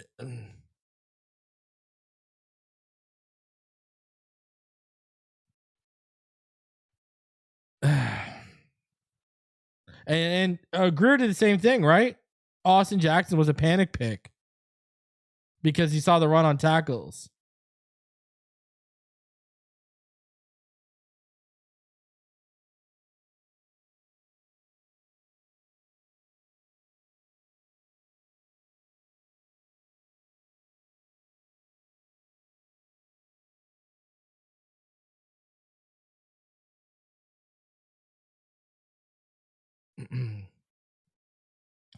Why is McCoy falling so much? All right.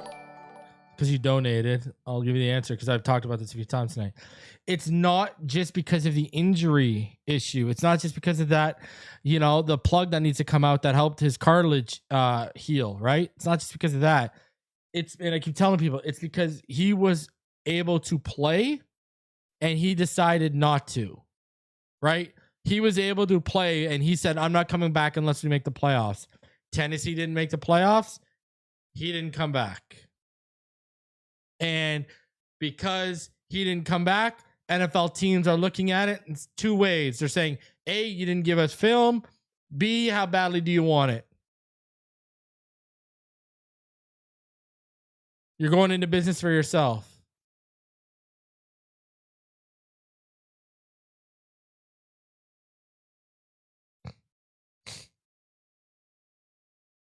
Yeah, Bray Lance is still there. Oh, buddy, I would have taken... You didn't even have to go weapon. Pregnon all day. That's crazy. Yeah, I pulled his Raz up already, brother. If you watch the screen here, I'll pull it up for you again. Watch, I'll pull it up for you. I already pulled up his Raz for all you guys. This is why they took him. Like, look. This is his Raz. Yeah, I would have even taken Elijah Surratt.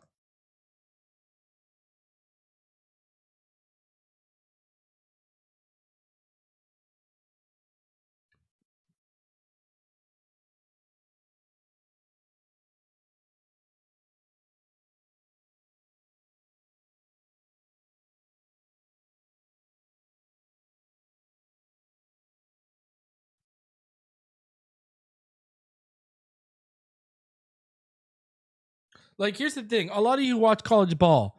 Here's the thing. Name me a Texas Tech receiver that came into the league as a refined route runner who didn't need a lot of work.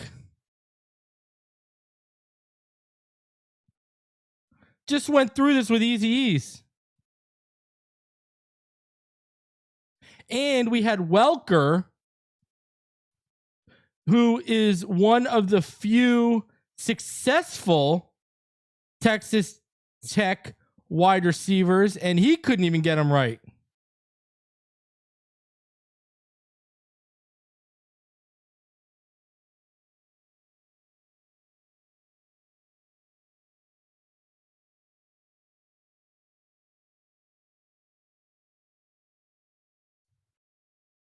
Crazy. It's crazy. This is why they took him.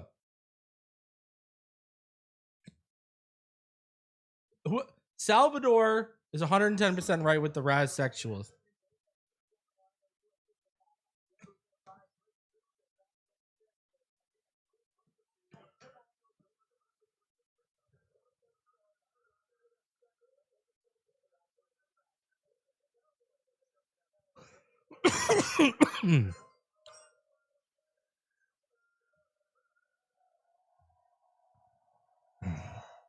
Hurst looks like a baby George Pickens. Dude, did you hear what Steve Smith said about Ted Hurst? He compared him to Larry Fitzgerald. He compared this man to Larry Fitzgerald. Steve Smith, who played that position at the highest level, compared Ted Hurst to Larry Fitzgerald. And I got to sit and watch these guys take Caleb fucking Douglas. Figure that one out. This guy better hit. Caleb Douglas better hit. I'm telling you. That's going to be the pick I point to. That's going to be where it started for me. And then those tight ends, I already know the tight ends are going to hit that they passed on. I mean, I would have taken Jolly. I would have taken Trigg.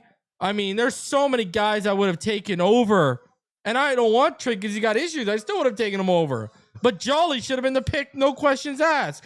You know, Endries from Texas, Raritan. I would have taken these guys over. I mean, what are we doing, bro? But we took Kacmarek, who he's just an inline blocking guy. He ain't gonna be nothing more. Shout out to Britt joining the Pro Bowl, watching me in the background, listening to me yell like an absolute idiot. People are probably looking at it and being like, who's that idiot that I hear yelling on your screen right now? My bad. And tell your mother I said sorry. And it's not my proudest moment. God of Thunder says, I just want that on a jersey. Hey, bro, if he hits 110%. But, you know, like, man, I'll tell y'all right now, like, you know, I'm texting Marcel. And I'm saying, like, name the last Texas Tech receiver that came into the league as a refined route runner and didn't need a lot of work and popped off. And he's like, I can only think of one. And I'm like, yeah. And we had that guy in the building trying to get right the last guy we took from Texas Tech, Eric is a comma. Why? Because they were in love with the Raz. They were in love with the size. And how did that work out? I don't know, man. That's a reach and a half. And if you weren't going to take a weapon, take the guard. Listen, Savannah and I was a man crush, but even I can realize, I know, hey, if you don't work out, we ain't got time. You know?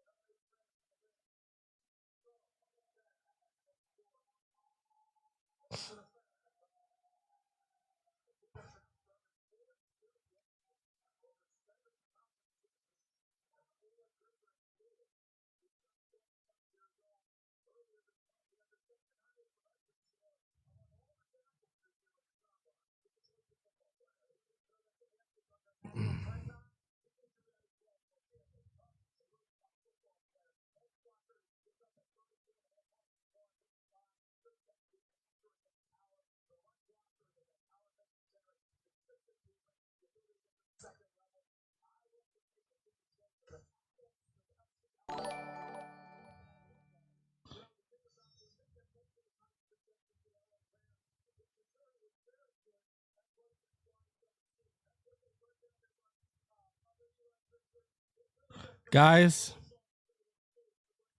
get ready for the next pick. Get ready for the next pick.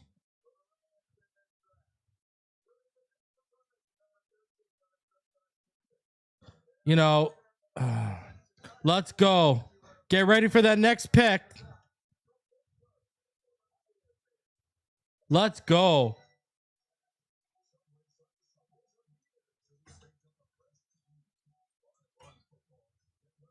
Let's go.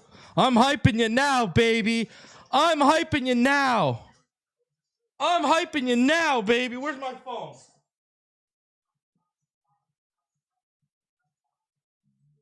Let's go.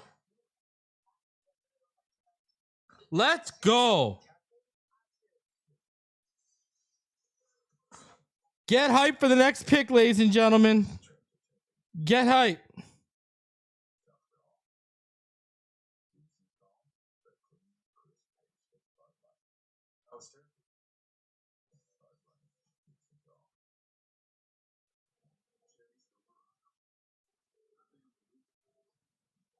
Eleanor.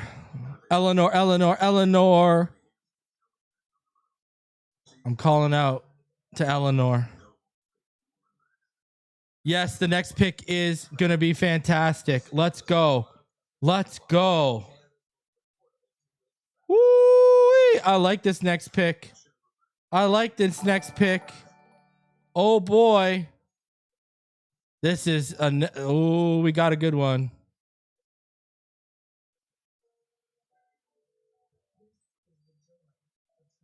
Let's go. Let's go.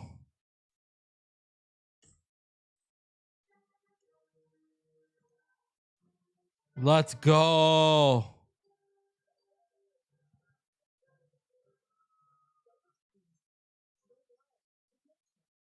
Let's go. I'm a fan. I can't wait for y'all to get on board.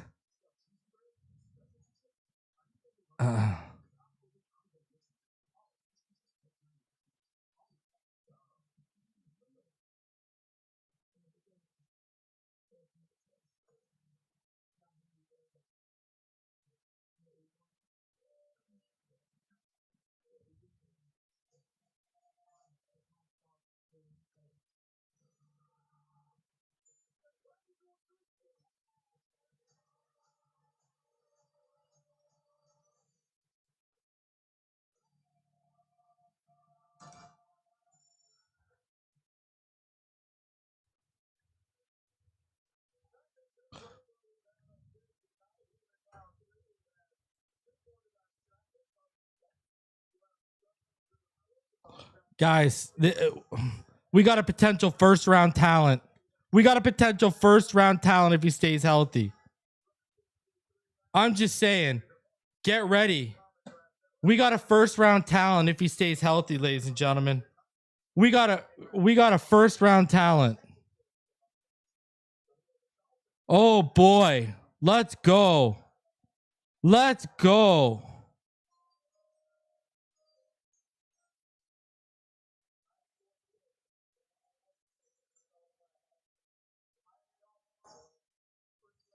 Chris Bell, baby. Wide receiver Louisville. Are you kidding me right now? This is an absolute stud of a pick. I am sorry. Take this. Guys, we got our guy. He's going to be better than Caleb Douglas. This is a potential first round talent we just snagged in the 90s, ladies and gentlemen. Get hyped for this one. Woo-wee! I am hyped. Finally, this was one of the guys I wanted. I had circled him when I did my wide receiver agenda. He was on that wide receiver agenda. He was the last one standing on that agenda. Hurst and everyone had fallen. Oh, baby, let's go. This is a big pick for the Miami Dolphins right now. This is an A1 pick. This is a potential first round talent we just got at 94. Like, I'm telling y'all, if he didn't get hurt, we got no shot at Chris Bell. All right, so let's get into this.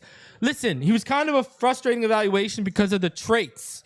You know, people projected him to be a low 4.4, possibly 4.3 40 guy, but he had that ACL tear in 2025, so he wasn't able to showcase what his physical gifts at the combine, you know, could look like. And listen, obviously it impacted his draft stock a bit. He's 6'1" and 7/8, 222 pounds. He can offer you flexibility as an XZ or a flanker.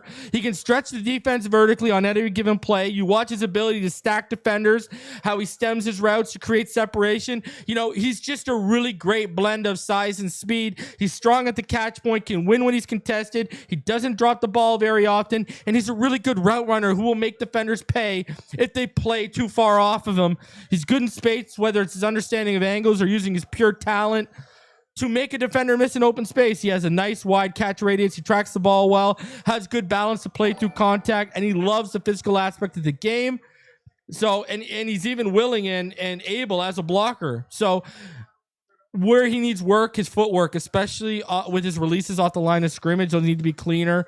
It can slow down his get off. As explosive as he is, especially in a straight line, agility wise, when he's moving laterally, he looks kind of average. Now, his route tree, it wasn't very expanded at Louisville. He's going to need some route help as well.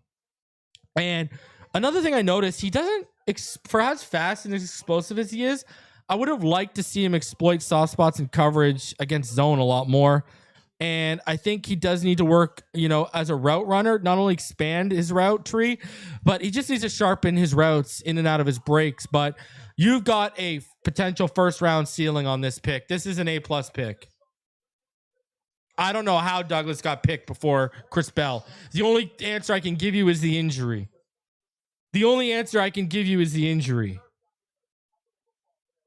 But this is a guy who probably would have gone in the first round if he didn't tear his ACL. All right. Like, he is a stud. And it's just because Douglas has no injury history. It's like, look at Raritan, just went at 95, and they just literally talked about Raritan having the 2 ACL tears I told all y'all about. So, you know, I like this pick a lot, man. I like this pick a lot. I think they got a damn good player. I think they got a real good player here. 110%. You know, dude, I like it. Everyone keeps asking this. I keep having to answer it. Okay, so why McCoy is falling so far is it's not just the injury. It's because I told all of y'all he was cleared to play during the season, near the end of the season, and he said, if we make the playoffs, I'll play. So teams are looking this as, you went into business for yourself. How badly do you want it? And guess what? You didn't, by not playing, you didn't give us any tape. Jennings Dunker, I know a lot of people wanted him. He just went to Pittsburgh.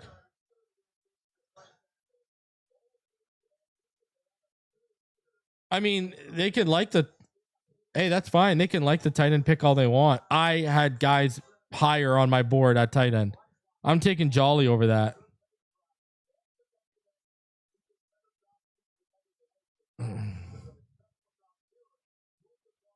Listen, I had someone, you know, but I don't know, man. I think that's just high for a guy who just offers you inline.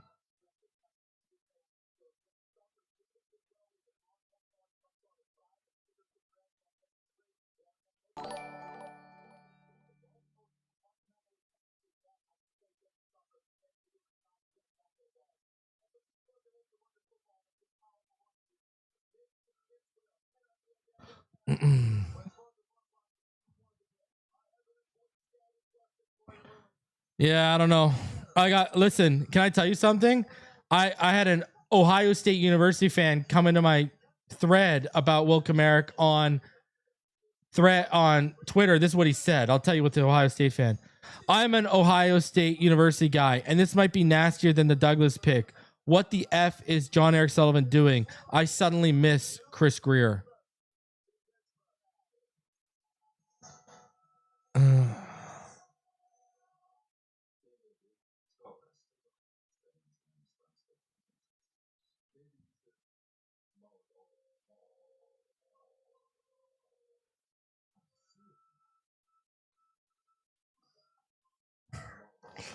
Drafting guys for specific roles in the top 75. That's wild. That is wild.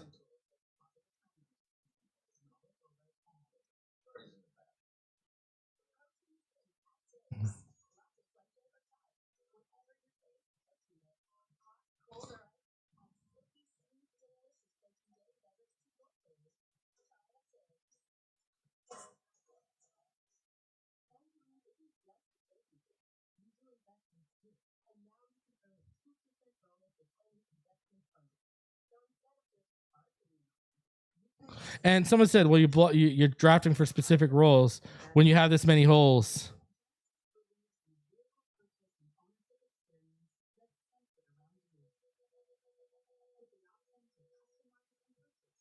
These people are wild. Everyone's trying to justify this stuff. Sorry, man. I'm not going to take... Listen, who on the board am I currently eyeing?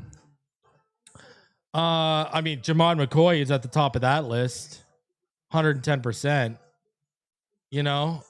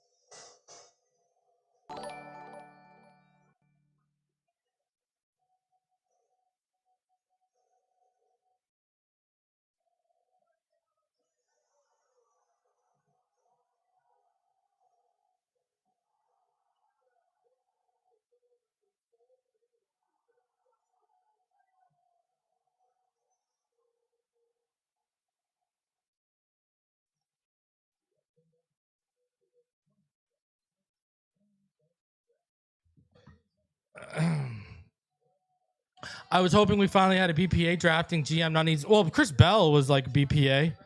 That does not seem to be the case with JES. Yeah, I don't know if if the Caleb Douglas and the Will Kacmarek picks were BPA. I wouldn't know if I'd count those as BPA. I'm not gonna lie to you. Chris Bell wouldn't have been there if he wasn't injured. Well, now also what he showed us is he's willing to take injured guys now. You know? I'm just saying now he's shown you he's willing to take guys with injury histories.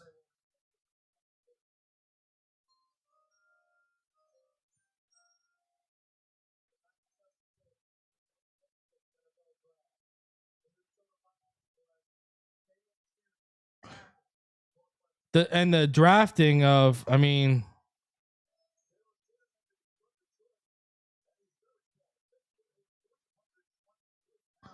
JES is open.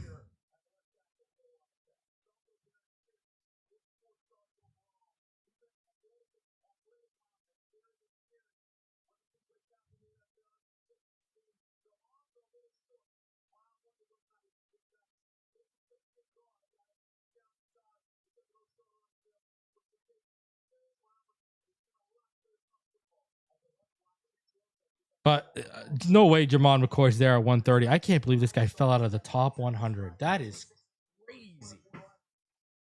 That is just nuts that Jermod McCoy is still on the board. Oh my God.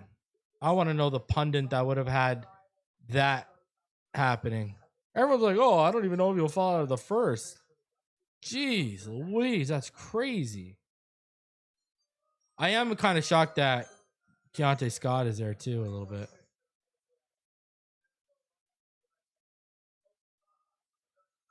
Wow, Jacoby Thomas goes before him. Wow. That's interesting. So a Hurricane does go. Man, okay. That's super interesting. Jacoby Thomas before Keontae Scott. There's another one. I mean, look at how many of you were high on. I had people saying we should take Keontae Scott at like 43. Look at this guy still here. That's crazy.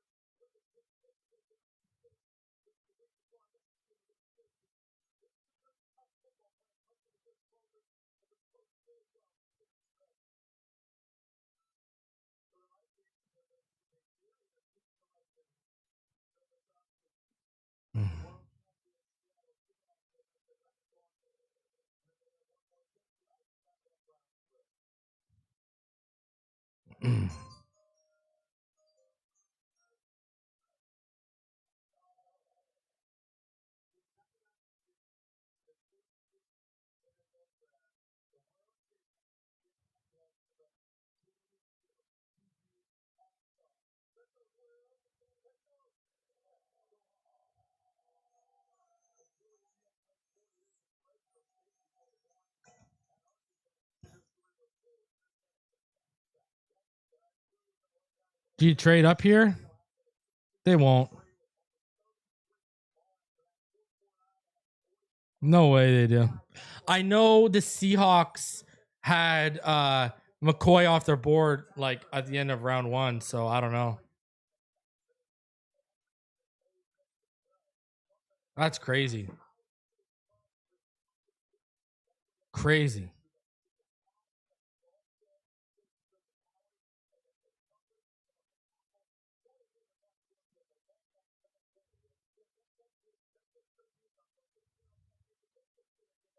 All right, pick 100 on the clock.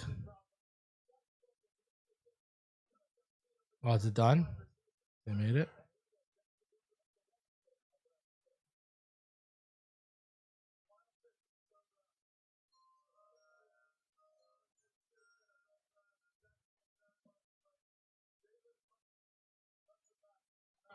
Wow, Jalen Husky before McCoy? What is happening? What? Come on. What is this? Jermod McCoy having a Shedeur Sanders like fall is absolutely wild.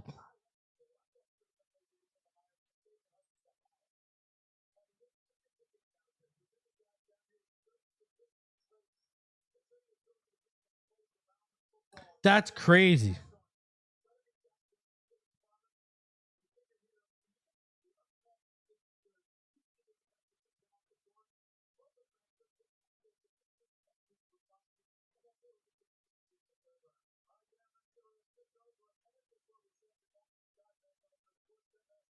This is crazy, though.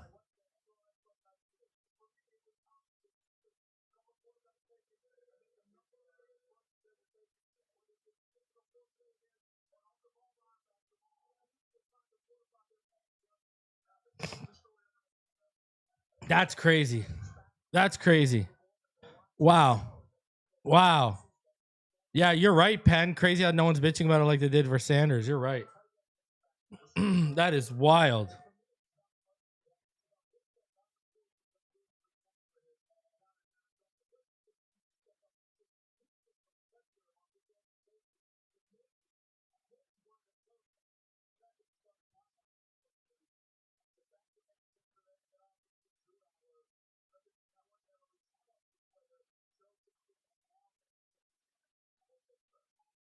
He's a stud, man. Chris Bell is a stud.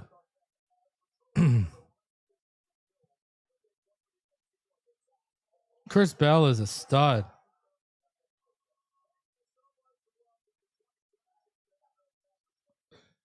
All right. Listen. There you go. All right. The day 2 is over. Day 3 will be going on tomorrow. I'll be live for a recap. I might go live. If I do go live, if I'm going live, I will let you know. And if I do go live, it'll be for picks 130, 138, and 151, and then maybe to 177 and 180. But that'll be the range if I do go live tomorrow. But I'll keep you guys posted. I'll keep you guys updated. But check out, we'll have the recap video for day 2 out in just a little bit. Smash that like button. If you are new, go ahead and subscribe. Man, we had over 1,000 of you in the room. Appreciate each and every one of you for your continued support. Appreciate everyone who donated throughout the draft coverage. I really do, but we ain't done. And it don't stop just with the draft. Remember, prospect profiles, a lot of stuff coming your way regarding this draft class. So smash that like button, subscribe if you are new, and until the next one, you already know what time it is. Fins up all day, every day. We'll see you then.